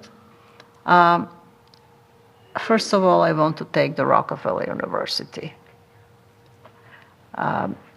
for all their support. I want to acknowledge my mentors, the late Dr. Bruce Merrifield and late Ralph Steinman. I also want to thank the Howard Hughes Medical Institute and the late Dr. George Cahill for their support of my initial work on GLP-1. Now, I'm very indebted to my collaborators for the studies on understanding biology of glucagon and GLP-1, and I didn't have time to show you those. At the Massachusetts General Hospital, I want to thank my colleagues, Dr. Henry Koitman and Dr. Henry Cronenberg, who was the head of the endocrine unit when I did my studies with GLP-1. I also want to thank the group of my very talented and dedicated research assistants who work with me side by side on the bench. And of course, Gordon Weir's collaboration was critical for understanding the biology of GLP-1, and I want to thank him and the members of his group for those studies. And finally, below are the funding agencies which supported my work on GLP-1. Thank you very, very much. Thank you very much to Professor Moisov. And finally, we would like to invite to the stage Professor Host to deliver his lecture. Ladies and gentlemen, please join me in giving a warm welcome to Professor Host.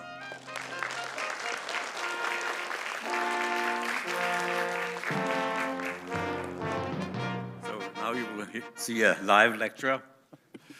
Thank you very much for inviting me to give this talk. And I'm sorry for all of you to be forced to hear the same story a third time, but I'm going to give it a slightly different angle, as you will see. Let's move ahead. This didn't do anything. This did not move it. So you have to do something about this. Otherwise, it will be very boring. Yeah, but it doesn't do it.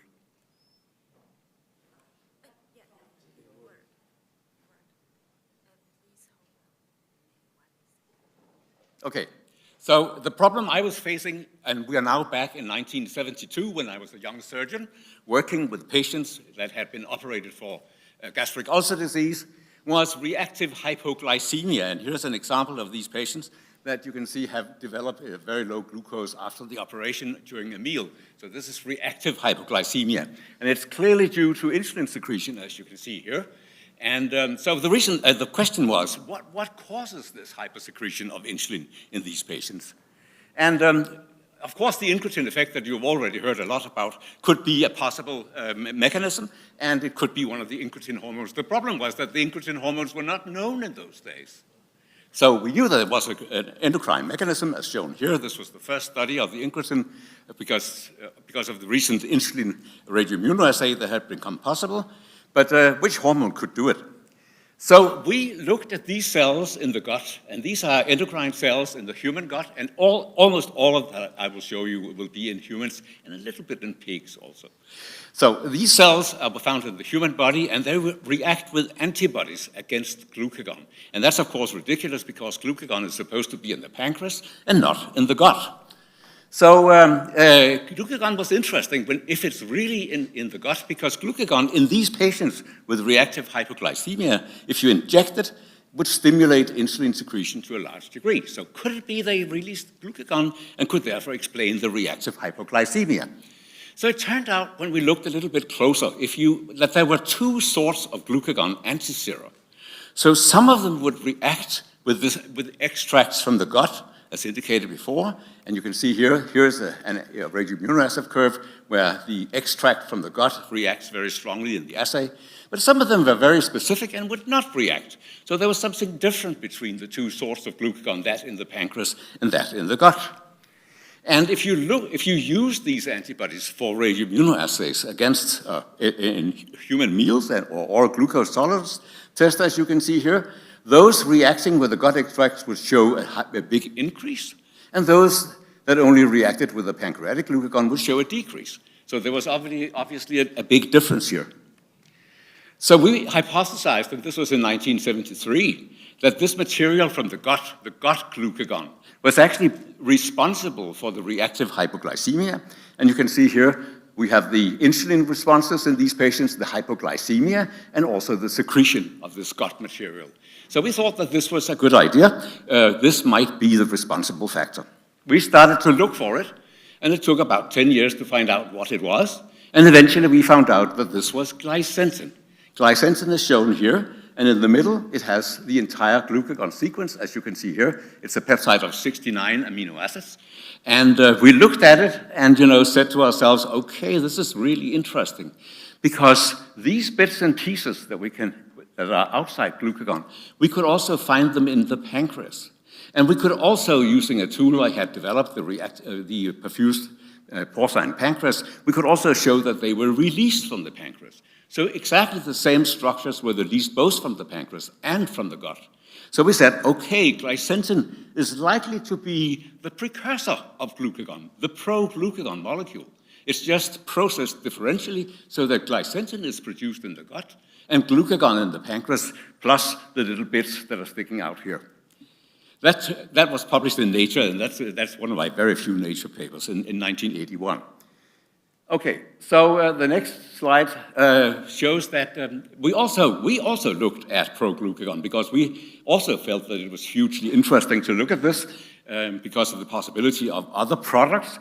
And it turned out that proglucagon had to be bigger than glycentrin. And cell-free studies suggested that it might have a molecular size of up to 18,000, which is much more than glycentrin with its 69 amino acids. And in Don Steiner's laboratory, they had isolated a fragment here that was 10,000, which did not contain glucagon at all. So it had to be that part of the non-glucagon part of proglucagon. So what was in the rest of proglucagon? That was the interesting question.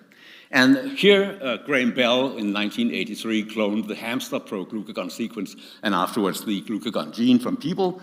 And here's the cDNA, the predicted, the cDNA structure. And this shows that, yes, glycentrin was exactly here, and that is exactly the structure of glycentrin, and with glucagon in the middle. But in addition, his studies showed that there was a glucagon-like stretch of the cDNA here, and a glucagon stretch of the cDNA here. And that was, of course, extremely interesting for us, so we immediately had those stretches synthesized from the predicted structure, and also created radioimmunoassays for them, like here. Like this. Okay, and then we started extracting a lot of peptides from tissues, and this is what the result of all that study you see here. And what we found very, very clearly was that there were extractable peptides in the gut and in the pancreas with GLP-1 radioimmunoreactivity, but they were processed differently. So you have already the glycentrin in the gut here, but in the pancreas you have glucagon, right? But this stretch with the GLP-1 and the GLP-2 in the pancreas is collected in a single molecule. We call it the major proglucagon fragment. And we could demonstrate by chromatography that this was collected in one single peptide, whereas from the gut, the two sequences were separate, as you can see here, GLP-1 and GLP-2. And we did gel filtrations to demonstrate this, and Svetlana Moisov is correct. We could not separate a 1 to 37 from a 7 to 37 with that method. But we nevertheless could demonstrate not only that they were formed differentially in the two tissues, but we could also demonstrate that they were secreted because we were using isolated perfused pancreases and isolated perfused intestines. And when we stimulated the intestines, we could demonstrate the release of GLP-1 and GLP-2 separately from the gut. And we presented that in Madrid in 1985 for the first time. And here I'm showing you one of the materials that we are looking at. That is my favorite tool. That's the isolated perfused pig pancreas. And it's doing in this slide exactly what a pancreas is supposed to do. It's producing pancreatic juice, of course. But it's also producing hormones, as you know. So we could look at the effects of these peptides on the pancreas, and we did that. And we took those synthetic peptides and put them on the pancreas, and you can see there was no effect of either GLP-1 or GLP-2 at all. So that was, of course, extremely disappointing. So instead, we said, let's try and see what we can find in the extracts. So we made extracts of human and porcine gut using our assays and a lot of chromatography and all that stuff that you used in those days for isolating peptides, and then had them purified and sequenced, and now we could put them on the pancreas to see what they would do, and we could also make a sequence analysis of them. So that's what we did, and this was presented for the first time in April 86. So here we have the result, and you can see here that this natural material, this natural extracted material, this is natural GLP-1, very powerfully stimulated insulin secretion from our perfused pancreas. So this was really the day of the discovery. And here, and we just published that, we presented it at the EASD in Rome in 1986, and you had to send it in before April to have them accepted, so this was what happened. So eventually we were able to map precisely all the products of proglucagon in people, in man, and as you've already seen, the peptide that was found in the natural form was the truncated peptide GLP-1 78 to 107 amide, and now you've been confused about this amidation business, but it turns out that in people, almost all the GLP-1, more than 90%, is amidated. It doesn't matter terribly much, but it's very important for the measurement of GLP-1 because most best assays use this amidated form for measurement, so it's pretty important anyway. And so the real structure of human GLP-1 was presented for the first time in 1989, where we were able to use mass spectrometry and more advanced methods to demonstrate exactly the structure. Here you see, again, insulin secretion from the isolated perfused pancreas with GLP-1, and you can see here at different glucose levels that at low glucose levels it doesn't do anything, at normal glucose levels, stimulation, and then the increasing responses in a very nice dose-response relationship here with increasing glucose concentrations. But that was not all, because there were many peptides that could stimulate insulin secretion these days, so it was not really that exciting. And anyway, you know, the incretin effect didn't work in people with diabetes, and GIP was inactive and all that. So it was not that exciting, but this was exciting. This was inhibition of glucagon secretion. So this is again the isolated perfused pancreas, and here we are giving it GLP-1, and you can see the very powerful inhibition of glucagon secretion. So this was interesting, because, you know, regulating glucose, you have insulin to downregulate when glucose increases, you have insulin secreted, and will downregulate the glucose by these functions. But if glucose starts to fall, then you have glucagon instead here, that will increase the glucose. So by attacking both insulin secretion and glucagon secretion, you will have a double effective mechanism for regulation of blood glucose.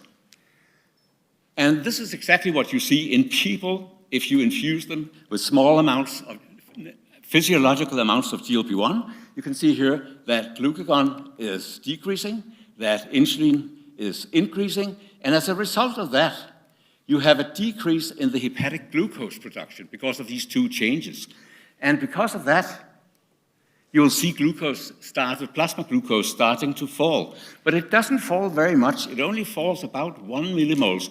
Then the glucose dependency sets in, and there's no more any effect on insulin secretion and no more any inhibition of glucagon secretion. So it's self-limiting. So this is exactly what happens in people.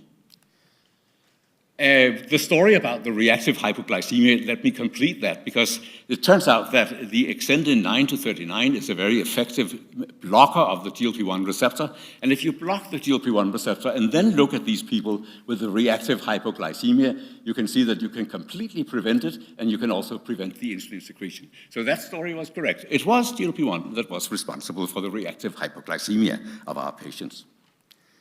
Okay, so we were able to identify GLP-1 as an incretin hormone. Could it have additional physiological, you know, you're standing there with a white powder in your hand and you're asking yourself, what does it do?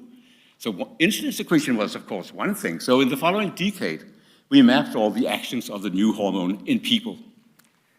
So here you have the first effect that we were able to see. That is the inhibition of gastric acid secretion. This is the emptying of the stomach. Emptying of the stomach. And you can see with GLP-1, there's a strong delay of gastric emptying in people. And here you're looking at acid secretion. And again, you can see that it will inhibit acid secretion very strongly, particularly together with PYY, but that's a different story. Here's the control experiment. So it's a very potent inhibitor of acid secretion. And that was really interesting in these days because you were interested in acid secretion. And interestingly, it is particularly effective on vaguely stimulated, neurally stimulated acid secretion. And that means that the effect is exerted via the brain, via the central nervous system. And that's really interesting. So here is another important effect that we found. That is inhibition of food intake. So here you see the inhibition of appetite between two meals. So satiety is increased, hunger is decreased, and as a result, you eat less at a subsequent ad libitum meal. So this was the first demonstration of the inhibition of food intake in people. And here you have a dose-response relationship from a meta-analysis that we did a couple of years later. And you can see that the more you infuse people with GLP-1, the less they will eat. So there's a clear dose-response relationship here, which is important, as we will see later. So is it a physiological action? We can again look at the effects of the GLP-1 receptor blocker. And you can see here, if you block the GLP-1 receptor, you will eat more, which indicates that you have been inhibiting, that the hormone has been inhibiting food intake in the control experiment. So how does it do that? Is it a direct effect on the stomach because of the inhibition? No, it's not. Could it be a central effect on the brain? Yes, we think it is. And even more importantly, it could be interaction with sensory afferent neurons. And so how does it look? This is a GLP-1 cell in people again. And you can see that it sits here in the bottom of a crypt. And out here you have a red structure, and that's a capillary. And that capillary is stained with this enzyme, which is called dipeptidyl peptidase 4, that cleaves GLP-1 molecule. And you see here what's happening. So these two amino acids are cleaved off, and this remaining part is completely inactive. And we found that this happens with an incredibly fast half-life. So you have a half-life of GLP-1 in the body by 1 to 2 minutes. So what really happens is this. You have the GLP-1 here, the cell. GLP-1 is secreted and crosses across the lamina propria here to the capillary, meets the enzyme, and is destroyed. Only about a quarter of what is released makes it to the liver. In the liver, there's again DPP-4 that will cleave half of what arrives at the liver. So now you're down to 12% of what was released. And there's also a circulating DPP-4 that will degrade some of that. So very, very little reaches the pancreas in the intact form. But what can happen instead is that GLP-1 may interact with vagal sensory afferents here, they do express the GLP-1 receptor, sends signals to the brains, to the nucleus of the solitary tract up here, and either signal further on to the motor nuclei of the vagus or directly up to the hypothalamus, where we have the appetite controlling centers. So this is what may happen. Can we demonstrate that this happens in people also? That's, of course, a little bit difficult, but we had these tools and we had these patients with truncal vagotomies, so we could look at them and see what would happen if we were cutting the vagus nerves. So we did that. So here is an experiment where we're looking at gastric emptying in these patients, and in healthy controls, you can see this is the normal emptying curve, and this is with GLP-1, and again, you see the very powerful inhibition of gastric emptying with GLP-1. In those that had vagus cut, oops, I'm sorry. This is what I should do, yes. In those that had the vagi cut here, there's absolutely no effect on gastric emptying. But more importantly, if we look at something that is really dependent on the vagus, that's the pancreatic polypeptide response. Every pancreatic polypeptide cell seems to receive a cholinergic fiber from the vagus. So you can see the response here to the meal, here, before, and after GLP-1 completely obliterates the response. In people with vagotomies, there's absolutely no effect of GLP-1. And then comes the food intake experiment, of course, where we in the controls can see the inhibition of food intake, whereas in those with vagotomy, there was no effect. So again, this supports very strongly that GLP-1 also in people acts via the vagus nerve. So there's another entry into the brain in people, and that is via the circumventricular organs. And here we demonstrated already in 1996 that if you inject GLP-1, this is in rats, but it was radioactive so that we could do autoradiography labeling and look for where does it go? Where in the body does GLP-1 go? And we found it in two places here, in the subfornical organ or in the area postrema in the brain. So it can reach these circumventricular organs of the brain. That's a very important pathway into the brain. And if you look at C-FOS, that is activations of the neurons, you can see that the neurons in the area postrema are activated by injections of GLP-1. This was liraglutide, and there's also some activation in the nucleus of the solitary tract. So there is a receptor there, there's binding there, there's activation of the neurons. And this is true for several regions. Amygdala is one of them, and some of the hypothalamic nuclei also show activation after this interaction in the area postrema and the subfornical organ, and also in the median eminence. So there's a difference between what the exogenous GLP-1 does and the endogenous GLP-1. So the endogenous normally will act via the vagus nerve and hit the brain. If there's a very strong stimulation so that the circulating concentrations are very high, remember that it's destroyed by DPP-4, so the concentrations are very, very low. There is the effects via the vagus nerves, but also some effects via the circulation. But the injectables, the agonists here, they will mainly work via the circulation and then reach the receptors in the brain. So putting everything together, we have a peptide here that will regulate and improve all aspects of beta cell function. It may even impair, or it may even act on the reduced beta cell mass. It will regulate glucagon hypersecretion. It will regulate overeating and obesity. We'll come back to the complications, and it will also counteract insulin resistance. So it was really, really interesting to see what might happen. And here we have the experiment. This is the experiment. This is when Michael Nauk was able to, together with us, to infuse GLP-1 intravenously for 4 hours in patients with rather severe diabetes. They came to hospital with a glucose concentration of 13 millimolar. And in the course of those 4 hours of infusion, you can see that glucose concentrations fell to completely normal levels. This was really a major discovery. And this was because of stimulated insulin secretion, as you can see, and inhibited glucagon secretion, and they returned nicely as glucose concentrations were normalized. So this was really the start of the diabetes therapy with GLP-1. And we later proved that this was actually possible as a chronic therapy also by infusing people for 6 weeks with GLP-1 using insulin pumps. And this is what Medisandra here did. And you can see that we had fabulous effects on glucose. A1C was reduced by 1.3%. We had weight loss.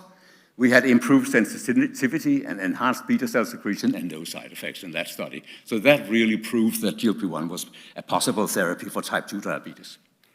So we had this problem that it was degraded by the DPP-4 enzyme, of course, and I told you that it had a half-life of 1 to 2 minutes. And not only that, but the kidneys will also extract GLP-1. So for that reason alone, it would have a half-life of 5 minutes.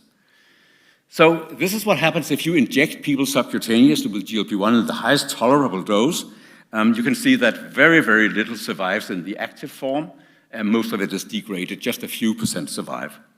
So this was, of course, interesting. So we suggested instead that after having demonstrated that this was the way it was destroyed, that perhaps inhibitors of DPP-4 could be useful for the therapy of diabetes. And this is one of our greatest successes, I think. So here we demonstrated in pigs that we could infuse them with GLP-1, and this is the intact form, this is the metabolite, and you can see that it's hugely degraded in spite of the intravenous infusion. Then we inhibit the enzyme, and now you can see all is protected, and what happens? What happens is that we threefold increase insulin secretion in this way. So this demonstrated that you could really protect the endogenous GLP-1 with DPP-4 inhibitors. And as a result, in people here, if we did this and infused a DPP-4 inhibitor, this was possible very early on, you can see that we could increase the concentrations of active GLP-1, surviving active GLP-1 by 2 to 3-fold. Actually, GIP was also protected, and glucagon was inhibited very nicely. So this was picked up by the pharmaceutical industry very quickly, and these long-acting DPP-4 inhibitors, vildagliptin, sitagliptin, and saxagliptin, were developed that had a 24-hour duration, which turned out to be essential for this effect. And this has become, you can see here, the first clinical study by Bo Warren, beautiful study, showing that in the controls, there was an increase in A1C over a year, but with the DPP-4 inhibitor, there was a decrease to down around 7% over that year. So it is really a very nice and effective therapy. And you know, the DPP-4 inhibitors have been sold all over the world since then. It's really a huge success. So again, this problem with the degradation, because the other way to solve this problem was, of course, to find stable molecules and use them instead. And that's what was done. And here we have the series of available stable compounds. These two are short-acting ones, and for various reasons, they are not very suitable for modern therapy at all. But here we have the long-acting ones. We have liraglutide, which is acylated, has a fatty acid chain. It binds to albumin and survives in that way. And here we have semaglutide with another fatty acid. I was there to help them develop this molecule. It was a great success. It was really, really exciting to build this weekly molecule. And here you have dulaglutide from Lilly. And then you have tirzepatide that you've already heard about, which is a mixture of GIP and GLP-1, which is really, really interesting. And I'll show you some examples of that here. So these are studies in people with type 2 diabetes with tirzepatide, which is a very, very active, let me call it a GLP-1 agonist, because that's what it is. You can see what happens here. So 50%, more than 50% of those with type 2 diabetes that are treated with this dose of tirzepatide will develop an A1C level below 5.7%. 5.7% in A1C, that is normal. That is normal. So that's really a sensational result. As dramatic and as sensational was this finding with semaglutide here. This is from a cardiovascular outcome trial, and you're here looking at cardiovascular risk. And this is the LEADER trial with liraglutide, actually. 10,000 people looked at for up to 5 years. And you can see that their risk of developing major adverse cardiovascular events is reduced by 13%. And if you look at the meta-analysis of the compounds that are now available, you will see that apart from the short-acting ones over here that do not work, all of them show this improved action on MACE, major adverse cardiovascular events, that is stroke, myocardial infarction, and cardiac death. And if you look at the individual components of that, MACE, here, myocardial infarction, stroke, cardiovascular mortality, all-cause mortality, and even heart failure are all improved. The risk is reduced for all of them. Here is stroke. This is a composite study with all the semaglutide studies that were done here, and you can see that stroke risk is greatly reduced. And this is perhaps one of the most important things because stroke is really difficult to prevent and treat. So how is that possible? And you've already heard some about all these mechanisms, but let me point out one thing first of all. That is the effect on inflammation, because it really does reduce the levels of inflammatory markers and inflammation in general during therapy. And let me also emphasize the effects on the vasculature, on the capillaries here, where we have receptors for GLP-1. And I emphasize these two mechanisms because they are general for the whole body, of course. So that could explain why there are multi-organ effects of the GLP-1 agonists on so many organs like the brain, the heart, the kidneys, and the liver. So that is perhaps the most important reason for that. Come on. Now it has really stopped working again. Here. So let's look at the body weight now. So how did it become a weight-losing agent? We had already shown, as I demonstrated for you, the dose-response curves for GLP-1 on food intake. But how did it become a body weight? So it turns out that liraglutide was effective with a small weight loss of a couple of kilograms, which was nice, of course, but not tremendous and not surprising. But what happened then was that visionary people said, okay, let's try to do a dose-response study and see if we increase the doses of liraglutide further, that we can obtain bigger weight losses. And here is what you get. So now in this study, where you go up to 3 milligrams of liraglutide, normally you add in 1.8 or 1.2, you can have weight losses of up to 10 kilograms. So that paid off, and that was the foundation for registration studies, the so-called scale studies for the development of liraglutide for body weight, the Saxenda compound. So now comes the other one, the semaglutide, which is improved in many ways, and the improvement resulted in a duration of action with a half-life of 1 week. And it was improved also on insulin secretion and on food intake. So it's really, we were very proud when we sent that molecule off. And again, it caused a weight loss, which was nice, of course, but again, could it be improved further? And that was the question. So let's see. Here's a dose-response study again. Again, courageous people said, let's try and see if we can increase the dose and get even bigger weight losses. So here is the placebo.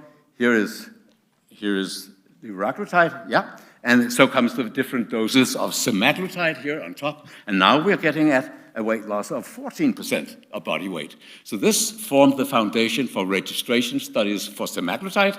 And we have the STEP trials. And I'll show you one example here. It's a STEP trial, step 4.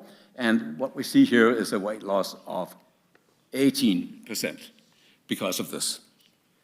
So again, tirzepatide is also very effective. And here you see with tirzepatide a weight loss of up to 26%. So now we're approaching the weight losses of bariatric surgery. And we already saw the results of this SELECT trial, where 17,600 people were looked at for up to 4 years, 40 months, yes. and where there was a 20% reduction in cardiovascular events during this study. So my overall conclusion is, GLP-1 is an important incretin hormone. It has effects on food intake, on appetite. It acts via afferent neurons and the CNS. GLP-1 agonists are effective anti-diabetic agents. It has protective effects on the cardiovascular system and offers renal and neuroprotection. And I believe that the GLP-1s will change obesity and diabetes therapy from now on. Thank you.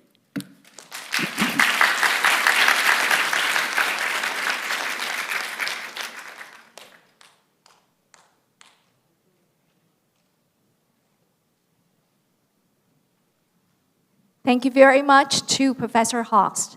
And now let's invite Professor Wang back to the stage to give us the conclusion. Welcome.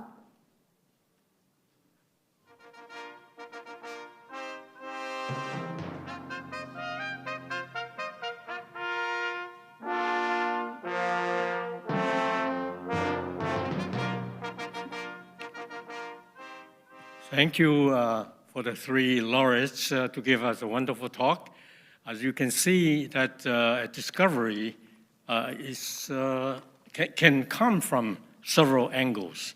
And three laureates, they approach the problems from, let's say, in Joe Hapner's case, studying using a biochemical and molecular biology and cell biology approach. And later on, of course, Boshoff used this chemical approach to prove that the 7 to 37 peptide is important. And then finally, I think Dr. Host here gave us a wonderful talk on, from a point of view of a really clinical aspect angles, and to not only prove, but later on, he contributed in making the semaglutide a long-lasting GLP a drug here. And so this is really a wonderful achievement now. I think everybody in the audience can remember this word GLP-1. It's a very important drug, not only in weight loss, in anti-diabetics, and now many more. Even, I haven't heard cancers, but we do, huh? Oh, okay. So in cardiovascular diseases, dementias, and so on. So it becomes a magical kind of a drug. Now, this is an interesting issue here. Now, you know, in Taiwan, I heard that even though it's a prescribed drug for diabetics, but I understand that in some cosmetic clinics, they sell it to what we call the rich ladies. And it's called a skinny needles. So it turns out that it has been all brought up by those cosmetic use, and in the hospitals, we are shortage of those drugs for diabetic use. So this is a kind of phenomenon as unexpected, but I think now with this Tang Prize, the promotion of the GLP importance, I hope you will not go further in that direction. But anyway, so this is truly a wonderful event here, and I'm sure maybe GLP-1 will go beyond Tang Prize or Lasker Award, and we'll go somewhere else. So we will look forward to that. And I think I want to take this opportunity to thank all the participants here, and go and promote GLP-1.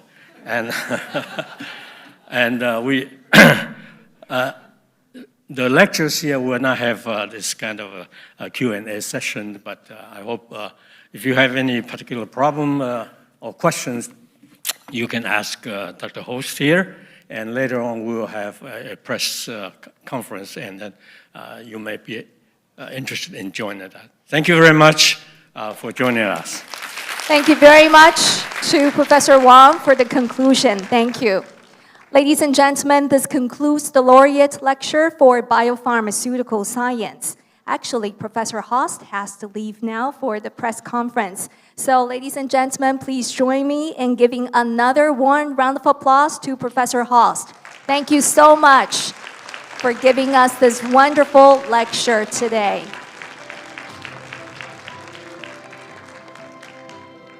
Thank you.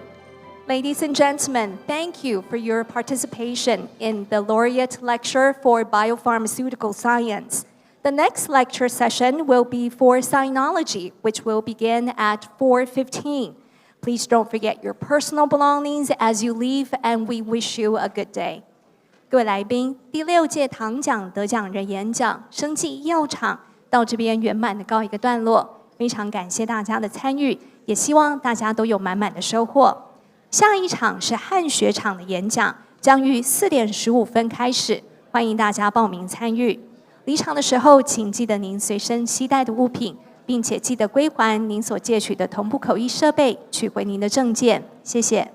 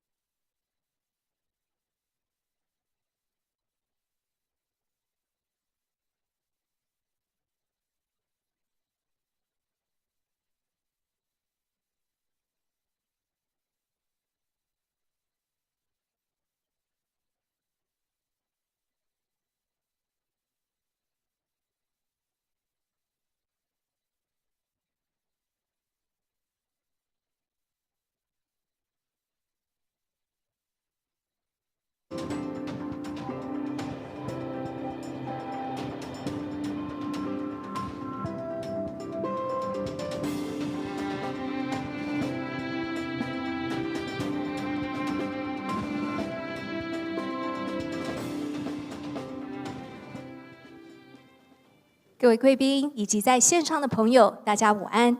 欢迎莅临唐奖第6届得奖人演讲和学场。我是今天的司仪 Angela 卢怡君。活动一开始，让我们邀请主持人中央研究院院士王德威教授上台为今天的演讲引言，请大家以掌声欢迎王教授。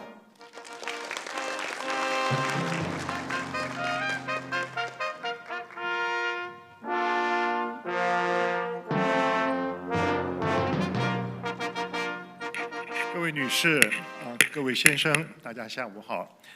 这是哈佛大学的王德威。那么今天呢，非常的荣幸能够为许倬云院士那么得奖的这一场大师论坛呢做引言。那么我们非常遗憾，许先生不能够亲自的来参与这一次的盛会，但是我相信呢，他一定非常的兴奋，而且呢非常感激有这样的一个机会呢，和大家呢分享他最近在学术以及学术之外的个人的心得和他对整个世界问题的关怀。那么，请容许我呢用最简短的方式呢，那么对许先生的成就呢做一个报告。许倬云先生呢生于1930年，在1949年呢，随家人呢由中国大陆来到台湾，那么在台湾呢完成了他的大学教育。那么在1953年呢，他有机会到美国求学，那么在芝加哥大学呢完成了他的博士教育。在1962年呢，许先生学成返国。那么从1962年呢到1970年呢，他在台湾大学历史系任教。那么从最基层的助理教授开始呢，一直到教授以及系主任的位置。那么在1970年呢，许先生有机会呢，那么到美国继续他的事业。那么在此之后呢，一直在美国的各个大学呢任教研究。那么他的影响力呢，不仅是在北美，同时呢遍及到了整个世界，尤其是在亚洲，在华语地区呢，不论是在台湾、在香港、在中国大陆呢，他的影响力的广泛呢，我想众所周知。那么许先生呢，他的专业呢是中国的上古史。那么除了在他的专业范围之内，他引领了一个时代的风潮，将社会科学的各种样的方法和理论呢，引进到对中国的早期的各个不同面向的研究。那么不论是从制度史、从农业史、从整个的官吏的整个的变迁，到交通以及渠道、水利的运用等等呢，它融合成为一种所谓的一个全面式的对于中国早期历史的探勘以及发现。那么在近年呢，他对于中国历史的关怀呢，可以说是上下5000年。那么这并不是一句这个形容词而已。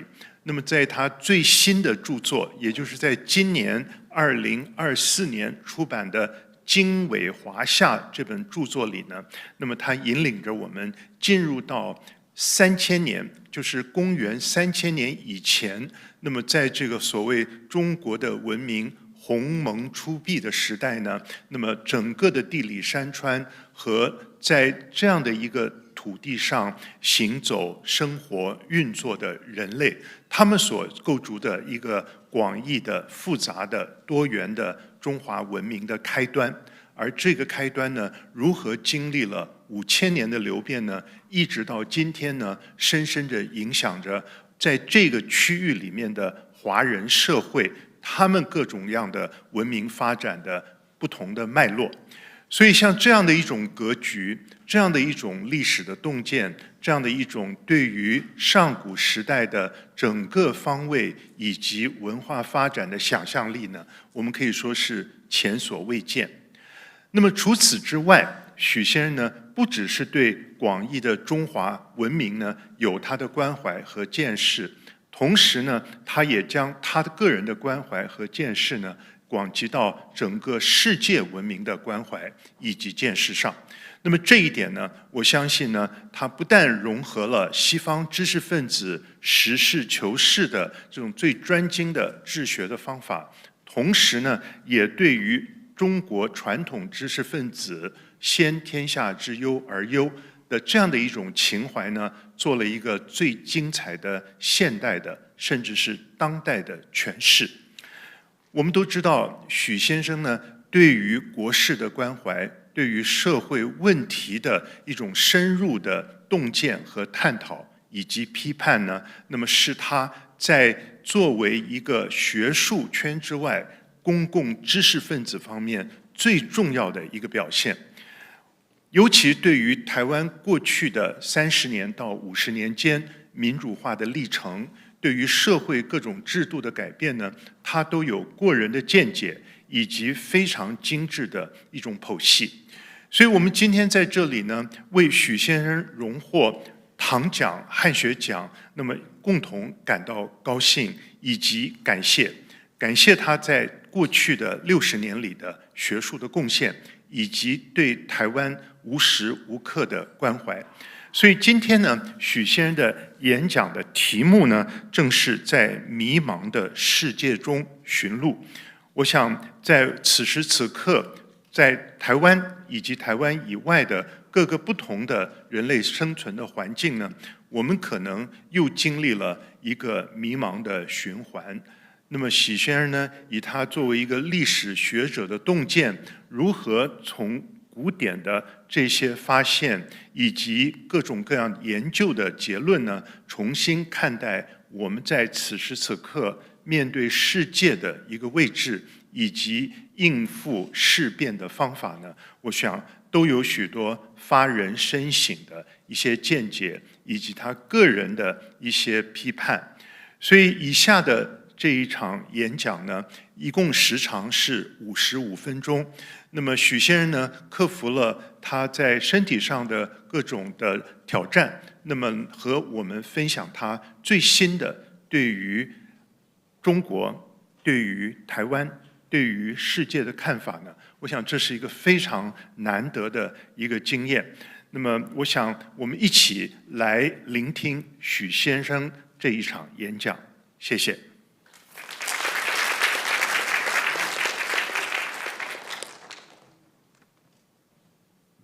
非常谢谢王教授的引言。接下来呢，就让我们一起来聆听得奖人许卓云教授的演讲。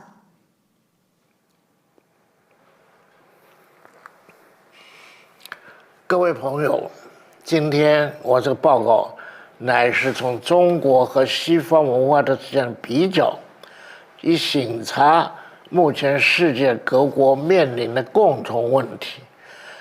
这是从长远的背景看，以认识中西文化的差异。当然，文化的比较，如果从相当古代开始的话，过于繁琐，我因此只能从几个要点开始，讨论西方文化形成过程中的特点。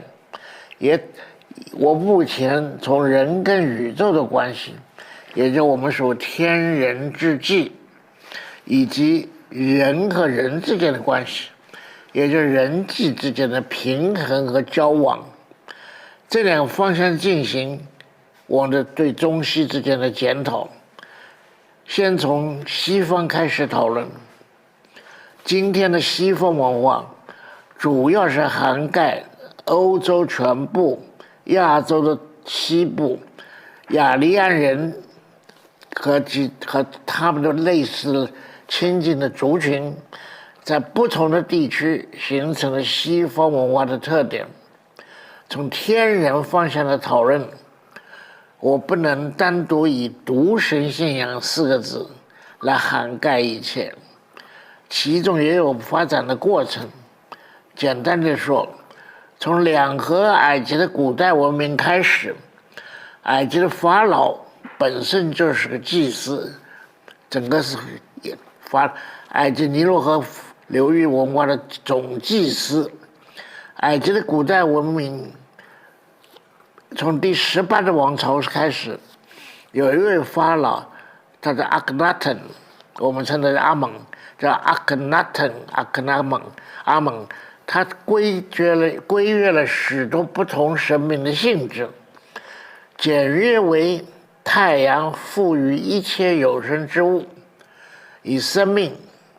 它的形象是太阳的光线，前面的小手拿许多食物喂养不同的生物，这个是普及博爱的意思。这样子的一个神，他是有生生物，都是普世去仁爱之神。这个太阳神像过去的种种的地方奉祀的动物神、植物神等等，都融化在一起，归于一尊。同时，在中东的世界，另外一批人是曾经在埃及做奴隶的犹太族。犹太族呢，被抓去做奴隶以后，后来他们准备集体逃亡。他的领袖叫 Moses， 叫摩西，作为是摩西认为犹太人的大神应该是宇宙的大神，雨露、风暴都是这个大神手上的出来的。除此之外，不应该有其他的生命。他写下了10诫，叫跟从他出去逃亡那些犹太人，要必须服从这个10条诫条，是生命和生活的必须要遵守的规矩。这个说实话是古代信仰里面第一次严格的拿行为和信仰归结为一条路。固然犹太的独神观念有点独善其身，以致最后他认为这个至高无上而且神圣无比的大神，居然只有犹太人以及犹太教延伸出来的基督教是被这个大神自己当作子女看，别的人都是在他的大神的恩宠之外。这个就那个普世之大臣啊，在他这一转呢，转成独占的大神，这一来就发生了严重的变化。在西方世界几千年的变化，从独一神明的恩宠，一直开展到各种宗教，包括基督教、东正教、天主教以及回教。在另外一方面呢，两河流域本身就是这个在中东的那2条大河流平行的2条大河流，那里是许多城邦聚集的地方，大概两河流域有30来个城邦，都不大，但都有通天的一条过道，一条塔，里头也有自己每个邦的神，有的是金星是女神，有的是月亮是主要的神，诸如此类。这个各种的神有善有恶，在城邦里边的神基本上都天庭在上面皆为兄弟姐妹。还有一批神呢是地下的恶水脏水里边的神，那是恶神。善恶2种神之间有不断，因为2元化而造成了不断的争斗和这个可以说互相的比较。在善神跟恶神恶斗的时候，善神占了胜利，让恶神打入深渊。可这个有个主要事情，善神打这个神战的时候没有办法赢，一直到一个小将，最后一个小将，他说：“哥哥姐姐们，叔叔伯伯们，你们拿你们的身边给我一个小的神器法器，我一个人打冲锋，这个叫马达克。这个马达克居然一小将身上配满了法器以后，打败了恶神，他就成为众神之主，不是说神的头目，他众神的一个军队里边最优秀的将领。然后这个行具有慈悲心，又有勇敢的争斗，然后可以赦免罪恶，从两元的争斗里边得到了善终于克服恶的一个观念。善可以拿恶赦免，给他恩赐，给他慈悲，让他善应该的得到的恩宠，排除了以前犯的种种的恶。这个要教条在基督教里边就是个最果敢的部分。这赦免是你自己忏悔。耶稣从违建的人物上了十字架，承受了一切人的苦难。他从违建的木匠的孩子变成了救世主，就是从一个违建的凡人，因为牺牲自己，可以有权利代表地下的人承受应该受的痛苦，得到赦免。这一信我者必在永生这句话是这个承诺，就使得今天的西方民族啊，自觉的高人一等。西方今天民主国家其实都是当年罗马帝国四周围的时候蛮族，这蛮族来源其实不同，一半以上啊是从亚洲，从东部、中部逐渐移到西部，再移入这个中东那一带，在两河流域的后面，四海旁边，也在两河跟埃及中间的所谓肥旭月湾上面的人，他们各自占地为王。他们来的时候一空二白，手上没有太多的文化。等到他接受了罗马文化转给他们的基督教以后，这个就变成是他们的主要的信仰。而他觉得我因此比四周围没有接受这个赦免恩宠的文化的时候，我不能是比他们高，但是蒙受了神恩，我就地位比那其他的蛮族高。这些蛮族的一大批从高加索这山地区逐渐进入中东的地中海，然后分布在四海之四周围，加个注解，四海就是黑海、里海等等的一串海。从四海四周围一直扩展到小亚细亚，扩展到这肥旭月地。这个他们进入了本来古代文化的福地，他们要求生存，他们没有耕地，他们也不会耕种，他们就以争斗掠夺为生，在马上骑马的跟着驼队运输四方，取得利润，也顺便有弱的团队伍的话，他就拿着抢夺据以为有。有的以长船从小港口很快速的，就像我们有华语龙船那只船，很快速的在地中海里横行霸道。曾经古代历史上经常有好几千条长船在地中海四周的领域，在这个插空就出来掠夺一个城邦。这种的情况使得他们既是自以为这个得到恩宠，又确实是欺负别人。他拿这个两个合在一块儿，他说我能够抢得到，就因为上帝带我的路。这种夺取而征服的行为，他认为上帝给他恩宠。这种战斗民族内部有他的一定的纪律，战士们在上阵以前要一起定战略，打完仗以后要救死扶伤，再人伤者带回家乡去，跟着他们的，到了家乡以后，让他分配自己的留下的许多的战利品。所以战士们在整个的城邦结构中，每个人都有平等的发言权。而在城邦里边的每个公民，只要能打仗，就是自由的人民。这个就是人民的自由跟人民的平等这两个观念，从希腊城邦里边流到今天。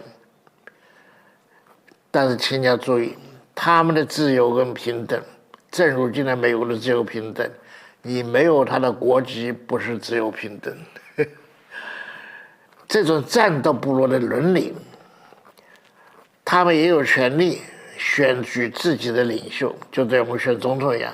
所以几个方面合在一块说，这个就给城邦政治、掠夺的经济、战士们的传统、我对神的畏惧这几个要素合在一起，成为希腊罗马留给西方文化的要点，当作后代以一个共同的社会、共同的统治做后世自由民主政治的权。说远而言，这种权利和权利，它有一定局限性。你要参加它做决定政治，要参加它做战争，也要冒着生死之险，共同一起决定一切。这个本身是个很不错的东西，但老实讲，它有一个最大的局限性，卑职无声高人。除离开这个城邦，离开这社群，或者你进入别人的社群，你就没有同样的权利。所以今天各国的公民权3个字就是非常重要。所以这个是一个局限性的，不是个这个宇宙性、不通盘性的、普世性的，就很难逃开自私自利以及群众暴力的愚蠢造成的困境。自从一战以来，世界的民族国家 nation state 因为17世纪以来威斯法利亚条约确定了民族国家作为现代国际社会的基础，是最重要的一个集体单位。Trump 的口号说 American Best, American Number One， 美国优先，也不出在这个构想之中高举美国第一的旗帜。而反对他的人呢，特别反对他的借国家的名义，企图掌握权力，也掌握权力带来的各种的财富上的方便。这个如果他是以名和利为目标做这总统，我们大家都不会觉得他是好的选择。美国在今天的世界各处行使他数十年来的世界领导权，他的形势确实已经是摇摇欲坠，很多人不满意，更多的国家对美国的干预，心里恼，嘴巴不说，或者心里恼，嘴巴也吵，甚至公然挑战。而美国对说霸权的被挑战的对方，比如说中国，他们也特别的忌讳。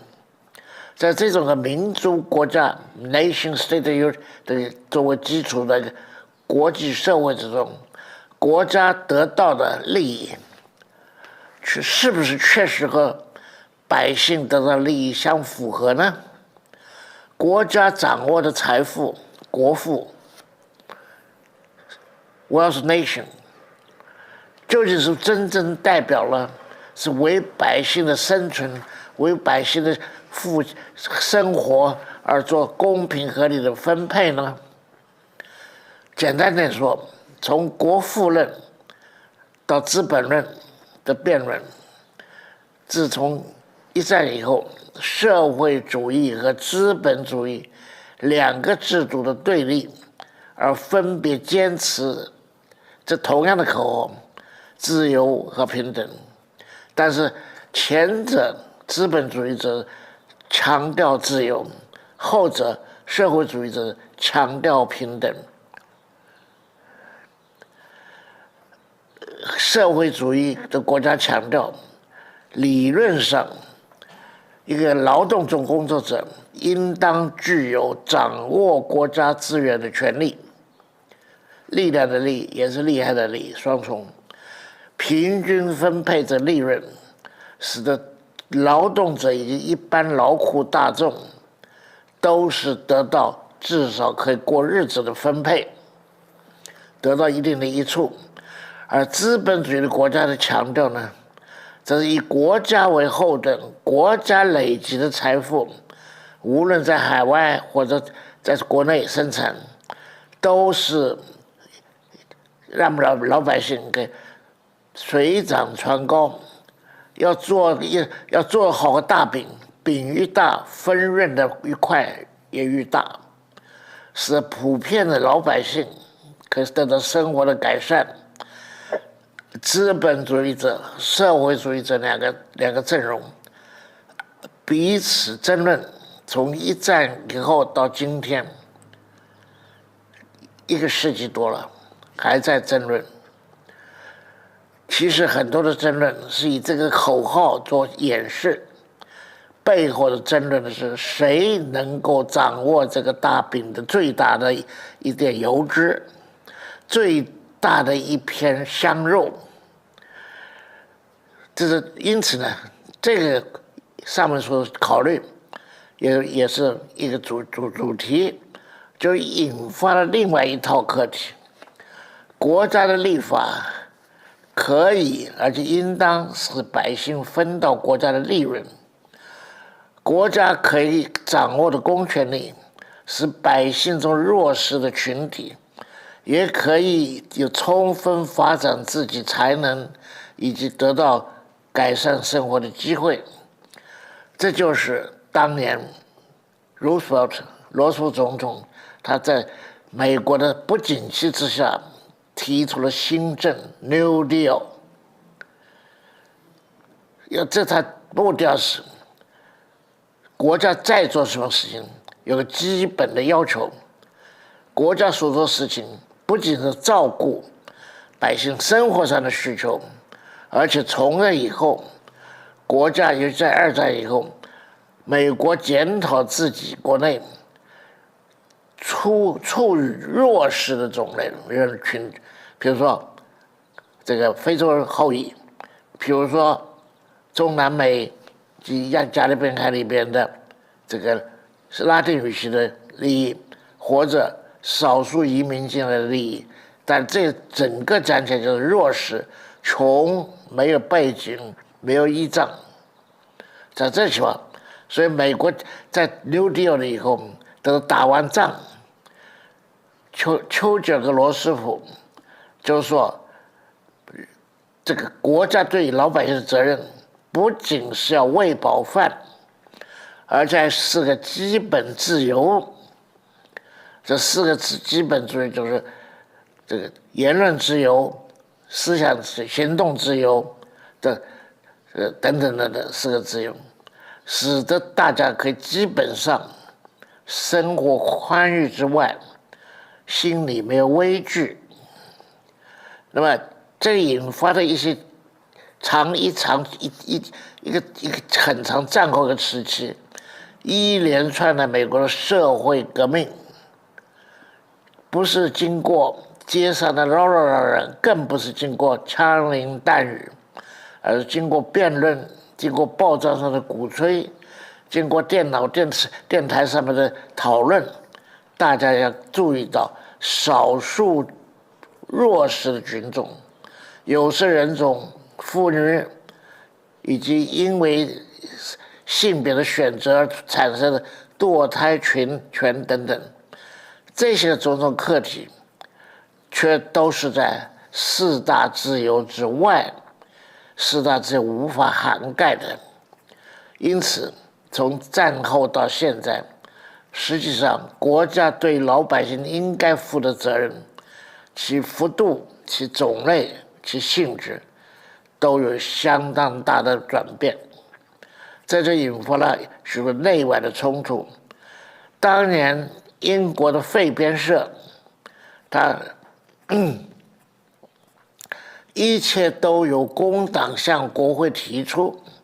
英国的社会福利一条一条、一款一款、零零碎碎加起来，并不是像美国的 New Deal 就新政那样的一整块的端过来了。可这个过程呢，这个立法愈多，治事愈纷呢，在英国国会呢，这搞得实在是头大，而老百姓实在是相当搞不清楚做干什么事情。社会上这许多的问题，如果都要个别解决，都是群起讨论的话，社会上呈现的就是舆论界有无数的争吵，社会上有无数的对立，甚至形成于游行，两个阵营打架，一个阵营是主张这甲方，一个主张任意方，社会反而因为要求自己的政府、自己的国家照顾国家的照顾人民百姓的权利和利益，国家反而造成了面临极为混乱的一个社会，也国家本身的整体也就因此常常东扯西拉，撕成片片。就是说，解决问题没解决成，一群猴子抢几个桃子，自己打得七荤八素。在政党政治上，政党的频繁更替，每一次都认为是上一个人做的比前面做的不好，我们重新换一批人，改个方向做。这个经常为了要改变课题，要改变方针，要改变注视的方向，结果呢，每次换手，政府的换手，政权的转移，都会产生社会与国家内部的分立，甚至内部的对抗。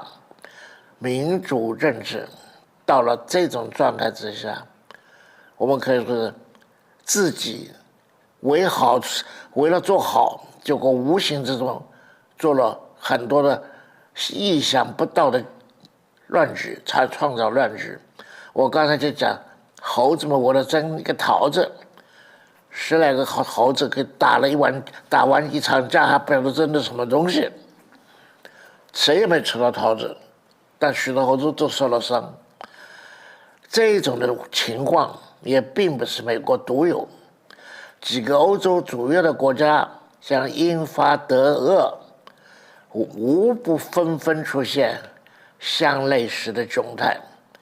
这种局面使我们逐渐理解到，欧洲式的现代民主国家是不是将权力过分的集中于国家层次，也是不是过分的着重于以公权力来界定今天的困难，以及寻找今天的解决今天的难题，就一切都政治化，而不在社会上，不在个别团体之间互相讨论、互相适应。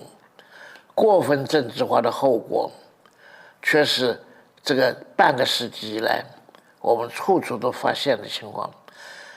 从这几个大国的困难这样的对照，小国寡民，挪威、芬兰等等等，他们反而解决问题容易，怎么呢？他不在国家层次解决他问题，在社会甚至社区，甚至小到一个小群里边，彼此讨论、彼此容忍、彼此让步，做出一个模式，使得这个国家小小的民族国家不至于分裂。这个北欧这几个国家创下的例子，这些大的国家为什么不能做到呢？这个就是不是体会到民主国家4个字是过分的用来强调同一群人强制性的参与政治活动。但如果不参与，是不是他们就无法保持自己权利，也不能争取更多的自由呢？这个就成为今天大家“国家”这两个字下面，我们要真真实实的考虑，认真的思考，究竟这“国家”两个字该管到多少？我们老百姓自己管的该有多少？同样，权利以外，财富，办任何事儿都要这个金钱，都有费用。办事要费用，那么财富本身就集中在办事的人手里面。是谁能够运用财富呢？最后这财富集中在谁的手里呢？我们知道，过手一块猪肉过手的时候，每个手都沾点油，一片糖浆，一个糖球在过手的每个人的嘴沾片它甜，一把花生过手的时候，每个人可能留下几粒在自己吃。这种的情况，掌握财富的人，如果是大财团，那就无宁是拿国家处理公众问题的力量、制度，甚至国家立法，都丢到民选两个字手上。实际上，后面的操作者呢，则是掌有财富权的一些财团，甚至个人。我插一句话，昨天印度开个会，开会什么呢？是十几20家财富者掌握了全印度的财富的10%，几百个人掌握了这么大个印度的10%，而印度的穷而无告，像比禽兽高到不了多少的生活状态的老百姓，却是99%。所以这种状况，所以国家立法，也说民选制度，实际上在美国的情况下，谁竞选的费用得到大，谁能够 raise fund， 得到更多的钱来支持他的竞选工作，谁就可能得到权利，得到掌握、分配和这个运用的权利。这些人本来应该照顾一般劳苦大众、穷而无告者生活的，他们这受害的、受苦的苦人，他们得到多少机会呢？最近共和党自从川普的候选以后，而且自从那一枪以后，川普可铁定当选，因为民主党气势不如他们了。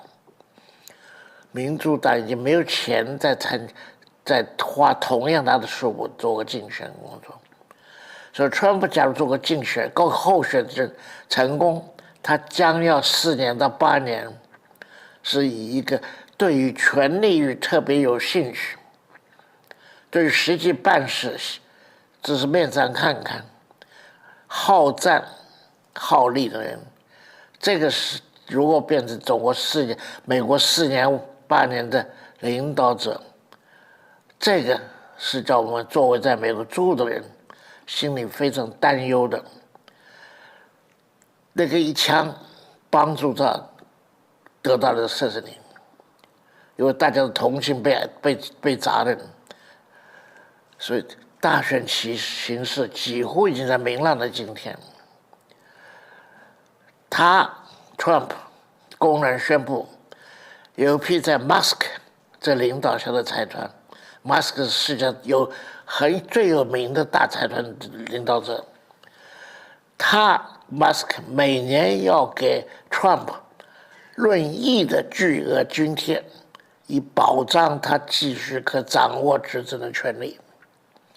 如此作为，几乎就是公然的说明啊，我 Musk 以及我的朋友们买定了，在新总统是听我的，因为我有他的财大在我这儿，他要钱在我的口袋里掏。这个他呢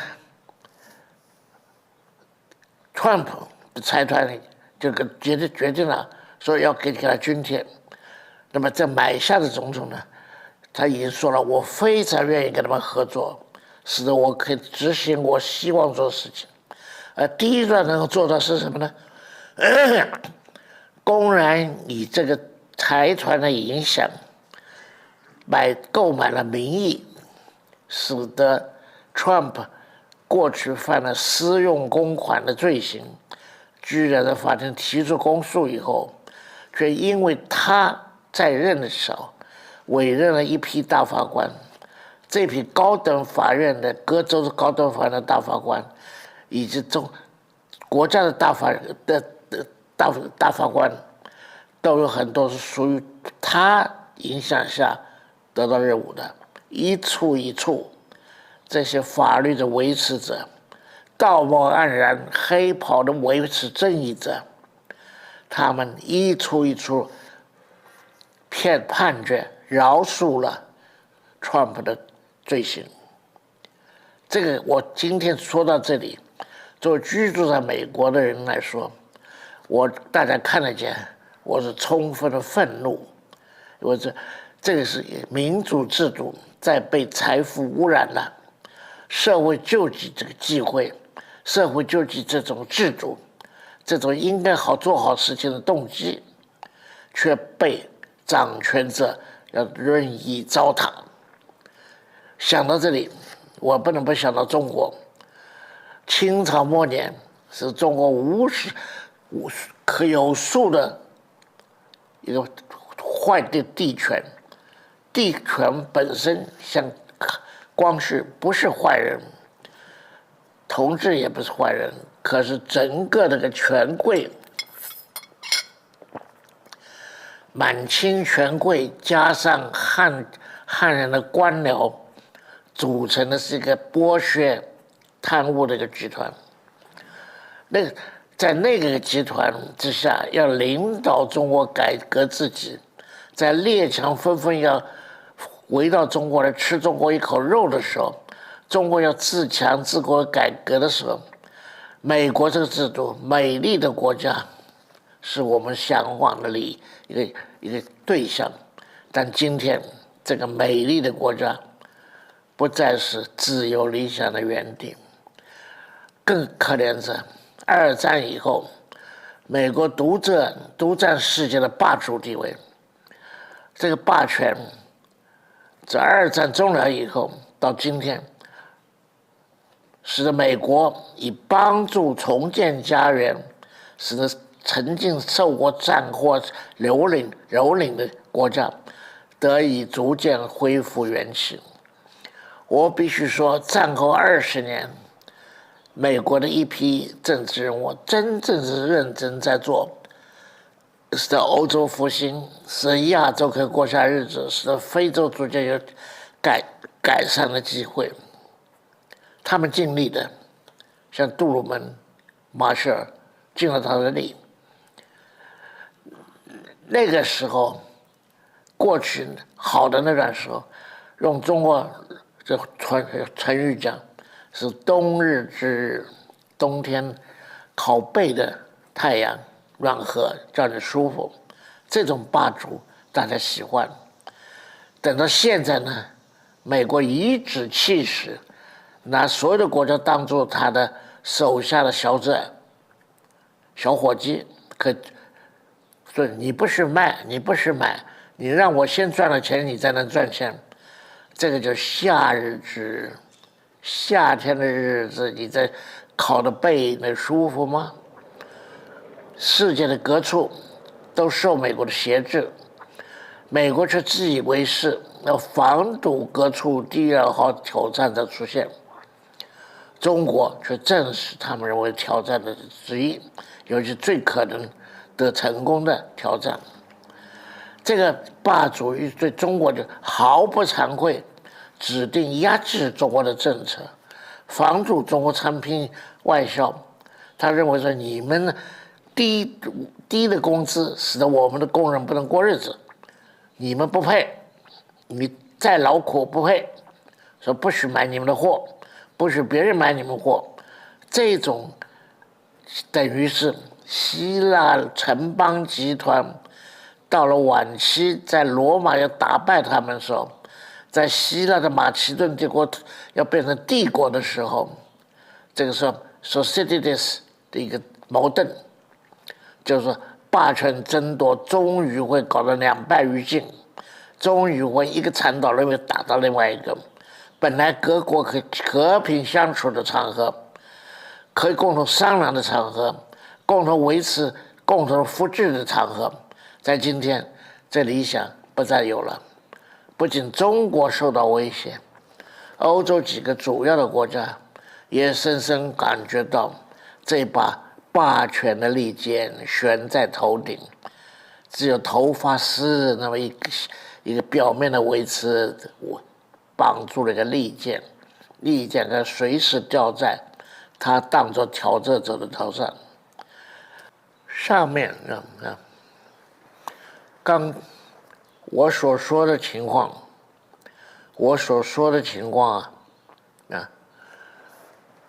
使我谈到的时候，心里不仅气恼，而且是哀伤。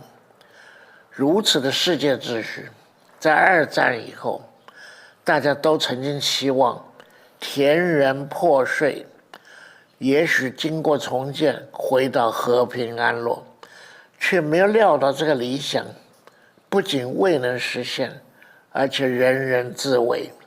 本来以为帮我们的人、提携我们人，变成压制我们人，变成剥削我们人。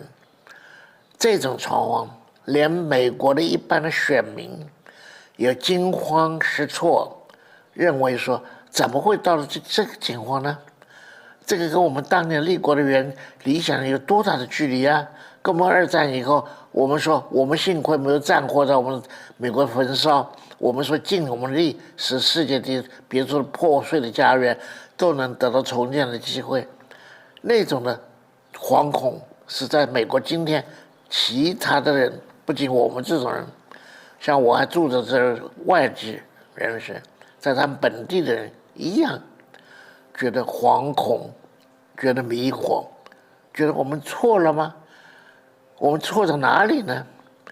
我在美国居住已经一家之多了，这种美国人的惶恐不安，用今天我在报纸上看见的一句话，今天报纸上说许多的飞机场、许多的火车站、许多的邮轮的码头都在乱之中。他得到的结论说，我们的公共设施在融化，我们过去是钢铁造成的，现在是一条蜡烛的蜡在做成，它在融化，它在惶恐到这个地步，我们的制度的惶恐在融化。所以今天对于下一次的大选，我自己还常常问，跟曼妮一起想，我们值不值得出去投下这一票？这个理想的失落，我认为是今天处处不安的世界处处不安、美国处处不安的主要的理由。面对如此局面，不但居住在美国的老百姓会思考如何自救，在海那边的中国同胞，我想陷入的惶恐不安，不管台湾海峡这边或者台湾海峡那边，造成惶恐不安的局面，一定不会比我住在美国的感觉的少。记住，川普已经讲了，台湾要我们保卫台湾的话，拿钱来，讲明了拿钱来。这三个字让我想起当年上海租界里边流氓的话，他一脚踩在你地上皮包上，拿钱来，这种一脚踩在你的皮鞋上，踩在那里，拿钱来。这个状态使我重新思考，作为中国人，作为中华民族子孙的一员，我常常需要中国文化、西洋文化的对比作为下手之处。简单说话，西方在中国以后逐渐脱离了教会的约束，却一步一步走向自由开放以及理性。自由跟理性这两个多美丽的名词，这种制度说直接民主多好啊！但真正往里一看，其实多么世俗，多么的卑鄙，也是因为这种表面光明正大、表面上自由民主，实际上最伟大的责任，苏格拉底就因为他批评这种制度，他的批评其实跟我讲的说法相差不远，他就不能够得到同人的许可，不能到城邦容许的存在，要封了他的口，叫他服药致敬。苏格拉底在服那瓶药以前，他的谈话叫费洛。今天是读那个评论还是非常感人。临死前，他是口口声声叮嘱：为善是一个要紧的事情，理性是另外一个要紧的事情。一个伟人，这个最伟大的一个哲学家之一，最早的西方哲学家，他视死如归，而他所批评的种种的当年城邦的问题、丑恶的部分，今天在城邦制度改头换面，成为合众国，成为两党政治，成为推举贤人的事情，也就变成了一个叫我们抓头，叫我们问疑问，叫我们招手问天，说怎么回事啊？苏格兰体他的学生说，找来找去，世界上最好的制度是责任政治。有一个责任的思想家，他以严密的思想，这个自修的德行，为众人服务。除此以外，富人政治、军人专政以及建筑都是不足为训的。可是，在希腊城邦此起彼伏，同样在今天的美国是领导的西方世界此起彼伏。这个2号、3号结合起来打到第1号，等到第1号，他又下面的2号、3号又来打到他。他昨天的朋友，今天下面不是他的敌人。我回过头来说中国问题，我一生在中国历史文化中的学徒，学了一辈子，深深感觉中国文化发展的过程是在没有秦汉没有统一之前，而在农业发展之后，我们对天地之间的秩序是人所观察而来的，是个天人之间调和和互动。你不会在发大水的时候去插苗、插秧，你不会在干旱的时候去撒种，你跟天然的条件配合，这个叫天人之间的调和，人跟自然之间的调和。你也不会跟别人做的倒过来，人家刚刚插好秧，你说我来收割了，或者人家刚刚种好稻，你说我水我往这头流了，大家取得协议，这条水分着隔田这里边流过去，大家都分润，收割的时候一起收割。在人和天之间，人和自然之间，人和人之间，人不是被动，拥有充分主动的参与，也改造着宇宙，也在将就着宇宙，适应着宇宙。这个样的宇宙秩序，在中国思想，在汉代有个全盘的整合。董仲舒说天人感应，但是我们臆想抬头一看天，满天星辰，每个星辰象征大自然的一种责任，象征地球上的地上的种种的山川河流的位置。这个天跟人在我们心里，在我们看大自然的得到的误解，这种人和天之间既有自主权，又有适应的义务。这自主权的寄托就在我们自己的意志里边，也就是心这个字。大家注意，心这个字就是心脏破下来之后，从外面这一个完整的心脏的形状。孟子讨论心的作用，最重要的启示是中国思想的主流，就天心跟人心之间有互动。我们种种的情绪和思考，在中国的方怀之上都带个心字，凡是思考的部分都带个心。下面就思考思，不是个心字吗？对不对？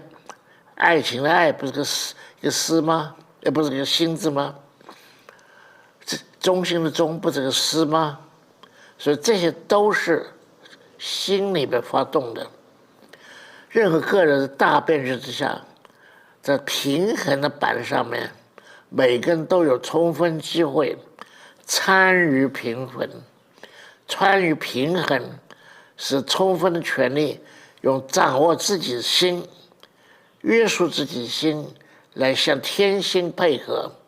这是中国思想体系中最重要的课题。从孟夫子到王阳明先生，都在这条线上处处提示我们，要自己看住你的心，不要跑野了。要这个心可以上参天地，下参同人。人跟人之间，我对人说这种话，我会叫人伤心吗？我就不要说。我叫人得到安慰吗？我就尽力为之。我得到鼓励吗？我用心的鼓励他，但是不要叫他自己误解了，就是推动被推而已。此心在我，掌握这个心里面的分寸，是尽其心为之。这个就是孟子就说安顿自己，就是说人要修己，修己之后立刻就说修己以安人。佛教跟儒家有很大差别，就我们说修己以安人。佛教里边两个境界，一个是修己，自己了解自己；另外一个在修己或者度人，这是两个境界。中国是只有一个境界，修己以安人，安人别人，安百姓，种种民族，种种群众，安天下。如果我们能够做到安天下，了不起。但是你不容易，因为你始终没到的机会。但你有充分的机会安顿你身边的人，使这个身边的你我他之外的其他人，哥哥弟弟、同学朋友，儿子女儿、爸爸妈妈、邻居等等等等，使这个小世界大家扶一把，大家推一把，大家共享一个心机，大家共欢快乐，大家彼此安慰，这个心意推而广之，可以得到全世界。退一步说，我到午夜梦醒，我扪心自问，我说我有没有得罪别人，使人家的心不安？我有没有得罪别人，使人家心难过？如果做了，我对不起他们。所以回到目前的实质情况，前面我们说过，我们整个世界都是疑惑不安，惶惶恐恐。在大的环境如此艰难之际，我们不能够不盼望，要尽力做到修己两个字，要从今天自己拔出困局，自己从困局中拔出来，就少一个困惑人；帮助多个人拔出来，就帮助他少个迷惑人。这个就是西方政治没有的，西方文化没有的。基督教做得好，他在你彼此辅助，彼此到那你的心弄干净，但是一般的欲望里面没有，就是 What I can do for me， 不是 What I can do for you。今天环顾全世界，世界上真够能够刚刚所讲的中华体系的，大概大的文化体系就是我们中华一个了。伊斯兰体系里面独神教的独断也是相当的可怕。3个教派的基督教也有这个很可怕的问题。当年波斯显教是不一样的，但波斯显教已经不见了。佛教有可能做到，但佛教之外的印度教做不到。今天世界无论是西方文化作为主流，这个堂堂的形式200多年了，似乎真正是世界上的主导的力量。处处的冷战、热战、冲突、轰炸，他们的毛病都在我要怎么样，不是你要怎么样。我要眼前，不是说我要将来。我要今天做到，不能求人，不能承认。我要利，我不要求义，义是另外一回事，人家是利，我一定得到。在得势的时候，顺风顺水，要理所当然是我的得势，我得到好处。在弱的一面呢，他说种种疾苦都拿着怪到别人。到了后来他怪不出去的，他就委委屈屈的接受。世界上所以叫弱势的国家、弱势人民，他们受西方伦理和论理的影响，已经常常忘记了另外一套超越个人、超越私利、超越压迫的一个另外一种境界，另外一种普世价值。现在西方文化体系之外人实在应该反省，就像我们经常反省啊，他们也应该自己反省，对自己的文化持客观而公平的警觉。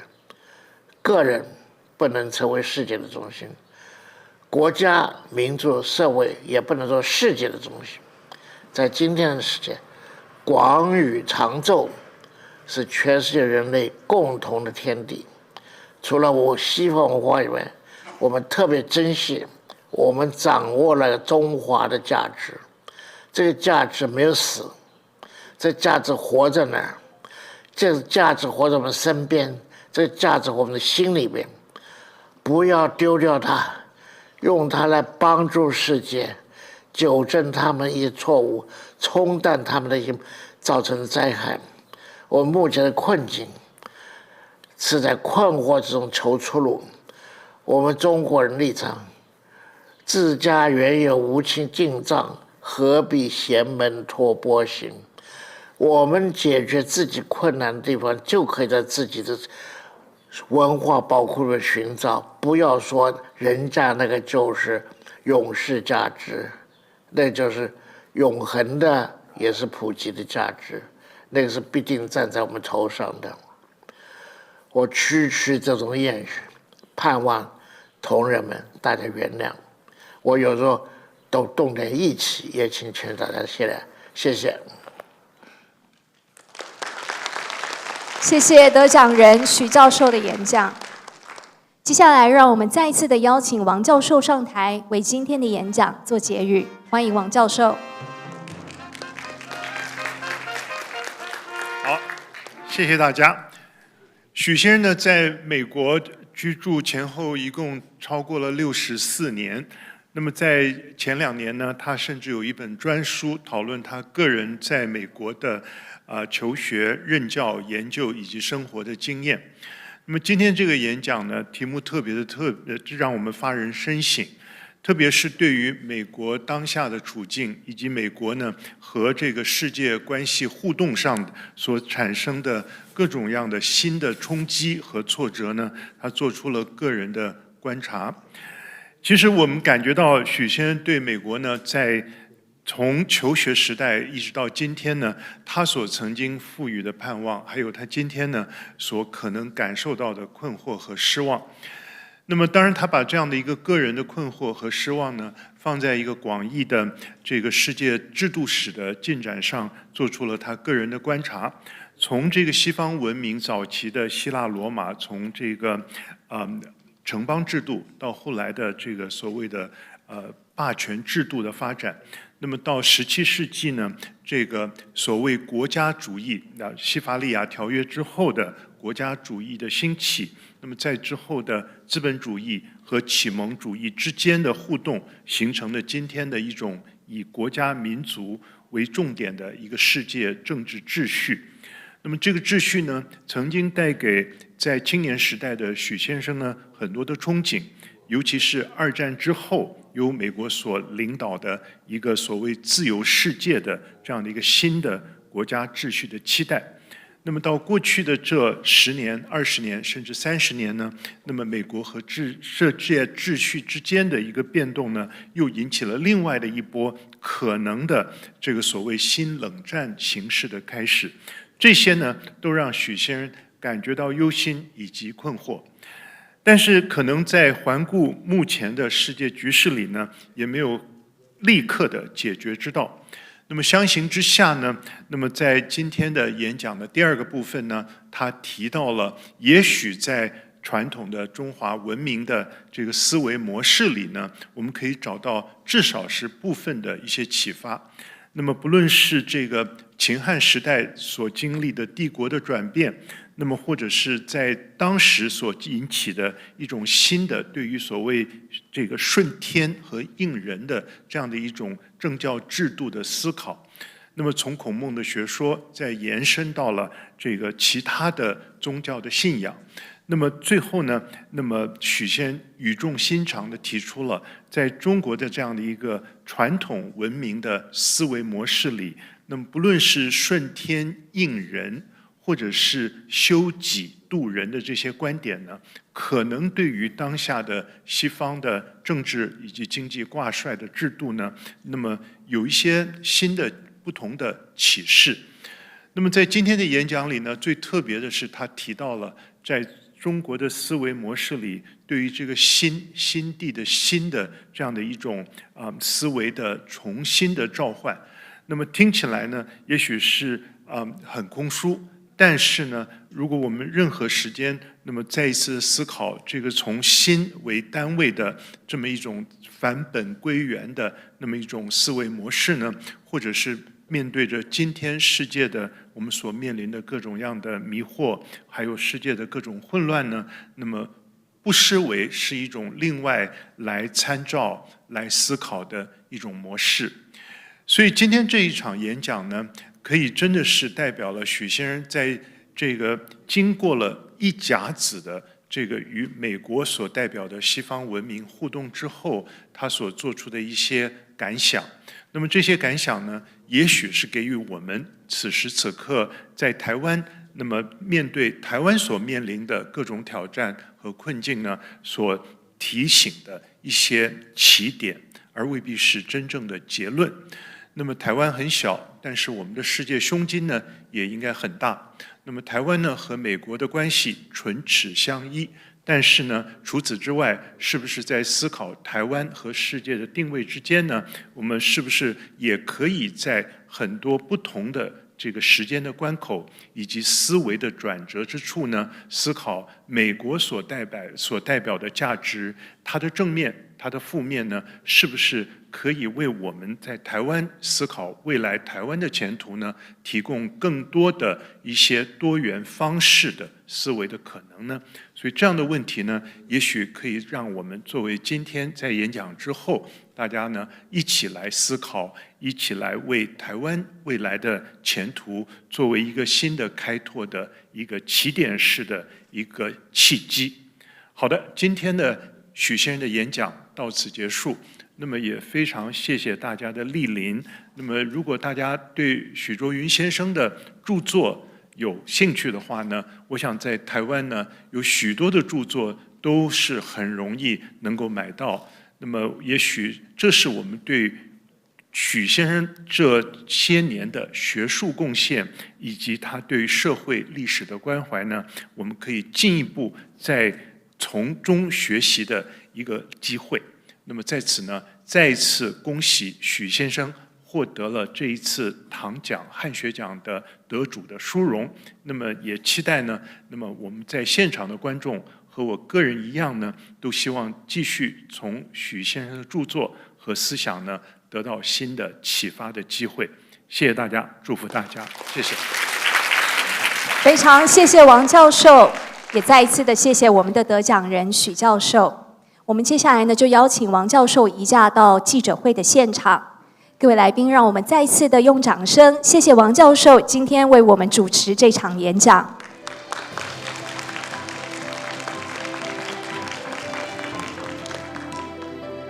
各位来宾，第6届唐奖得奖人演讲汉学场进行到这边圆满的告一个段落，非常感谢大家今天热情的参与，也希望大家都有满满的收获。离场的时候，请记得您随身携带的物品。再一次谢谢各位的参与。Ladies and gentlemen, this concludes the Laureate Lecture for Sinology. Thank you for your participation. Please don't forget your personal belongings as you leave and return the interpretation headsets on your way out. We wish you a good day. Thank you.